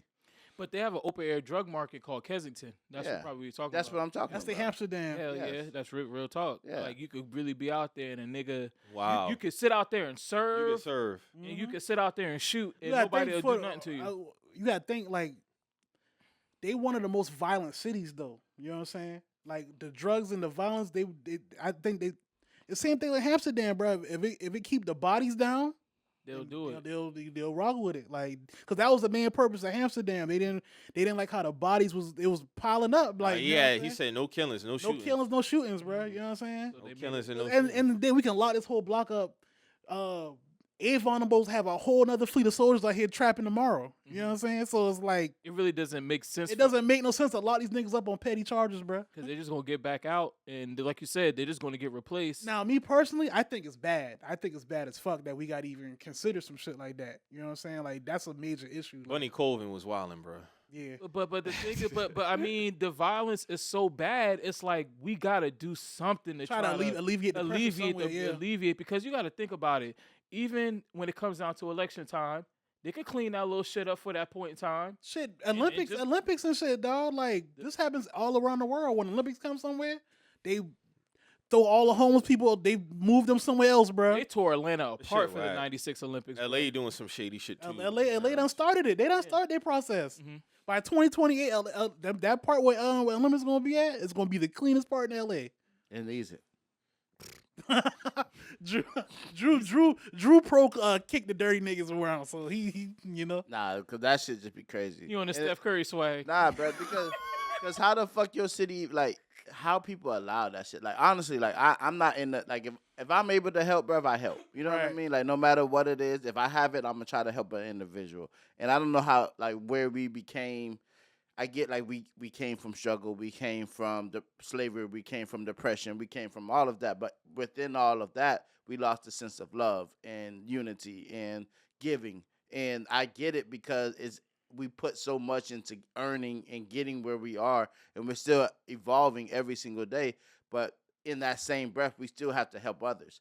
And when you see your city struggling in the manner of how you see it, like in Philly, you see it in LA, you see it in New York. Shit happening here too. Yeah, even here. But I feel like we're in a smaller city. These are larger cities. And then, you know, when the Olympics comes, like in Paris, where they were swimming the marathon and shit in that lake. That's or what. crazy that they let them do that. That's You see what I'm crazy. saying? Yeah. So it's just when you see like how disgusting, and you know how disgusting, but y'all take the procedures to make sure that these people are going to be straight. Y'all could have been did this. Them people was getting sick in that water though. Oh, well, I mean, you can't do so much because that shit is disgusting. Yeah. But you know, it's still one of those things, man. Like as a leader, air quotes, in which, you know, people try to put people into pedestals that they should not be on, but that's what the times that we live in.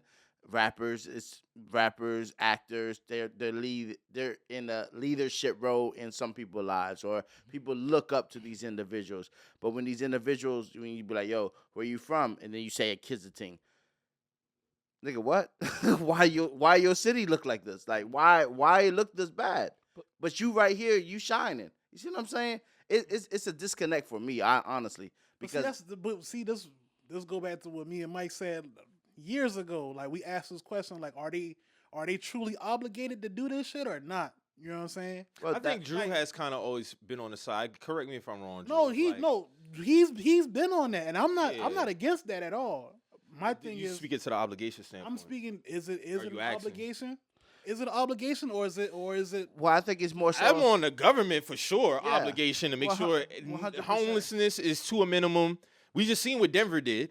Yeah, I feel like Yeah. You get what I'm saying? Yeah, But that's- the people who have the money or come into good fortune, I wouldn't say it's obligated, but it would be like on a good humanity side to, like, Well, you can't watch this shit, bro. Yeah, Like but- consistently. Yeah, and but see, that's Knowing you have the resources. 100%, and that's my thing. Like, when you're into the business and you see the business aspect, it ain't really coming out your pocket, Right. Because you can get it right back off of a tax write-off. You can donate this shit, and you know the business aspect is They going do to it for come anything back. else. See what I'm saying? Yeah. I get what you're saying. At that point, you just make It's a excuses. choice. It's a Yeah. choice. Now it just don't make sense when you have shit in place to do better. If you want to do choose it better, not but to. you choose not to, Or when people do, I always gonna refer to this. So we do the undermining shit like the Bitcoin class in Marcy Project. Like we do that instead of actually putting the resource center in Marcy Project. Not gonna let that down. No, I'm not gonna let that Yo, down. that because shit was whack as fuck. Motherfuckers with housing vouchers. Like, you not, playing they in not, my they not, face. They're not in a position to be betting on cryptocurrency. They just not like. Or putting my mental state, like, bro, what can I do to get me to a better state? I need to get off this housing Like, voucher, bro. yeah. Like that's what I need, bro. I need to boss up. Yeah. Bitcoin is not gonna get me out my financial like state. We got basketball goals hanging down off the shit. You come to me with Bitcoin. Bro, my fucking lobby smell like piss and ass. Yeah. I'm not trying to invest in crypto coin right now, bro. True. yeah, that's just You crazy.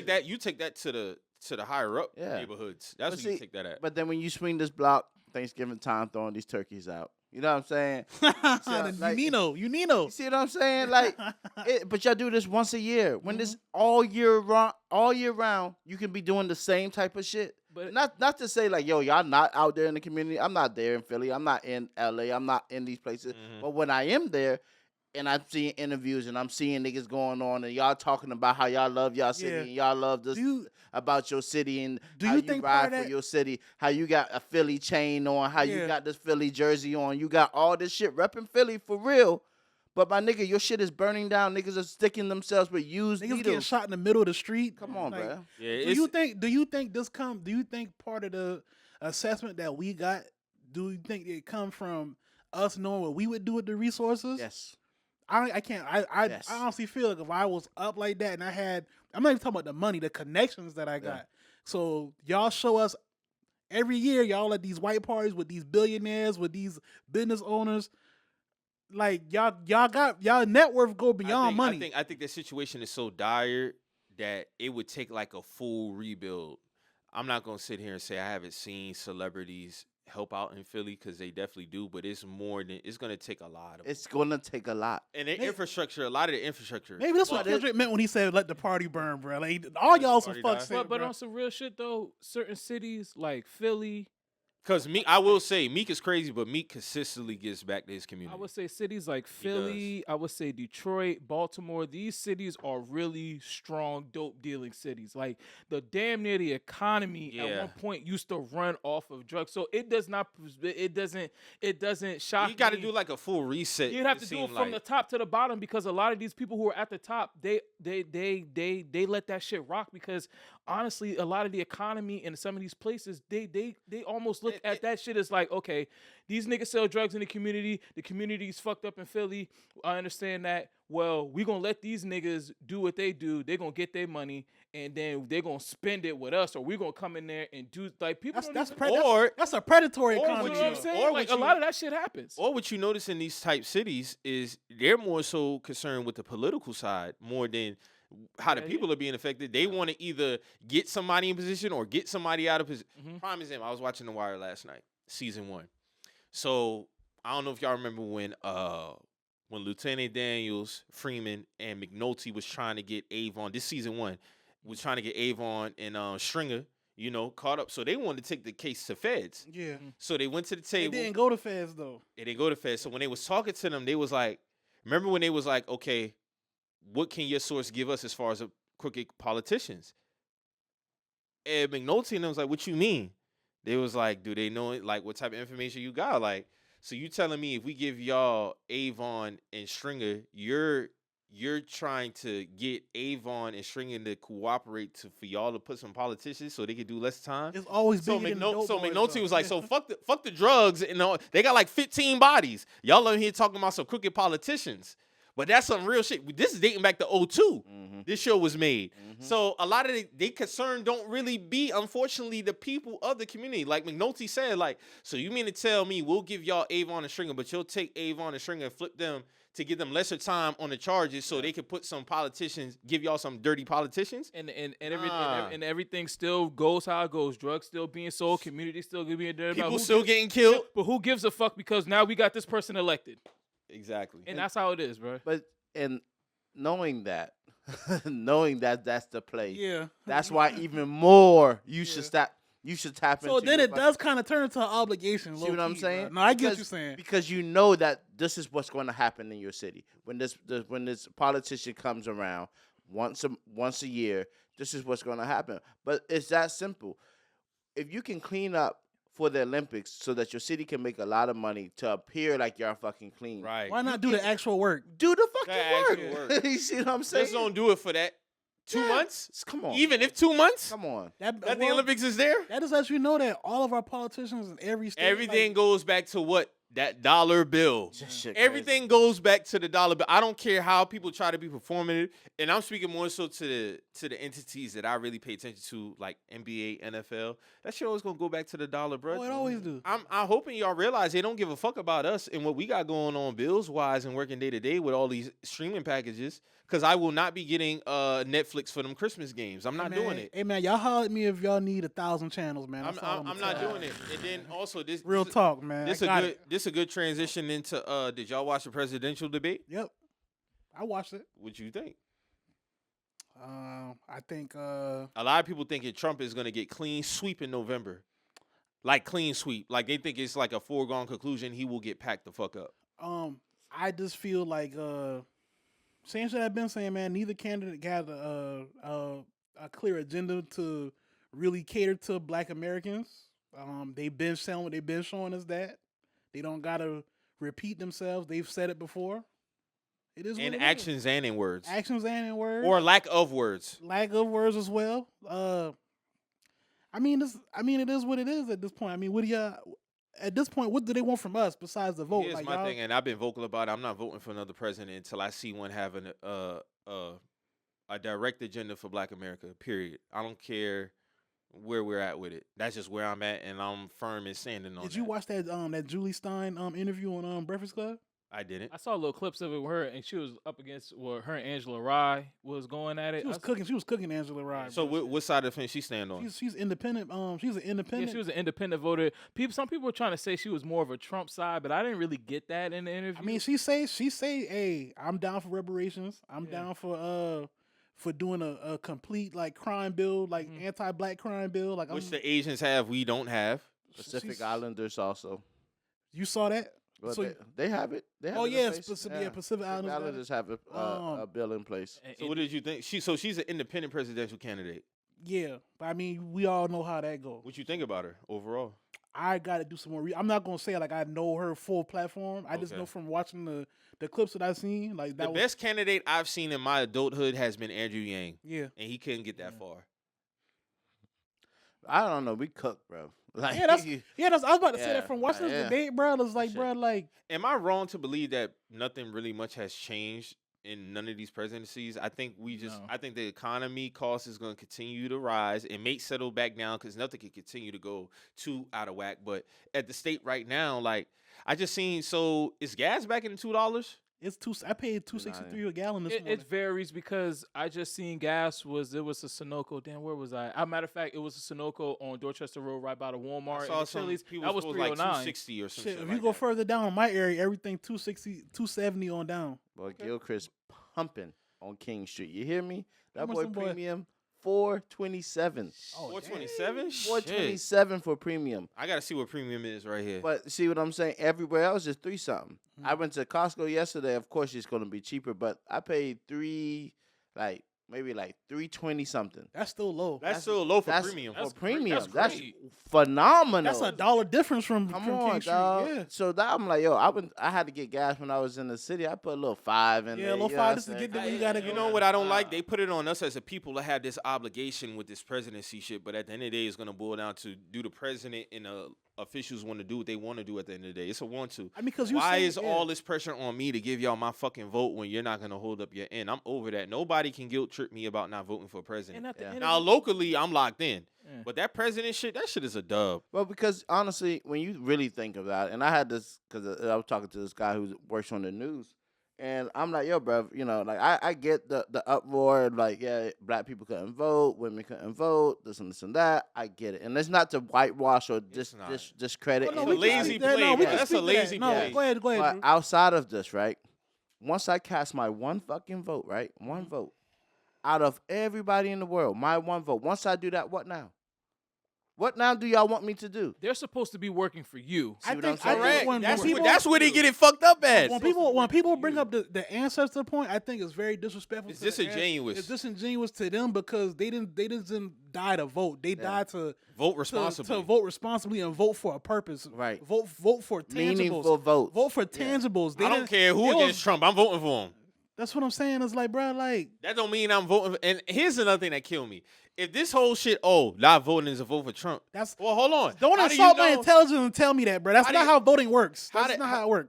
Why can't it be not voting for Trump is a vote for Kamala?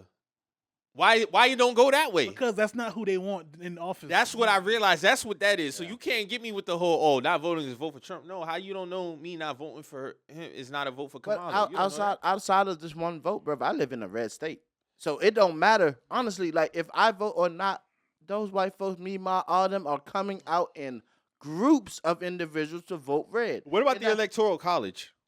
Yeah, that too. Yeah, because somebody won the popular vote in 2016 and wasn't the president. 100%. But ultimately, I don't get why people be really like you hound on folks for having their own that shit opinion. Trash, bro. Yeah, that's trash. But also outside, I make this one vote, bro. Then what? You're satisfied that I voted. Oh, you still down with me? Yeah, but you're upset if I'm voting for the lesser evil, or if I vote for the lesser evil, because both of them have done that lesser evil shit is so it's crazy, bro. But so you telling me the person that you want me to vote for ain't shit? He just a lesser ain't shit. He's a lesser ain't shit from this ain't shit person. My ancestors would not want me to vote for that. My ancestors would have demonstrated on y'all niggas, bro. Like that's why you really get to see how people really get aroused and offended when you don't vote for president. Mm-hmm. Oh no, you gotta do that. Especially a lot of older black people I know this, like, because it's been embedded in them. So I'm not too mad at them. That's all y'all fucking know. You get what I'm saying? So, but you can't get me with that.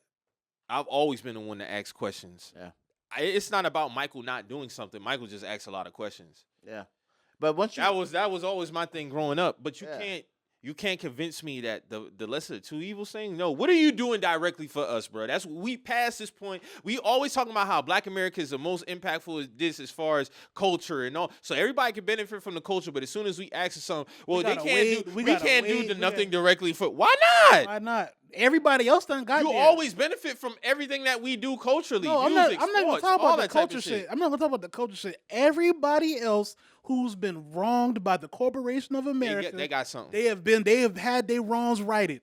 We can't even get a law for protection against police brutality, but the Pacific Islanders and Asians can. Mm-hmm. It's not even. That's not their home. And that's not hate to them. It's not hate at all. We talking about being fair across the board. Being fair across the board, bro. So if everybody else can get their just due, when they have shit that go wrong with them, nigga, my people built this country. So you mean to tell me we did shit for free and we supposed to sit on all this equity for no reason? And then just promises. Nah, bro. Promises being made. Because y'all know if y'all give us the financial freedom that all us need, we're gonna run this shit the fuck up. We're gonna turn America.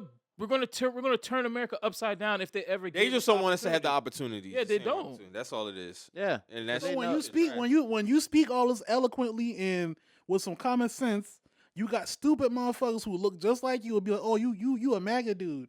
Where the fuck did you get MAGA from me saying I want my people to be corrected? I mean, I want the wrongs that was done against my people corrected, bro. Like I said, man, like, bro, no offense to the Arabic community, but these niggas that come down here and open up 1,000 smoke shops. Yeah, not give a fuck. Get. It's smoke shops in Mount Pleasant now. And what I realized is I didn't know that motherfuckers get over there, and when they open that, they get they get benefits from that. They get niggas give them money to do that. It's not like these niggas come here with an ass of cheese. No, these niggas, it's a certain program that they get that allows them to do that. I didn't know that. I had to actually talk to somebody who was in that shit, who told, like, one of my homeboys, he was trying to open one in New York, and he was having a conversation with a dude, and he was telling him how easy it was for them to go and do that shit. And I'm like, dog, they don't give black people that type of, we don't got free businesses popping out the trust sky. me, if a nigga in Charleston get a storefront anywhere from motherfucking in North Charleston, they might let you rock with no. But if a motherfucker get a storefront anywhere between downtown and motherfucking West Ashley, he works for that. He works for that. Trust me, he did not get, especially downtown. It's to a point now where he don't even put his face on the shit or like publicly. Yeah, like he'd rather operate from the shadows. With Well, you can't. Yeah. I think it's more so of like sole investors. I think being the sole investor into your business, just you can't do that. Right. Like in general, I mean, you think about, look at Deco. Deco had probably like 12 niggas in the pot. You know what I mean? Mm-hmm. To make that shit work because of your build that you're gonna have and where you're at in downtown Charleston. But outside of that, when it really comes down to the business aspect, it's just what you're going to be able to get from the bank. And if the bank is going to fuck with you because you have the relationship with the bank to be like, hey, I need $1 million loan. You know what I mean? Mm-hmm. They're going to, if you have that because you make your payments on time, you're in there, you're polite, this and that goes a long ways. Yeah. Like back when my grandfather used to go to the bank with us, he should have a relationship with the bank. My father has a relationship with the bank. The bank manager, all those folks are the people that's going to sign that bill to be like, yo, yeah, he's good money because I know that he comes in here, he's polite, and also he cuts the check when it's time to cut that check. So I think when it comes to, again, kind of really full circle for me, it's your business etiquette of how you want to do your business. And here for black folks, we take the opportunity and run. PPP was one of the wildest times for our community. Wildest time. Didn't pay shit. Hey, but on the numbers wise though, we wasn't the most people abused. No, we was not. Right. We was not. But it was like certain individuals in our culture because but we're always gonna get that though. 100%. I can't regulate how white folks feel about the white folks stealing or the Asians. Oh, they talking shit. I be seeing they be talking shit about them boys. But see, like, all right, so just look at New York, right? All right. New York they just burned 400 tons of marijuana because over 1,000 dispensaries just popped up that was selling weed that was not licensed to sell weed. Yeah, they had it's the smoke shop. Yes, they had like the smoke shop up front. Mm-hmm. See what I'm saying? Going on in the so back. knowing that we're coming off a pandemic, all this shit just boom, boom, boom because niggas getting checks cut. Mm-hmm. See what I'm saying? Using and abusing the system, which people. Why you didn't go through the proper? You see what I'm saying? Yeah, but I get what you're saying. I think what goes and registers into this day and age, and when it comes to politics, tying all this together, is people have the mindset of we're going to get another stimmy because Trump going to cut us a stimmy. Brother, do you understand? Shit. You have to have a pandemic in order to have a stimmy cut to you. You see what I'm saying? There was a cause for us to get a check. Yeah. They didn't want to do it. They didn't want to do it. They didn't want to do that. They're never going to give up. That's the shit that fucks me up. They never going to do something just cause, especially not to benefit us. At all. So people be like, oh, Trump did this. Motherfucker, he had no choice. The world was shut down. The world was shut down. So just to think, like, out of the grace of Trump's heart, you really think this man just we should be getting something like that. Like when Andrew Yang was trying to implement the UBI. Yeah. Like, they don't want to give us nothing to help stabilize the community. Mm-hmm. Motherfuckers don't have $1,000 for an emergency fund. I mean, an emergency bill. Yeah. $1,000. Yeah. That's the baseline. People, the average American does not have $1,000 for an emergency expense. Yeah. That's just the facts. But you'll tell me about a 2-time payment from a Simmons pack for Trump, man. Stop it, bro. Come on, man. Stop. I can't, because he cut y'all a check, I can't.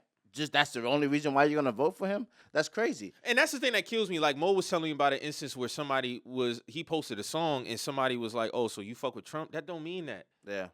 Just because I'm asking questions about Kamala Harris, that means I support Trump? Yeah. No. Yeah. If you're convincing me that I should vote for this woman. You're convincing me. What's up? Like, lay it out for me. I posted when Joe Biden was running. I posted when he was introducing the 1993 bill for 3 strikes. Mm-hmm. I posted that. That's just that one clip of how he was talking crazy about black people. Yeah. Super predators. Yeah, talking about. Oh yeah, thank you. He's on camera saying nigga. Like, so it's But then I have, so you're going to vote for Trump? Please take this down because this can be misleading. Well, what you mean this is misleading? How's it misleading? You see this white man disrespecting I your already people. know Trump ain't shit. What I gotta post about his shit for? I know he ain't shit. I'm talking about the motherfucker y'all keep telling me I should vote for. Right. You're not telling me I need to vote for Trump. You're telling me I'm wrong for having suspicions about this cracker calling me a super predator. Yeah. Calling me a nigga. Yeah. Telling me, so I don't think people understand, bro. That crime bill fucked up a lot of families in the 90s, bro. Mm-hmm. Y'all can play crazy all y'all want to, but I know just in my family and people that I know in my neighborhood, a lot of people have uncles, brothers, fathers, cousins, all kind of people locked up behind this shit, bro. Whether it was on some trumped up shit or just niggas was playing how they played. Rehabilitation doesn't just come in the form of fixing jail. your drug You just habits. can't throw a nigga in jail and think he's gonna be rehabilitated. Rehabilitation can also apply to helping the community. If you know this community is infested with drugs and there's no job opportunities, what are you doing to help that baseline? What are you doing to help not have niggas in the street selling? Now, if you do have some niggas who just selling and killing just cause, I'm not talking about them niggas. I'm talking about a community that don't have no other outlets but to do that. Then you implement a crime bill that states, oh, now we're just gonna hunt these niggas down. Boom. We're After gonna this, hunt you're them down. done. No, it's gonna, cooked. Yeah. You had first-time offenders getting crazy sentences. Non-violent. No violence on first-time offenders. That was implemented under the jerseys. Getting jerseys, bro. Yeah. You get what I'm saying? Like this shit is ridiculous, bro. And it's like it's not so much about just slap it, just disciplining somebody. Mm-hmm. What are you doing to not have this cycle continuous? But they don't give a fuck about the cycle. Mm-hmm. They're killing two birds with one stone. These niggas either gonna sell drugs and kill each other on the streets, or we're gonna put them in jail. Yeah. Kill two birds. We're not trying to help the community. So don't tell me that these presidents that you're on my head about, because when they don't do something, you know what they say?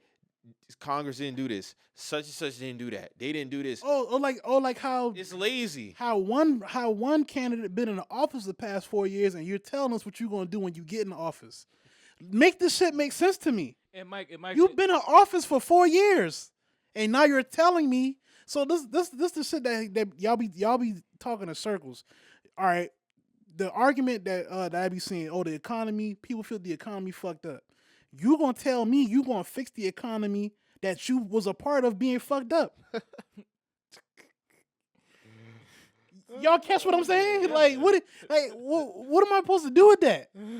And like what Mike was saying, how they'll just, like you said, let the people sell drugs. They'll do all that. They'll basically let the niggas wipe themselves out. And then they just come in with gentrification, and then they go increase the property value. Then people, the hardworking Samaritans. That's their life cycle. Yeah, that's their life cycle that benefits them. Yeah. And then they get put out, and then now you put these people, displace them in other areas. Who knows what's going on between one area and another area? And now you got another problem. And now these people move in this area, and then they fuck shit up. I don't know why they believe. And when they fuck shit up, then you clean that shit out because that area is bad, and then you gentrify that area. It's a revolving everybody should have a quality. We understand everybody is not going to be rich. Everybody doesn't need to be rich. Everybody deserves a quality of life. Facts. Whatever level that is. Because that person who has that level of life, that might be rich for them.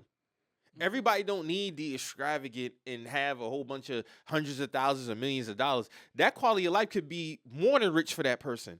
But they'll sit back and look at it in the community, you just fall, not getting nothing done for us. But then you'll get on me about not voting for a particular president that you want because you don't want the other guy in there. Or asking questions like, hey, like, y'all think this right? Like, you know what I'm saying? Yeah. Like, let's be real here. Or be mad at black people, be like, oh, y'all destroying y'all community. Nigga, what the fuck are you giving us? Yeah. It's like, that shit is crazy. Like, I seen one story about this dude, I guess it was like a beef or whatever.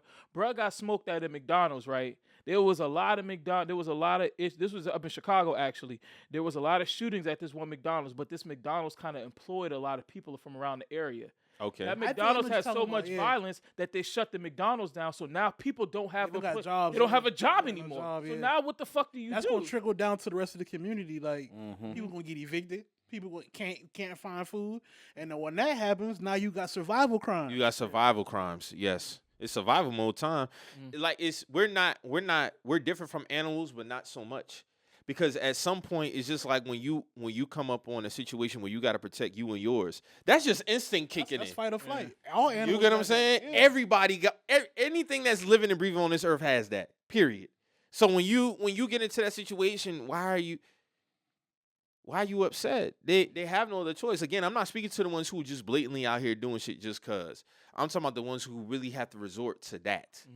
What are you doing to help affect that? But no, like Dru said earlier, you'll clean up that city a year prior to the Olympics getting there.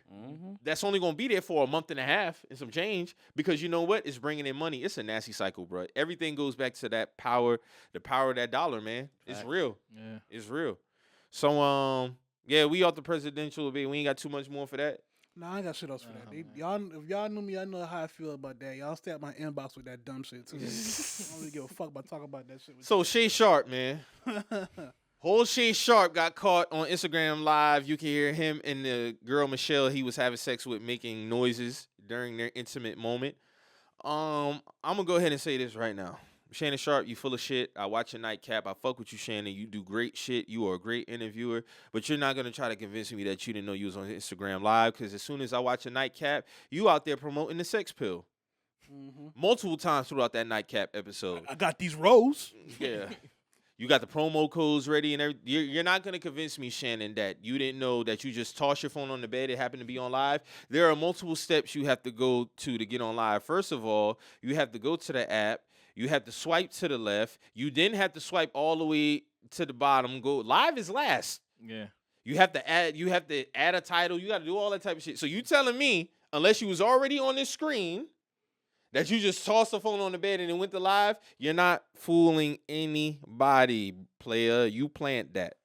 Period. You plant that. If that was for promotion, then it is what it is. Because My thing is stand on that. My thing is it's too many steps you have to go through to be on Instagram Live to be like, oh, I just put my phone on the bed. You can mistakenly call somebody. You can mistakenly take a picture. You don't in your mistakenly pocket. go on live. I've done that before. Yeah. You get don't what I'm saying? mistakenly connect your phone to Instagram Live. No, bro. it does not happen. It's too many protocols you got to. It asks you. You sure you want to go on live? It asks you that. And I don't know why anybody's asking this question. If this nigga went on, like you said, if the nigga took so much to get on live, how the fuck you not know you on live? Like you went through. If you listen to the video, you can hear his phone vibrate. That's what I'm saying. So he had another phone. People was calling him. So that must have been his other phone. But still, regardless, how he say it went down. Once this shit was already going on. Okay.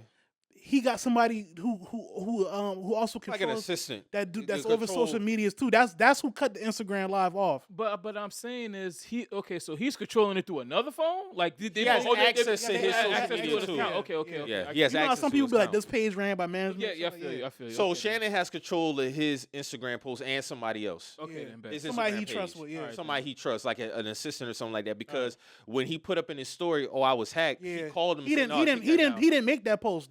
He said, "No, bro, go ahead, take that down. We ain't doing the whole hacking thing. We ain't doing that." But he was doing that to get out there and try to protect him. He's trying to save face. But Shannon definitely playing that. Yeah, definitely, because like you said, it's too many steps to go through to get on live.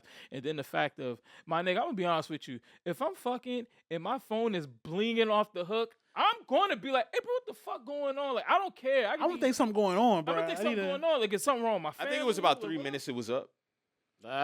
But you can hear a lot. You can hear a lot. You can hear a lot in 3 minutes with sex going on. Hey, man. But Shannon definitely playing that shit. 3 minutes fucking is like 10 minutes in reality. So bro. was this a ploy to beat the allegations of him? I don't think so. I think it was more so promotion. Okay. Promotion of what? Self promotion and promotion of that shit on his show. He definitely was. He was dropping them sex. It's two things. Like, I don't think he cared about the gay shit, to be honest. I think this was more so for put him on front street with women. Period. Yeah. I think any nigga on in that position, and because he all know when he come across women now, that's gonna be a thing. You gotta think he was. Just the women are saying, nah, I've already done seen it. Oh, you on your Shay Sharpe shit. You're growling. You gotta think he tried to get at Eddie Murphy wife, and that shit. She was like, nah. I mean, he not really. They took a picture together in the gym, but that was just about it. Oh, I think they asked her about him, and she was basically like, I mean, he's just more like a friend. Like, she don't see him in that light. That's self promotion for the hoes. Let's call it what it is. That he probably looked up like, damn, these bitches ain't gonna fuck with me. I don't think it had nothing to do with the gay shit though. Okay. He's trying to get. I himself never out there. believed it, That's to be crazy. honest. I don't know the nigga, so I can't call it. You know what I'm saying? I just only gonna, Optics are everything. yeah, optics of mean shit. everything. Optics mean You know shit. what I mean? And I don't see. But then even throughout the show, Drew, he was like, "Yeah, but I still, as you can see, I still got that." I'm like, damn, bro. But just 2 seconds ago, you saying how I'm so disappointed. This should have never happened. You plant that shit. You my nigga. apologize and self-promote yourself At at the the same same time. time. That's crazy. Niggas try to do That's this crazy. whole ploy where it's like any promotion is a good promotion, but it's like Not really. that don't That's always, corny shit. That's not always true, and like it opened the door for corny shit to happen and corny shit for you to be doing. And he's selling merch for the shit. Like, that's my what I'm nigga. saying, bro. It's like, bro, Come on. It was a moment. Just He's take gonna the have moment. merch and it- behind this shit. But just take the moment for what it is, my nigga. You trying to take the moment, have merch, have a Shannon Sharpe roast about your shit. Like, man, bro, nobody give a fuck while about that. all while pushing penis pills, bro. Pause. Yeah, see, he pushed that at least 10 times throughout that show. I got 4 rose pills. Right in my pocket. Put them right. If you see, if you show, Ocho. I keep these on me. And Ocho right there, alley-oop and everything. Yeah, Unc. Alley-oop and, Yeah. alley-oop and everything. Yeah, Unc. Yeah, man. Here's my question. ESPN not firing him. But Paul Pierce. They got too much money tied into him. That's how I look at Everything it. All goes it comes down back to the dollar. the dollar. You gotta think. Yeah. You gotta think. Paul Pierce was a. He's was a- replaceable. he was a side analyst. You know what I'm Yeah. saying? Shannon Sharpe is. They looking I at get Shannon it. Sharpe as a franchise piece for get them it. right now. So They're not gonna stay consistent across they're not the gonna stay board. consistent, bro. I was thinking this gonna fire his ass. Y'all fired was Paul thinking Pierce. Y'all For fired less. and he was just playing poker, and he had a girl with a bra behind. None of him. them was naked. None of them was naked. Now that man was just having a Nah, regular it- Friday night. It was on some. Paul Pitt was on some nigga shit, and they said, "Yeah, we gonna get this nigga shit up out of here because you smoking a blunt and you got the team Yeah, That was around cigar. here, That was cigar. allegedly." But Okay, you know, but on the flip side, y'all let Shannon Sharpe play with the cigar. Said his whole undisputed tenure now. hey, I'm I get Uncle it. Shannon. I Yeah. smoke backwoods But and I drink that- brown. I feel like that was definitely bootlicking, like that acting the Goat James and the Look cigar. at and- shit. I think he got a call eventually because he has stopped doing it. Like I think probably like. Bro, after they that let him rock with that 4 for years, a at least long 4 years. time. At bro. least 4 years. At least 4 That years. was crazy. Cognac in the morning, like Come for on, bro. breakfast. You know, bro. I And you know got- that's 6 a.m. over there. Yeah, exactly. Oh, you know what I got. got that yak. Come on, All man. right, man. That's Who the tough. fuck smokes backwoods? with no weed in it. You just want him to believe you smoking backwoods out the pack and you bring him back. First off, And a them lot of And he had the Hennessy. a lot of jobs not even letting you bring back like backwoods. Like we know what backwoods are used for. Yeah. They let you rock out with that. Like Drew said, was some serious bootlicking going on in front of the camera and behind the And I don't camera. understand that because backwoods be stale as a bitch, dog. No offense. Like, No, they you do. smoking a stale ass backwood. They and do. You And you smoking want- a stale backwood and I'm drinking Hennessy gonna at be 6 in the real. morning. None of my uncles do that. So Yeah, no. you're not an honorary unc. You damn sure not a blood unc. Yeah, I mean, you want to smoke a stick, pause. Go to a cigar shop. You know what I mean? Going to the bodega and getting a pack of backwoods to smoke. You're cooning, bro, because you're not sparking that shit. I had never seen a nigga spark. Oh no, he was sparking them shit. Oh, that's The crazy. ones, remember when the ones he used to like shoot at his house, Mhm. and he used to have them. He used to spark them shit, bro. No, that nigga got a headache. I've seen niggas smoke Phillies. I've seen niggas smoke because they're actually like a cigar for real. This you know nigga what was I mean? smoking grape backwoods. Oh, the worst. This nigga smoked the worst. This nigga was smoking grape backwoods, bro, Head hurting. Nah, that's know your crazy. head hurting. You And smoke, that's crazy. with a stocking cap on, with But a suit and a I stocking think cap. I think it's whack though because they're not being consistent. But I can understand why they're not being consistent. But it still don't make it not whack. Yeah. Like No, that's Paul Pierce should still have his job, and Shannon just got to like Shannon really is. I see somebody say he like a 14-year-old in a 56-year-old body. We said that when we was talking about how he talk about women, bro. He Like, really is like that. Nah, I he- really and you after got- he this got incident, kids I and can see shit, that. bro, I like- can see it. Like, bro, you 56 acting like this. he never grew up, bro. He never grew up. He in his 4th childhood. And I'm not saying you can't get down with the women at a certain age. If you got multiple when you do your thing, I'm talking about the act of. It's the act of Stop how you playing how like you yeah. mistakenly went on Yeah, live, my like, nigga. Bro, like, come on, bro. You want some? Stop it. You want some college kid shit, bro? Nigga said, toss that phone real quick. Because he's talking, oh, nobody was hurting in the making of this audio. Man, All fuck. right. Alright. How they say that? Fuck up. Like he apologized, like Marcus said, he apologizing throughout this whole episode, but he propping himself up at the same time. Well, you know, Ocho. You You know, I don't get down. No, you know. All right, let me stop you. With these rope pills. This was a serious moment. I'm very disappointed in myself, and I felt like, no, you don't, nigga. You got that fire in your gut right now. You feeling real good because the women about to be on the you. women about to be. Oh, fuck if I send you this, I'm gonna be growling or some shit like He about that. to make himself like a wordplay he gonna now. meme himself. He gonna meme make himself a wordplay now. Like as far as with the women, bro. I'm telling you, like You that's gonna get- nothing but self promotion. I'm trying to Shannon Sharpe that thing. That's what he's trying to get people. To Yo.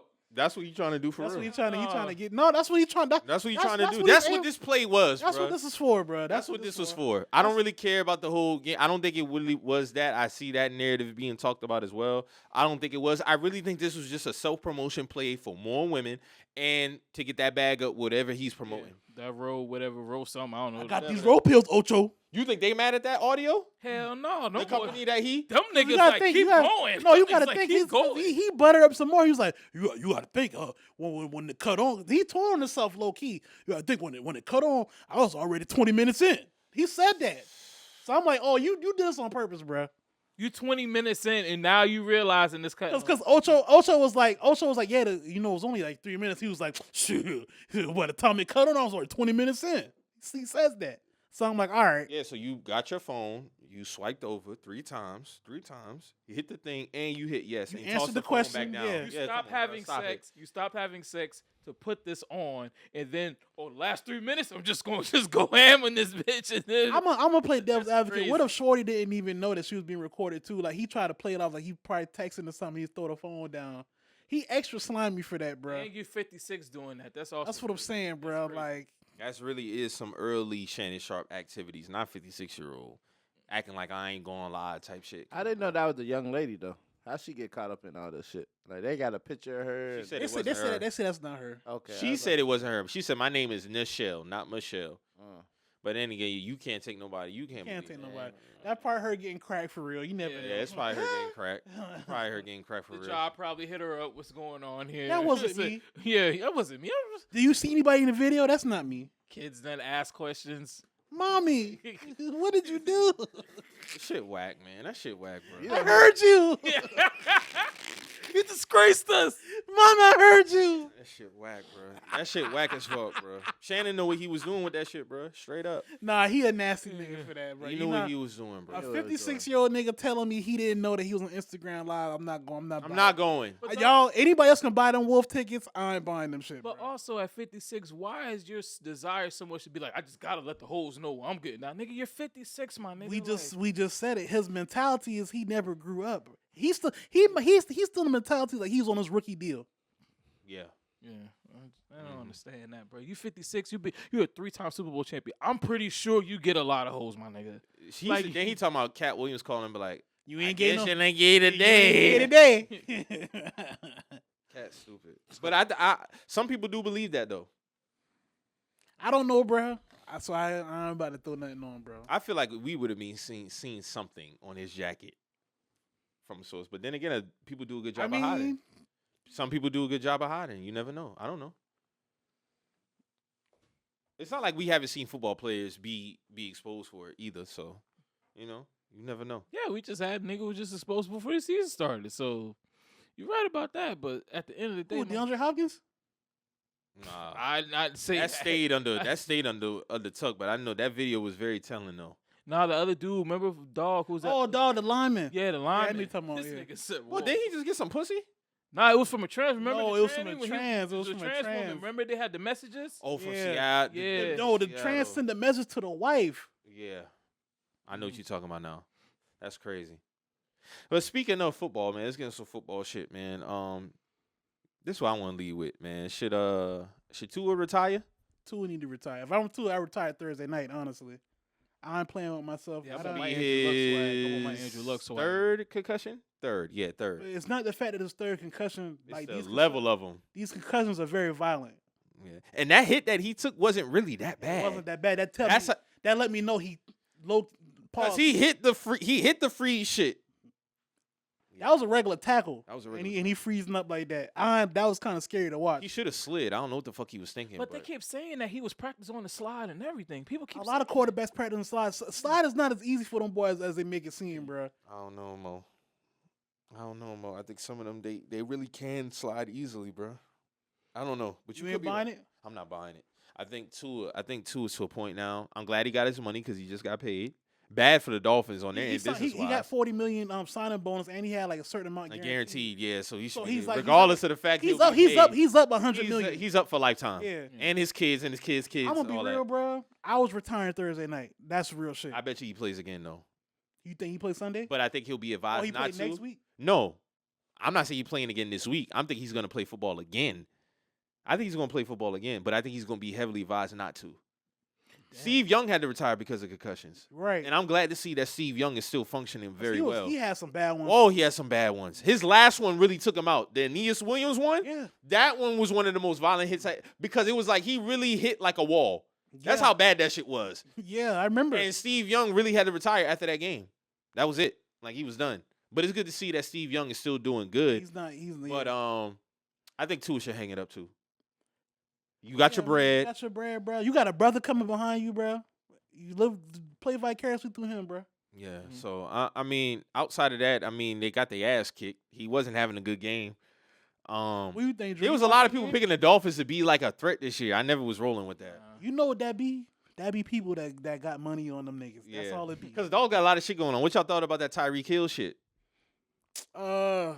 Unnecessary power. Unnecessary. Unnecessary on both ends.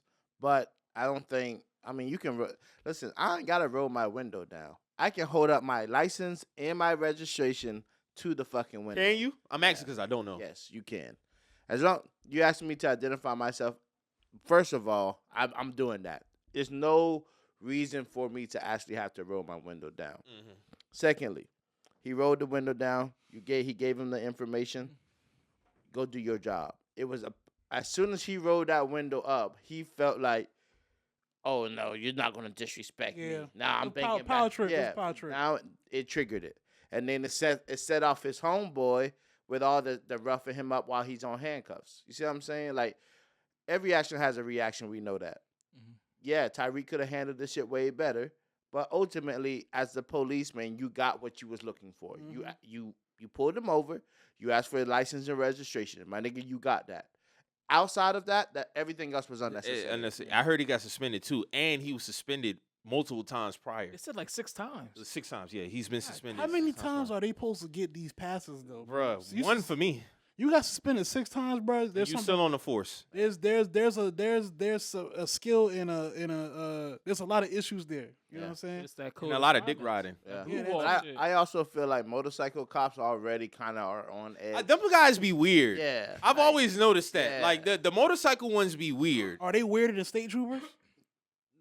Yes. Yeah. Yes. I never got pulled over by a motorcycle. Because I gotten pulled over by a motorcycle cop and just in a regular car, and by far the motorcycle ones are like they're way weird. more hostile. Way more aggressive. hostile. Yeah. Yeah. Like I would prefer Over nothing. Yeah, over nothing at all. It's like I ride a Harley Davidson type nigga. You know what I'm saying? Like, bruh, I don't ain't care. doing that. Yeah. But that's crazy to me because it's like, yeah, you ride a Harley Davidson, but my nigga, if we get on if I break on your ass, nigga, you gotta run back to that bike. you gotta run back to that bike. You gotta crank it. And a lot of honestly, them cops I are could be a prideful, real though. nasty nigga and back up and hit your shit. A lot of them cops are prideful though. Yeah. I remember I seen a cop car chasing like a Hellcat or something. He ended up crashing into the he side did eventually. crash, yeah. He was chasing this dude for at least 4 or 5 minutes. Yeah. Yeah.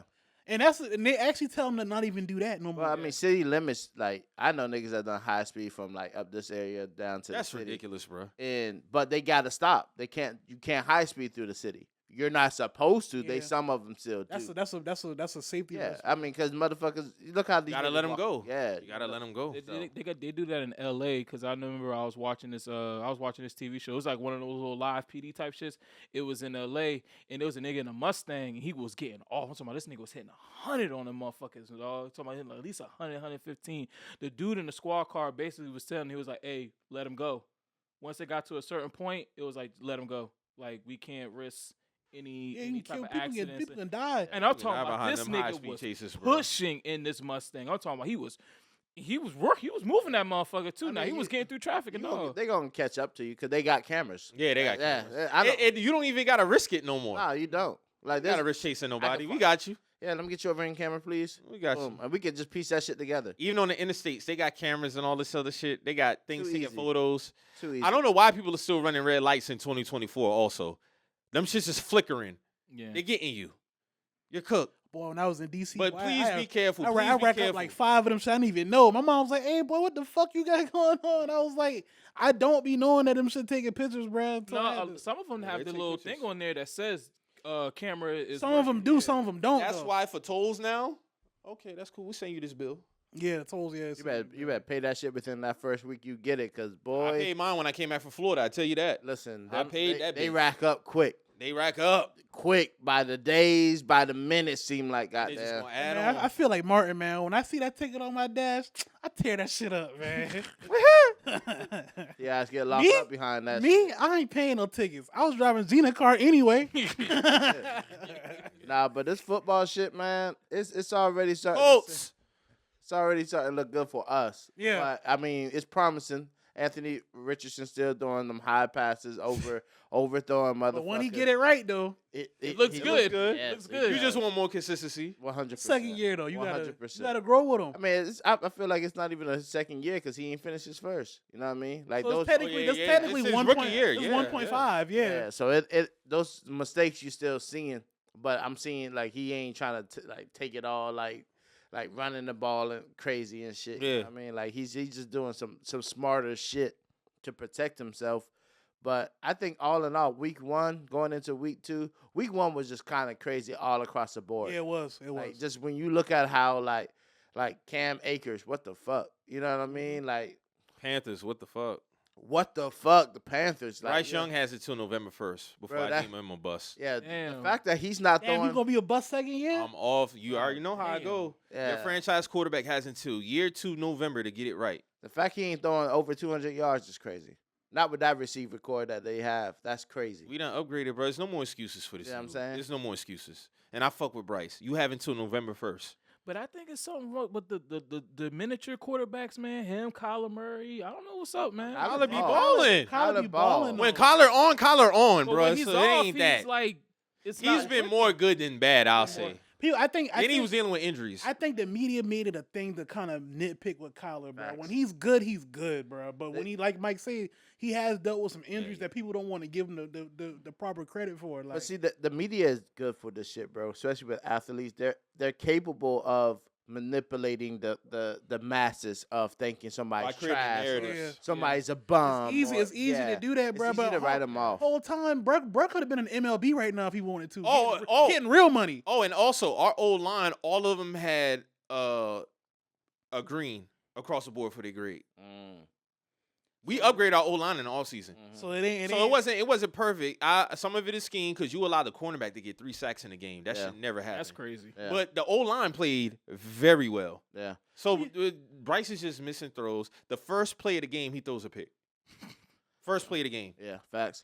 You know, I honestly, bro, I ain't never seen Dog smile for real. Like, I don't feel like He smiles. I don't never feel like I see him like in a Panthers uniform, like smiling for real. He You know what does, I mean? but you know when he does it for real, he does it. He does do it after certain celebrations, after touchdowns.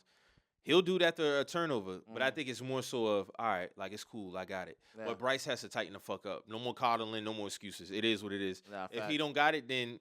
But again, we gotta remain patient at the same time too. I'm just talking about what I'm gonna call a nigga by November 1st. But other than that, it's not like we can go back to the drawing board because next year QB class ain't shit. Yeah, So it's not like we can move off of him. yeah. I mean, Red Rocket, you trust, nigga. That's what it sound like to me. And Tepper, he's Oh impatient like a my motherfucker. God. So And The Red Rocket. Oh. Red Rocket. I'm not against Andy Dalton if we got to get wins, but long term, it got to be Bryce. He's definitely a game manager. I felt like his whole career. I mean, even with the Bengals, he's been a game manager. Oh yeah. Dalton, Yeah. Dalton had a good I don't know, career. man. He might- in Cincinnati. He might shock us because Joe Flacco was balling when he was with the motherfucking Browns the last year before they. Speaking of, is Deshaun Watson cooked? Yes. Yes. Hang that shit They up. even said the two ladies are good. The two witnesses are actually going to talk to the NFL. I'm talking about from his football standpoint, Oh, like yeah. playing ability. I He think- ain't got it no more. I think that's why he fucking up because he know them cases was coming. He used to be top 5. in Houston. legit top 5. Yeah, yeah. He let his freakiness fuck him up in his damn professional world, Yeah. and that's crazy. Yeah. Because he didn't have a good game at all versus Dallas. Hey man, freaky ass niggas need to stay themselves inside, bro. So Jameis gonna get the job soon? Should be. Yeah, he should. I can see James. Because once them girls talk to the NFL's over with. For Yeah, that they nigga, talking to them. And they said they got videos. They got video evidence. So that's My thing is this, bro. Why they wait? I'm not blaming them now. It's crazy they wait until now, like after he done deal with one wave of settlements, and now y'all coming. You know what's so crazy? He thought he was in the clear. He thought he was in the clear. He's still owed 175 million. You know his contract is fully guaranteed. Yeah. He's still owed 175. So if the Browns cut him, They still gotta pay him. they can't. That's why they can't cut him right now. Yeah. That's a lot of money on their books. Listen, the The guarantee. cap goes up every year, but they can't afford to cut him right now. You owe him 175. And y'all, that's guaranteed. Yeah, that's guaranteed. His full contract was 250 Yeah. guaranteed. That's why everybody was so mad at the time because they set a new president as far as guarantees. Yeah, they set the market. They set the market and they gave him a 250 contract and made the whole 4 years guaranteed. What was going on in the Browns office when They did this guaranteed shit, the bruh? whole shit. I'm trying to That's think. why they said we didn't get him because Tepper was only going to guarantee his first 2 years. That would have made way more sense than guaranteeing the whole. They guaranteed. The Browns said, "Fuck it, we guaranteeing the whole shit." That's crazy. And that's why Would the you, Browns are the would you have Browns. took Watson on the first two guaranteed, and then the rest you got to get it how At you the live? time, yeah, definitely, I would have because 'Cause we he was- needed a quarterback. We needed a quarterback. He was fresh off of a season, So but that would have sent. Was that the same thing that I think I saw something where it was saying Bryce would have ended up going to the Texans instead of CJ? it depends on how the trees would have fallen because that was somebody what had to trade. 2022. Yeah, somebody had to. That was trade. 2022. All right, So we would have had Watson. Bryce got drafted 2023. all right, all right. Yeah. Mm-hmm. And that's crazy because Baker, they was coming off of the heels of that Baker. That Baker Baker shit. shit, We yeah. got Baker 2022. So y'all, all right. 'cause When we missed out on Deshaun, I'm thinking we got Baker. I'm thinking Teddy. Teddy was before that though. Teddy was He 2020. was 2020. 2021 was Sam Darnold. Boy, y'all- 2022 Baker. 2023 Bryce Young. Yeah. So what the fuck can we What do? was that a fair carousel ride? Like, what the fuck? And what did I tell you when we got Teddy? We had to keep him because he's the bridge for the next guy. Yeah, y'all should have kept Teddy that whole time. Should have just kept him. We doing this quarterback That's carousel how I shit. feel about Cam. We should have kept Cam, bro. Like So I now- wasn't against keeping Cam. Don't get rid of Bryce and don't get rid of the coach. Damn sure don't get rid of the coach. Don't get rid of Dave Canales. We got to keep him for at least 3 years. Yeah. We done had 4 different coaches since It 2019. It ain't the coaching. You're never stabilized like that, bro. It ain't the coaching. It just ain't the coaching. It ain't the coaching, bro. The Yeah. players got to be held accountable. We got to get some shit shaking. But Bryce Young, terrible. That defense, oh my God. This linebacker, Joey Jusil or whatever the fuck his name is, I don't know what the fuck you doing out there, but just running. But that has been one of the sorriest linebackers I ever seen in the Panthers uniform. Damn, And he's only played 1 game. Bryce got a month. Well, He got a month and My a boy- couple my weeks. boy November said a 1st, month. that's it. You're November cooked. 1st. I'll deem you a bust. God damn, Mike. November 1st. November- November 1st. Yeah, literally too. in I mean, 2 months. I'm going off of what he's been through a lot in the last I few can years, so understand. I get it. I get it. You, I'm half a decade now. I mean, yeah, I've been about at least 5 years. Yeah, that's It's been what I'm about 5 talking years about. for this Like, turmoil, my nigga. yeah, that's what I'm talking about. The last time we had a home playoff game, I was there. Home playoff game, I was there. That was what 20. NFC Championship game 2016. God damn, bro. Man, that's the last time you had a home playoff game. Home playoff God game damn. against the Cardinals. I thought y'all went back before after that though. We went to New Orleans 2017 and lost. Oh, okay. Oh, that's what. All right. Damn, bro. 2016. God damn. It be like that, man. It do be like that. It do be. We still try to get this post football. Peyton. People, I don't understand, bro. People don't understand, bro. It's hard to You win going? It's football, bro. being a football fan is about peaks and valleys, bro. Peaks and valleys. But you can be consistent. You can't be consistent. I don't ask for a championship appearance every year. Now, me as a Miami Hurricane fan, I've been through a lot. Oh yeah, shit. So it's like seeing Cam Ward right now. I just want to be consistent right now. So people be talking this shit like we the Cowboys of college football. Fuck y'all. Y'all haven't been. Yeah, y'all. No, can't somebody tried to hit me with that shit. Oh, Like, oh, shit. y'all ain't won shit in 20 years. Like, But y'all glory days were some glory days, nigga. Y'all had some niggas. Some that real come- highs. Yeah, Y'all had some sir. highs of Yeah, highs. sir. I I will was say there. that. I was here. I was there. Yeah. So Yeah. I mean, but on that NFL shit, bro, it's gonna be an interesting year because they shook up so much shit. Yeah. I mean, so many people in so many different places now. Caffrey not playing again this year. What this y'all week. think about that? They hiding something. Yeah. You think that Achilles really torn? Like, for Well, real? shit, It's not torn, but it's close. I feel like, well, Buddy put up what 147, 145 last. Oh, Mason? Yeah, He's doing bro, his thing? yeah. So shit, But you know me, I'm pro running back by committee. Yeah. It's something about running backs post this 2015-ish that because the game has changed too. You used to draft from running back top 5. Yeah. You used to build your team around a running back. That's not the thing no I more. don't know. That's why Chubb Hubbard is starting over Miles Sanders. Yeah. Fuck Miles Sanders' contract. Chubb Hubbard is the best running back on our team. We got him in the 4th round. It's something about them 3rd, 4th, 5th round running Them boy backs. dogs, man. Them boy different, bruh. But not to say Christian is not, but something is going on with that No, calf. he just never healthy. He was healthy Last last year. year That's and it. 2022. 2021 and 2020, he missed 13 games each. Damn, that was a lot. Yeah. That's damn near the whole season. Now, 2022, he was healthy. 2023, healthy. This year, He was going crazy last year, bro. I'm Yeah. sorry. Yeah, he was going off. something last is year. going on with that calf, bro. And slash Damn. Achilles. Damn, CMC. So he's man. out again this week. Yeah. Well, I'm gonna just say, And I'm not buying no Jet stock, by the way. damn, that's crazy. What do you mean? What you say? Jets? They're not going to be in the AFC Championship game. Oh, Jets. Nah. Aaron Rodgers got his ass cooked this last week. I'm not, I still think Aaron is a bad man, but the team, I'm not buying this notion that they're going to win the AFC East. I don't see the camaraderie of their team quite yet. I don't know if they know what their identity looks like outside of just the pieces that are there, the names that are there. They're not the. I'll well, say that's this. that would have been the case last year too, though. I'll say Very this. true. They're not the class of the AFC. Yeah. Well, the way they was carrying on last year, you would have thought so. Because they had high hopes for Zach Wilson, but he just ain't the guy. Mhm. Then when they got Aaron Rodgers, they definitely was like Super Bowl. They are Super Bowl of bust though, by the way. Facts. I mean, just based And you don't get Aaron Rodgers with this roster not to be Super Bowl in the Super Bowl. Facts. but you got to get there though. Yeah, I don't believe it's Chiefs or Bills for me. Yeah, but I say it's a gauntlet. Honestly, I think the Texans. I think my AFC prediction is probably going to be the Chiefs Texans. They got eyes on them too, but so far week 1, they've been playing good. CJ Stroud, he's a dog. I like D'Amico Ryans, the head coach. He's done a great job. He's It- a, a It great sucks job. that they're in my division, bro. I got to see them twice a year because I actually do like the core team that they have. put I like together. that Texans Yeah. team. Yeah, that's I I really do. fuck with that squad as just all the black faces and it's working. You know Yeah. what I Yeah. mean? Yeah, Like, makes it sense, don't yeah. it don't seem like nobody's ego driven. Nobody's trying to Nothing pop their forced. shit. Yeah, everything just seems like Stephon Diggs doing this you thing. know what I'm saying. And even was like, yeah, you don't talk about your ex girlfriend to your new girlfriend. You know what I mean? Like Yeah, that was keep a, That's one a of bar. the That's a that bar. was one of, yeah, that was one of the best things you can say. They swore he was gonna be like a cancer. Yeah, A diva type shit. Yeah. Nah, Stephon Diggs, he's never given me that vibe at all. He's Ever. always been a good receiver. I don't know where that tag. I don't know where that coming shit start from. I think I don't probably know. in Buffalo, man. I think the whole him and Josh Allen situation. That that's just- came up, but Josh Allen and Diggs never prior to that last They've playoff always loss, spoken highly of each other though. they've always spoken highly of each other. I think when that kind of showed a little bit of cracks in there, I think that's when maybe he got a I little. mean, bit that of was tag, that was a label. big moment for them I boys. bet. They was supposed to Win that they game. supposed to win that game. And you got to think, especially at that point, these niggas been titled to at least get to the Super Bowl at least more than that one time. At least the last 3 years. Yeah, it's it's supposed to 3 be Super years. Bowl So bound. it's like we were supposed to make it to the Super Bowl the last 3 years. We didn't make it. You know how many teams are saying that in the and AFC? we losing tough too. But you know how many teams are saying that in the AFC? I mean, a lot of teams will say that, but a lot of teams But don't they weren't. They believe didn't. They that. They didn't have Bills expectations though. You know what I'm saying? A lot How of many teams teams? believe How many that. teams in the AFC you think got Super Bowl expectations? At least 3 or 4. At least 4. At least 4. Who are the 4? Bills. Bills, Ravens, Yeah. Chiefs. Don't say Chiefs.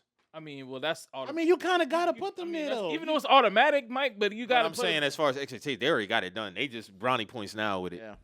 I'm talking I about outside mean- the Chiefs. So I mean, Bills, Ravens, that's it? No, Jets. Jets. And I'm missing some. I Bengals. don't see how. Bengals. Yeah. Bengals. That's 4 without the Chiefs. Joe Burrow definitely got Super Bowl because expectations. he's been there before, so yeah. Yeah. But damn, the fact that Diggs is still looking at this confetti, bro, like year after year, bro, that shit is. Maybe I would be like, damn, maybe it's me. Hey. I'm like, damn, maybe it's me. Yeah. Maybe I should retire. I'm telling you, that should be sad, bro. Like, nigga, go in the locker room. What's your expectations for your squad? Man, hey, Playoffs? definitely playoffs. How far we go, I think it just.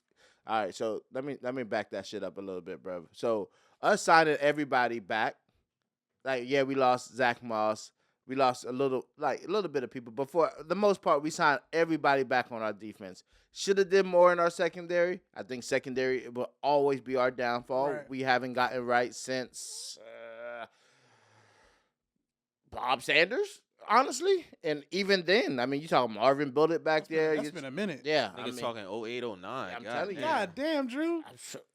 nigga, we've endured a lot. I mean, when you look at, there's never been, like, since Peyton's been gone, you got to think of how shit been coming to the wire. You look at how winning by field goals, winning by Andrew Luck had a fumble, picked it up, ran it against the Chiefs, picked it up. That playoff game, he came back from like 20-something. See what I'm saying? Like, the defense. That's football, bro. But that's the thing, bro. When you look at the running backs putting up 150 yards, then you look at the receivers. I get what you're saying. Like, when it comes down to. You supposed to win them more comfortably. Yes. Yeah. And not having to be like, yo, shit, damn. One receiver just put up 150 yards on us. Why is it still tied? See what I'm saying? So like that be the shit for me, because it's like, yo, yeah, we win the games, but it's bad. It's bad to endure first quarter to fourth quarter from whistle to whistle to really see like, damn, we're lacking in this department, and it's getting ridiculous. Mm-hmm. Game after game after game. You know, okay, I can bet on who we got this week.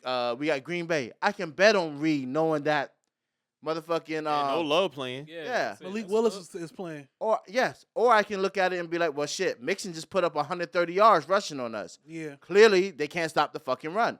Let me bet on the fucking running back on Green Bay, which is Josh Jacobs. You see what I'm saying? Josh should eat then. See what I'm saying? Like when you break the shit down, even on your own team, bro, you still got to be like a fan. No, but I feel you got to be realistic. You got to be realistic. Yeah. Realistic. So I feel about the Lakers. So when it comes down to like breaking down and seeing the shit and seeing it year after year after year, yes, you keep the core pieces. Yes, you got a little better on offense. Yeah, you paid Michael Pittman Jr. Yes, Anthony Richardson's back. Yeah, you paid JT. But then you switch to defense and you paid everybody who we were still lacking last year in the hugest department, is corners and safeties. And we did not do nothing other than pay. So that'd be the downfall of your team. 100%. The secondary will always be our sec. I feel like in the past 5, 6, 7 years, it's been the same story. It's the secondary, the corners, the safeties, the rotation of them coming in and out, niggas getting hurt. That nigga Willis, all these niggas, man. It's a lot of in and out.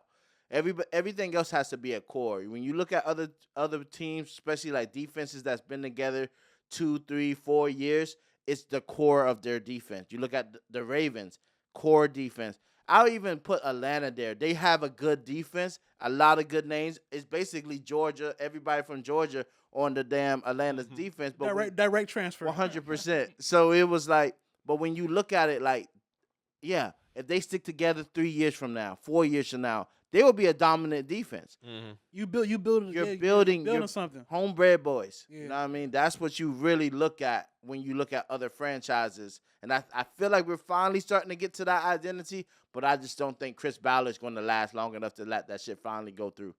Like I think this is his last year as our GM. We'll see. We'll definitely see. It's going to be an interesting season. Real quick before we get up out of here, Warren Sapp lasts the whole season in Colorado? Yeah. He does? Okay. I don't see them. Because at the end of the day, them players still got to play. Them players still got to block. They still got to block. But you know how we feel about that. You know what I'm saying? You got offensive linemen wearing shiesties. I ain't with that. Yeah. My offensive linemen need to come from barnyards. Hey, man. Duck hunting. Yeah, I want to see an offensive. I want to hear some AC/DC in the locker room.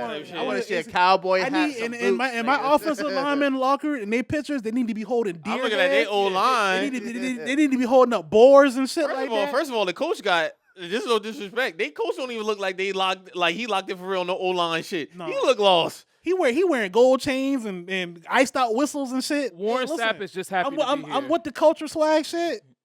But when you get that offensive line, you got to go about that a different way. And I think ain't gonna lie. I need my old line coach to be white too. It's facts, and it's shocking to me. It's shocking to me that you were so analytical breaking down where the households. Let's get it. No, let's get it. Yes.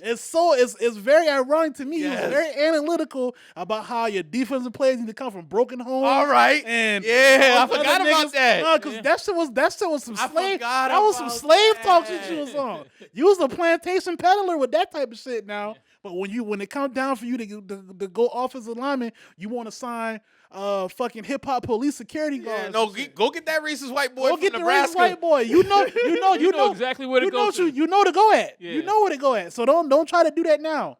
I forgot about that, Mo. That's Nah, a great point. You want specific players. To So come we gotta from- do that with the white boys too. Nah, you need to go to them barns, go to them farm, them ranch hands.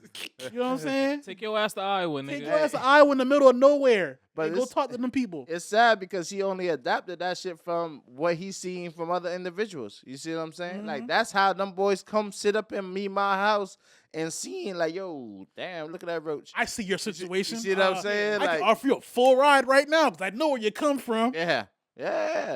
It don't take too much, but just imagine before this NIL shit. I know we trying to get up out of here, but imagine how life had looked prior to NIL. See what I'm saying?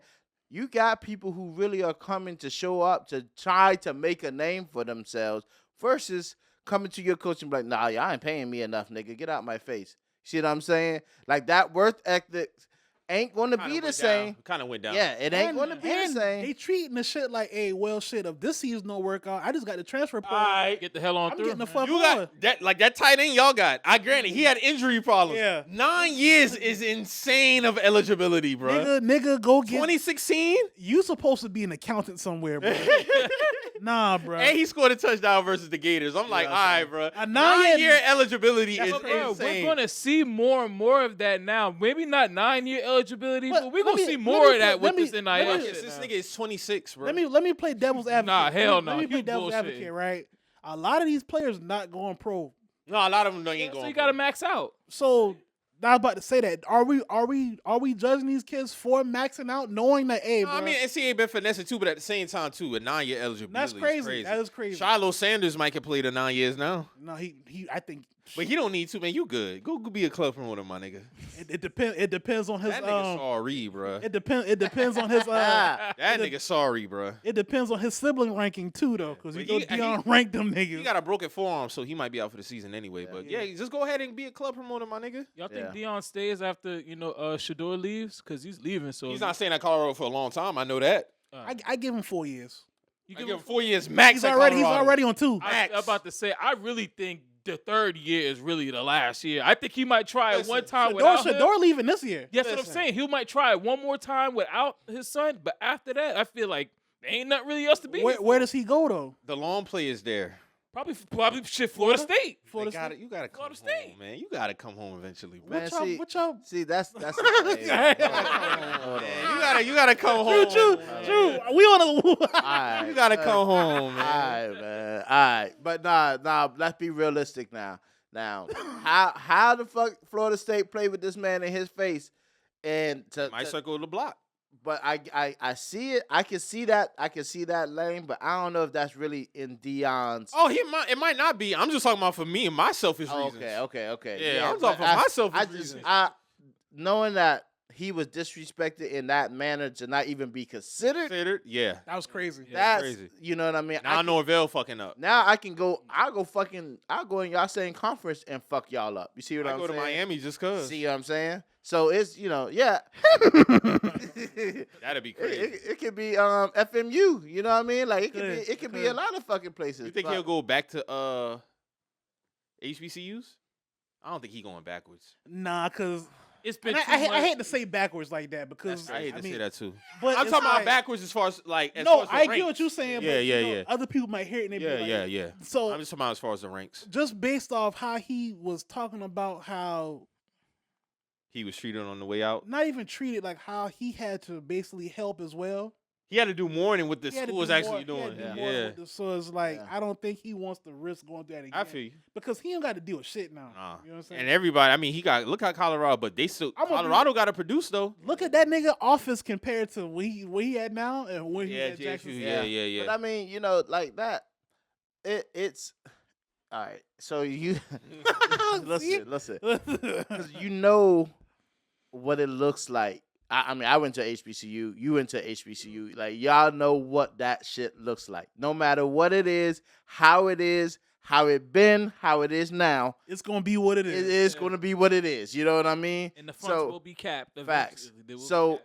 and it's going to be a nigga in that office stealing. It's probably somebody in that office or somebody stealing. But see, that's the thing. I mean, cut you off, Drew. Like how we was talking about obligations earlier. Yes. At what point do these niggas take it as an obligation to stop stealing from these fucking schools, bruh?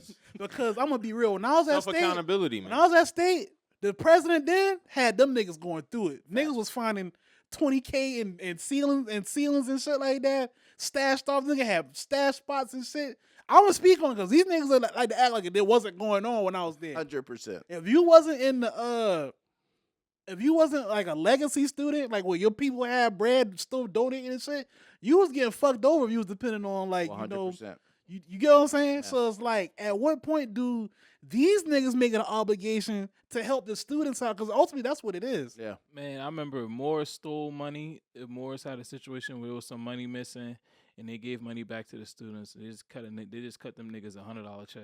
It was like, here. Oh, I got $100. I'm talking about. I didn't graduate. It's 2019. My mama called me. I'm at the crib. She's like, yeah, you got some mail from Morris. What the fuck is that for? I was like, well, open this shit up then. She's like, oh, it's just a check for $100. I'm like, what the fuck is that? That's not even a pair of Jordans, bro. That's a hash wall shoe. My nigga, I'm trying to tell you, them boys they did some shit, and y'all can look it up, and they just gave everybody $100. It was like, there you go. God bless, man. After you God bless, graduate, man. Nigga, I'm talking about 3 years after I graduated. But yeah, I don't see him going really back to the HBCU life. I can definitely see him going maybe like, He's either gonna go to another school or go to NFL. yeah.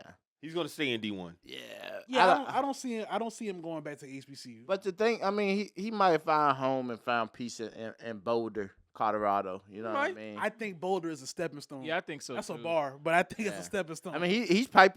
I mean, they got Jumbotron now. They get He's essentially done his job for them already, though. He's already piped up that And whole. who knows if things don't work out with Sean Payton in Denver, he go right down the street. Yeah, true. Damn, we forgot about that option. That's definitely an option. If things But don't work out with Denver Sean. got that money to pay him too.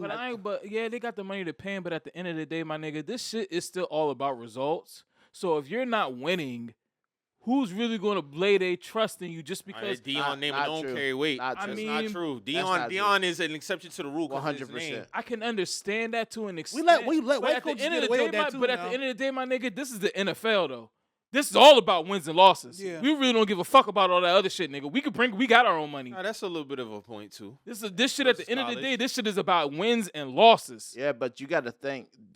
There's way more investors. I personally feel like, and when it comes to certain certain colleges, you got to think about the donors of what they're putting back into the school. A lot of these booster clubs. Yeah, are you're big not money people, that bro. type of money ain't going back into the NFL because it's already kind of Yeah, established. You see what I'm established. saying? True, yeah. So when you look at what the boosters are bringing and what they demand because they're putting Man, in money. yes, they're putting the politics is way more The alumni is really the big money spenders with these 100%, colleges. and they dictate a lot of They shit. dictate a lot of shit. Yeah. Like when you be seeing Saban with all these, not saying that they don't bring in revenue from TV and ESPN and all that. They get a lot of that shit because of the alumni. Yeah, of course. The alumni be cutting them checks, especially when you become successful. The alumni be, oh shit, like my squad. Let me roll up here. real Y'all quick. winning natties? Oh, y'all need this for the. All right, bet. Let's get on a conference call with the We're rest of talking these niggas. cutting 150K check, 250K check, Yeah. 300K check, Like nothing. like nothing. Yeah. Yeah, cut that check and then put my name on here, right on this fucking wall. This was donated by such and such. But to me, Like Caleb DeBoer in Alabama, real quick, Marcus. Yeah. He's gonna need some grace. Yeah. He's not gonna come in and wreck shit like Saban. Saban first year, 07, he wasn't really wrecking shit. No. Midway of 08 is when you kind of got to see it. They got their head smacked by Utah in the Sugar Bowl. But 09, championship. 10, missed it. 11, championship. 12, championship. 13, missed it. 14, lost Ohio State. 15, championship. 16, Yeah, he lost. he put a run 17, together. championship. Like, you got 6 natties in Alabama alone. I mean, but I can understand coming from that perspective because you're coming behind somebody like Nick Saban. Yeah, he's gonna need some grace. So you're gonna need some He's grace. gonna need you're some gonna need grace. some time. It's a lot. But you got an upstart, and no offense, my nigga, before the Pac-12 or whatever disintegrated, Yeah, they're in the Big 12 now. that they're in a way tougher conference. Even though Texas has moved out and certain people have moved out, you're still in the Big 12 football. It's still a tough conference. You was in the Pac-12 or Pac-10, whatever the case may be. That conference was not that tough. Only team you really had to worry about was maybe Oregon and Utah. And it's only them two in that conference right now. And that's crazy. it. But my whole thing is, yeah, last year was his first year, but by year 3, bruh, Yeah, he got to start making strides. you got to start making strides, bruh. I at least got to see 8 wins. Like Mike said, 8 wins this year, bruh. 8 wins At should be. least. Should This be year a- 3 for him. This year 2 for him, but I'm saying by year 3, bruh. He needs to be in like I mean, playoff talks. Playoff talks. What's Deion expectations then? This year, Mm-hmm. at least 7-8 wins. At least 7-8 wins. He bruh. had what 3 last year? 3 or 4. 4. At least make a bowl game, bro. You got to make a bowl game. Make a bowl game this year for sure. Got to make a bowl By game. year 3, 4, you got to be in the playoffs. This is 12-team playoff. Come on now. It's 12-team playoff now. Gotta make some noise. I don't think Colorado make a 12-team playoff, bro. Y'all gotta think Next year? Oh, I don't. You see them getting that better next year? Be real. Who's even being quarterback next year? They gotta get the recruiting, man. They gotta get the recruiting. They so big on transfer portal shit. It gotta be a balance of both. It's a balance. It gotta be a balance. Nowadays, the coach because if you don't fuck with the transfer portal, you end up like Dabo Sweeney in Clemson. Yeah. You a dinosaur. It's a balance. It's a balance. I mean, I feel like it's a market to target as a quarterback. I feel like you will want to go to Colorado because you're leaving a era of Shedeur Sanders. You see what I'm saying? So you'll be now the fresh face of no Shedeur, no Travis. See what I'm saying? Now you are the face of this. Now it's all about y'all. Community. Yes, sir. So now it's like that's a good selling point. It's a good piece to be like, yo, bruv, like it's a reason we took to come it to another here. level. Yeah, like we can take it with another level, but it's as far as you want to go with us. You see what I'm saying? Mm-hmm. So I'm interested to see, man. Yeah, man. But all in all, though, man, 300 of these things. Yeah, man. Appreciate y'all niggas coming through, man. Shout out again to Marcus and Dru, man. Definitely been fucking with us since the beginning. Been here to support us, be there for us when we needed them. Blessings to new ventures, of course, with Dru, the hardest working man in the city. You know, holla. You know, so crazy because at my job, somebody, I recommended somebody to you, so you should be getting some DMs or emails soon. Okay. You know, people definitely see your work. They definitely see your hard work and shit like that. Appreciate it. And continue to run this shit up, man. You know, me and Mo, we locked in. We gonna continue to run this shit up. We was here at 300. We gonna be here at 360, 375, 400. Continue to run this shit up, man. We'll be here at 150,000. Yeah, 150,000 thing. But all in all, no, man, definitely appreciate the listeners and supporters, man. And we gonna continue to run this shit up. Yeah, man. Anybody got anything, man? That's a fact, man. Shout out to everybody in the city, man. Shouts out to, young, old, everybody, man. New, everything going on. I see all the, the new content creators coming up, like all the skit people and shit like that. Just keep on grinding at it, All it takes is the right eyes to get on Charleston, bro. Then it's over with from there, man. I've been saying that for years, but I mean, it's just gotta happen. So know, I still hold true to that sentiment, So that's how I feel, man. Drew, you got anything? Yeah, man. I want to congratulate y'all for real, man. Appreciate it. Give y'all boy a round of applause. 30 of them things, man. 300 of them 300. things. So continue to be consistent. Continue to speak the real like y'all always do, man, and continue to grow, man. I see the sky's the limit for this, and I've always felt this way. I'm gonna always continue to feel this way, man. Big up to you guys for real. Big up Marcus for always pulling up, man. Big up Reggie for pulling up when he can pull up.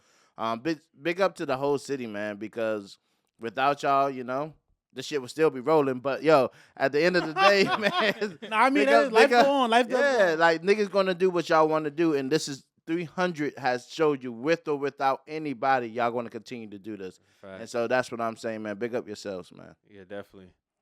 So what we say, Mo? Hey, man, if you hear anything on here that get you out your feelings and you feel some type of way, always remember. We're just some messages. We out.